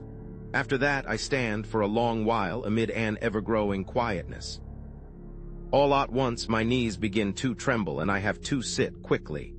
An uncertain period of time passes, and gradually I begin to shake off the feeling of terror that has possessed me. Yet still I sit. I seem to have lost the power of movement. I am strangely tired and inclined to doze. My eyes open and close, and presently I find myself falling asleep and waking in fits and starts. It is some time later that I am sleepily aware that one of the candles is guttering. When I wake again, it has gone out, and the room is very dim under the light of the one remaining flame. The semi-darkness troubles me little. I have lost that awful sense of dread, and my only desire seems to be to sleep. Suddenly, although there is no noise, I am awake, wide awake. I am acutely conscious of the nearness of some mystery, of some overwhelming presence. The very air seems pregnant with terror. I sit huddled and just listen intently. Still, there is no sound. Nature herself seems dead.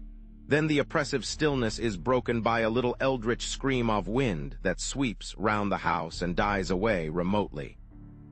I let my gaze wander across the half-lighted room. By the great clock in the far corner is a dark, tall shadow. For a short instant I stare frightenedly. Then I see that it is nothing and am momentarily relieved. In the time that follows, the thought flashes through my brain. Why not leave this house of mystery and terror?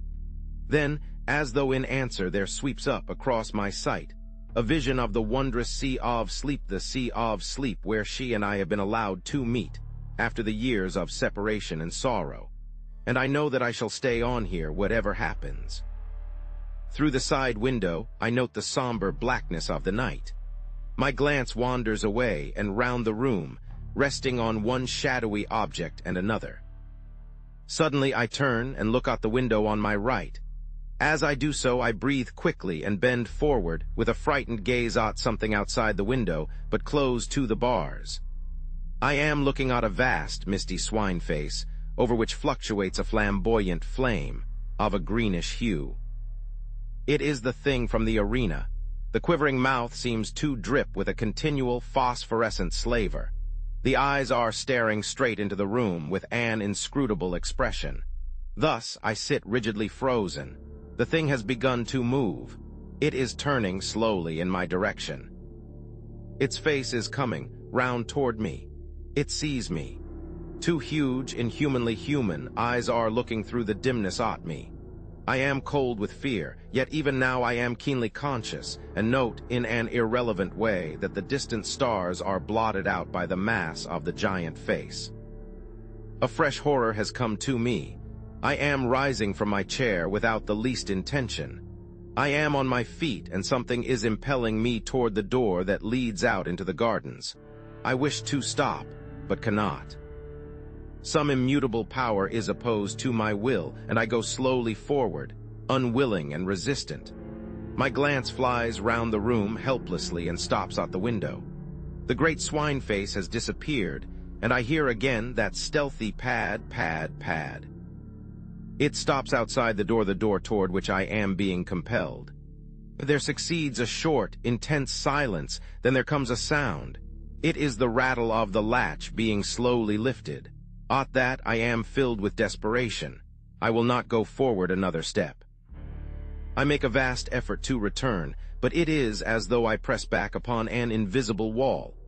I groan out loud in the agony of my fear, and the sound of my voice is frightening. Again comes that rattle, and I shiver clammily. I fight and struggle to hold back, but it is no use. As I am at the door, and in a mechanical way, I watch my hand go forward to undo the topmost bolt. It does so entirely without my volition. Even as I reach up toward the bolt, The door is violently shaken, and I get a sickly whiff of moldy air, which seems to drive in through the interstices of the doorway. I draw the bolt back, slowly, fighting dumbly the while. It comes out of its socket with a click, and I begin to shake aguishly. There are two more, one at the bottom of the door, the other, a massive affair, is placed about the middle. For perhaps a minute I stand with my arms hanging slackly by my sides. The influence to meddle with the fastenings of the door seems to have gone. All at once, there comes the sudden rattle of iron at my feet. I glance down quickly and realize with an unspeakable terror that my foot is pushing back the lower bolt. An awful sense of helplessness assails me. The bolt comes out of its hold with a slight ringing sound, and I stagger on my feet, grasping at the great central bolt for support. A minute passes, an eternity. Then another. My God, help me. I am being forced to work upon the last fastening. I will not, better to die than open to the terror that is on the other side of the door. Is there no escape? God help me, I have jerked the bolt half out of its socket. My lips emit a hoarse scream of terror. The bolt is 3 parts drawn now, and still my unconscious hands work toward my doom. Only a fraction of steel between my soul and that. Twice I scream out in the supreme agony of my fear, then with a mad effort I tear my hands away. My eyes seem blinded. A great blackness is falling upon me. Nature has come to my rescue. I feel my knees giving. There is a loud, quick thudding upon the door, and I am falling. I must have lain there at least a couple of hours. As I recover, I am aware that the other candle has burnt out, and the room is in an almost total darkness. I cannot rise to my feet, for I am cold and filled with a terrible cramp. Yet my brain is clear, and there is no longer the strain of that unholy influence. Cautiously, I get upon my knees and feel for the central bolt. I find it and push it securely back into its socket, then the one at the bottom of the door. By this time, I am able to rise to my feet, and so manage to secure the fastening at the top. After that, I go down upon my knees again and creep away among the furniture in the direction of the stairs. By doing this, I am safe from observation from the window. I reach the opposite door, and as I leave the study, cast one nervous glance over my shoulder toward the window. Out in the night, I seem to catch a glimpse of something impalpable, but it may be only a fancy. Then I am in the passage and on the stairs. Reaching my bedroom, I clamber into bed, all clothed as I am, and pull the bedclothes over me. There, after a while, I begin to regain a little confidence. It is impossible to sleep, but I am grateful for the added warmth of the bedclothes. Presently, I try to think over the happenings of the past night. But though I cannot sleep, I find that it is useless to attempt consecutive thought. My brain seems curiously blank. Toward morning, I begin to toss uneasily. I cannot rest, and after a while, I get out of bed and pace the floor. The wintry dawn is beginning to creep through the windows and shows the bare discomfort of the old room. Strange that, through all these years, it has never occurred to me how dismal the place really is. And so a time passes. From somewhere downstairs, a sound comes up to me. I go to the bedroom door and listen.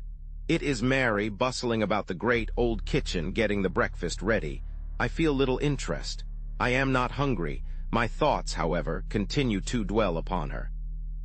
How little the weird happenings in this house seem to trouble her. Except in the incident of the pit creatures, she has seemed unconscious of anything unusual occurring. She is old, like myself, yet how little we have to do with one another. Is it because we have nothing in common, or only that, being old, we care less for society than quietness?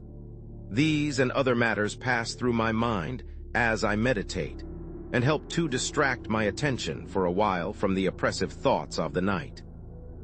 After a time, I go to the window and, opening it, look out. The sun is now above the horizon, and the air, though cold, is sweet and crisp. Gradually, my brain clears, and a sense of security, for the time being, comes to me. Somewhat happier, I go downstairs, and out into the garden, to have a look at the dog. As I approach the kennel, I am greeted by the same moldy stench that assailed me at the door last night. Shaking off a momentary sense of fear, I call to the dog, but he takes no heed, and after calling once more, I throw a small stone into the kennel. At this, he moves uneasily, and I shout his name again, but do not go closer. Presently my sister comes out and joins me, in trying to coax him from the kennel. In a little the poor beast rises, and shambles out lurching queerly. In the daylight he stands swaying from side to side and blinking stupidly. I look and note that the horrid wound is larger, much larger, and seems to have a whitish, fungoid appearance. My sister moves to fondle him, but I detain her, and explain that I think it will be better not to go too near him for a few days, as it is impossible to tell what may be the matter with him, and it is well to be cautious. A minute later she leaves me, coming back with a basin of odd scraps of food. This she places on the ground near the dog, and I push it into his reach with the aid of a branch broken from one of the shrubs. Yet though the meat should be tempting, he takes no notice of it, but retires to his kennel. There is still water in his drinking vessel, so, after a few moments' talk, we go back to the house. I can see that my sister is much puzzled as to what is the matter with the animal, yet it would be madness even to hint the truth to her. The day slips away uneventfully, and night comes on. I have determined to repeat my experiment of last night. I cannot say that it is wisdom, yet my mind is made up. Still, however, I have taken precautions, for I have driven stout nails in at the back of each of the 3 bolts that secure the door opening from the study into the gardens. This will, at least, prevent a recurrence of the danger I ran last night. From 10 to about 2:30 I watch, but nothing occurs, and finally I stumble off to bed, where I am soon asleep. Chapter 26. The luminous speck. I awake suddenly. It is still dark. I turn over once or twice in my endeavors to sleep again, but I cannot sleep. My head is aching slightly, and by turns I am hot and cold. In a little I give up the attempt and stretch out my hand for the matches. I will light my candle and read a while. Perhaps I shall be able to sleep after a time. For a few moments I grope, then my hand touches the box. But as I open it, I am startled to see a phosphorescent speck of fire shining amid the darkness. I put out my other hand and touch it. It is on my wrist. With a feeling of vague alarm, I strike a light hurriedly and look, but can see nothing save a tiny scratch. "Fancy," I mutter with a half-sigh of relief. Then the match burns my finger and I drop it quickly. As I fumble for another, the thing shines out again.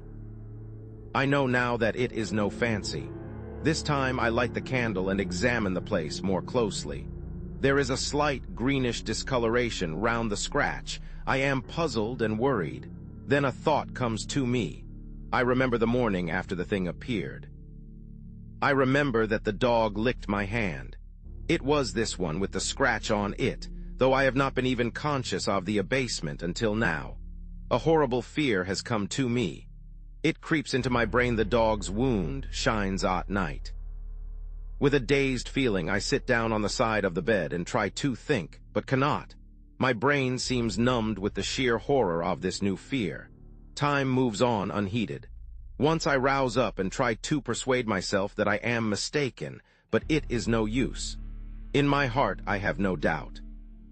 Hour after hour, I sit in the darkness and silence and shiver hopelessly. The day has come and gone, and it is night again. This morning early, I shot the dog and buried it away among the bushes. My sister is startled and frightened, but I am desperate. Besides, it is better so. The foul growth had almost hidden its left side, and the place on my wrist has enlarged perceptibly. Several times I have caught myself muttering prayers, little things learnt as a child. God, Almighty God, help me. I shall go mad. 6 days, and I have eaten nothing. It is night. I am sitting in my chair. Ah, God, I wonder have any ever felt the horror of life that I have come to know? I am swathed in terror. I feel ever the burning of this dread growth. It has covered all my right arm and side and is beginning to creep up my neck. Tomorrow it will eat into my face. I shall become a terrible mass of living corruption. There is no escape. Yet a thought has come to me, born of a sight of the gun rack on the other side of the room. I have looked again with the strangest of feelings. The thought grows upon me. God, thou knowest, thou must know, that death is better, I better 1,000 times than this. This, Jesus, forgive me, but I cannot live, cannot, I dare not, I am beyond all help, there is nothing else left. It will, at least, spare me that final horror. I think I must have been dozing. I am very weak, and oh, so miserable and tired. The rustle of the paper tries my brain. My hearing seems preternaturally sharp. I will sit a while and think. Hush, I hear something down in the cellars. It is a creaking sound. My God, it is the opening of the great oak trap. What can be doing that? The scratching of my pen deafens me. I must listen. There are steps on the stairs, strange padding steps that come up and nearer. Jesus, be merciful to me, an old man. There is something fumbling at the door handle. Oh God, help me now. Jesus, the door is opening slowly. Something that is all 16. Chapter 27. Conclusion. I put down the manuscript and glanced across at Tennyson. He was sitting, staring out into the dark. I waited a minute, then I spoke. Well, I said. He turned slowly and looked at me. His thoughts seemed to have gone out of him into a great distance. Was he mad? I asked, and indicated the MS with a half nod. Tennyson stared at me unseeingly a moment. Then his wits came back to him, and suddenly he comprehended my question. No, he said. I opened my lips to offer a contradictory opinion, for my sense of the saneness of things would not allow me to take the story literally. Then I shut them again without saying anything. Somehow, the certainty in Tennyson's voice affected my doubts. I felt all at once less assured, though I was by no means convinced as yet. After a few moments' silence, Tennyson rose stiffly and began to undress. He seemed disinclined to talk, so I said nothing, but followed his example. I was weary, though still full of the story I had just read. Somehow, as I rolled into my blankets, there crept into my mind a memory of the old gardens, as we had seen them. I remembered the odd fear that the place had conjured up in our hearts, and it grew upon me with conviction that Tennyson was right. It was very late when we rose, nearly midday, for the greater part of the night had been spent in reading the MS. Tennyson was grumpy, and I felt out of sorts.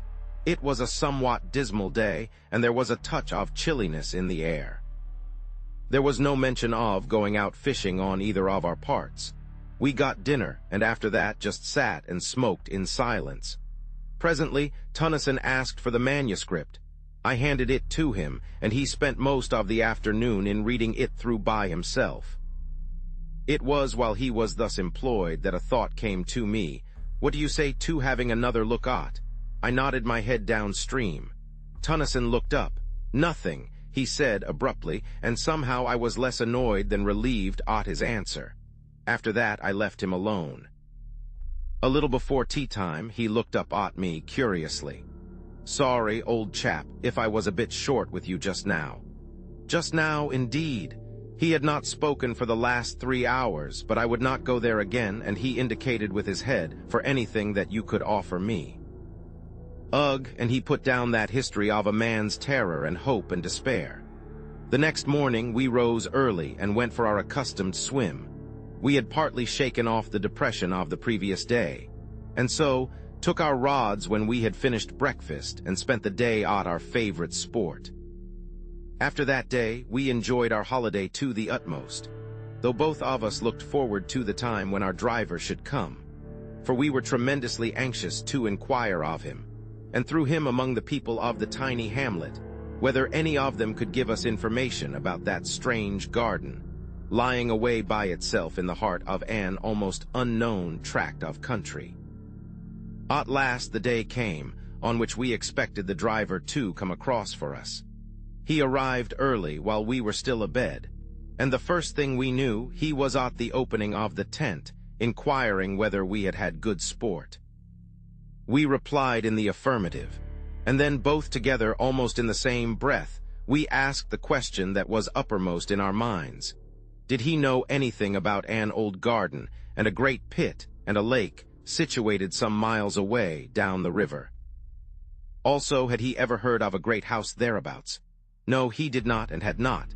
Yet stay, he had heard a rumor once upon a time of a great old house standing alone out in the wilderness. But if he remembered rightly, it was a place given over to the fairies. Or if that had not been so, he was certain that there had been something queer about it.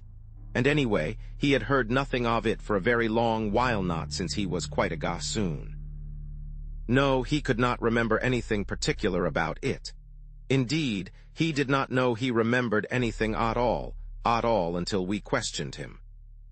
"Look here," said Tennyson, finding that this was about all that he could tell us. "Just take a walk round the village while we dress and find out something if you can." With a nondescript salute, the man departed on his errand, while we made haste to get into our clothes, after which we began to prepare breakfast.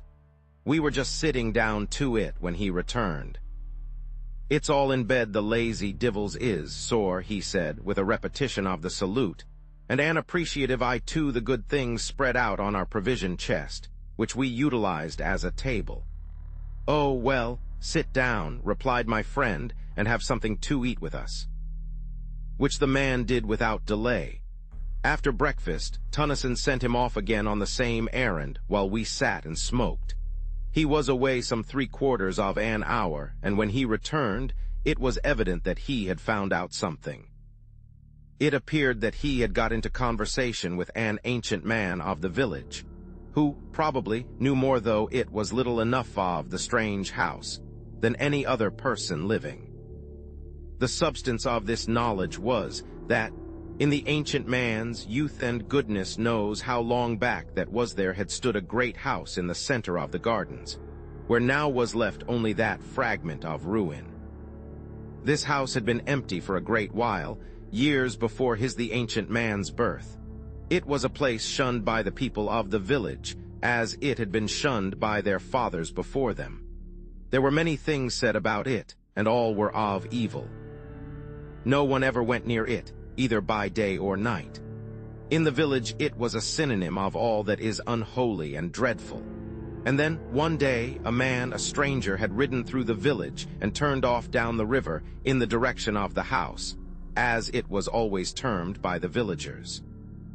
Some hours afterward he had ridden back, taking the track by which he had come, toward Ardrahan. Then, for 3 months or so, nothing was heard. At the end of that time he reappeared, but now he was accompanied by an elderly woman and a large number of donkeys laden with various articles. They had passed through the village without stopping and gone straight down the bank of the river in the direction of the house. Since that time no one, save the man whom they had chartered to bring over monthly supplies of necessaries from Ardrahan, had ever seen either of them, and him none had ever induced to talk. Evidently he had been well paid for his trouble. The years had moved onward, uneventfully enough, in that little hamlet, the man making his monthly journeys regularly. One day he had appeared as usual on his customary errand. He had passed through the village without exchanging more than a surly nod with the inhabitants and gone on toward the house. Usually, it was evening before he made the return journey. On this occasion, however, he had reappeared in the village a few hours later in an extraordinary state of excitement, and with the astounding information that the house had disappeared bodily, and that a stupendous pit now yawned in the place where it had stood. This news, it appears, so excited the curiosity of the villagers that they overcame their fears and marched en masse to the place. There they found everything just as described by the carrier. This was all that we could learn of the author of the MS. Who he was and whence he came we shall never know. His identity is, as he seems to have desired, buried forever. That same day, we left the lonely village off Creighton. We have never been there since. Sometimes in my dreams, I see that enormous pit, surrounded, as it is, on all sides by wild trees and bushes. And the noise of the water rises upward and blends in my sleep with other and lower noises, while over all hangs the eternal shroud of spray. Grief 17 fierce hunger reigns within my breast. I had not dreamt that this whole world, crushed in the hand of God, could yield such bitter essence of unrest. Such pain as sorrow now hath hurled out of its dreadful heart, unsealed. Each sobbing breath is but a cry, my heart strokes knells of agony. Grief 17 fierce hunger reigns within my breast. I had not dreamt that this whole world, crushed in the hand of God, could yield such bitter essence of unrest. Such pain as sorrow now hath hurled out of its dreadful heart, unsealed. Each sobbing breath is but a cry, my heart strokes knells of agony. And my whole brain has but one thought, that nevermore through life shall I, save in the ache of memory, touch hands with thee who now art not. Through the whole void of night I search, so dumbly crying out to thee, but thou art not. And night's vast throne becomes an all-stupendous church, with star-bells knelling unto me who in all space am most alone. And hungered to the shore I creep, perchance some comfort waits on me from the old sea's eternal heart. But lo, from all the solemn deep, far voices out of mystery seem questioning why we are apart. Where'er I go I am alone, who once, through thee, had all the world. And my whole brain has but one thought, that nevermore through life shall I, save in the ache of memory, touch hands with thee who now art not. Through the whole void of night I search, so dumbly crying out to thee. But thou art not, and night's vast throne becomes an all-stupendous church, with star-bells knelling unto me who in all space am most alone. And hungered, to the shore I creep, perchance some comfort waits on me from the old sea's eternal heart. But lo, from all the solemn deep, far voices out of mystery seem questioning why we are apart. Where'er I go I am alone, who once, through thee, had all the world. My breast is one whole raging pain for that which was, and now is flown into the blank, where life is hurled, where all is not, nor is again. Subscribe for more content.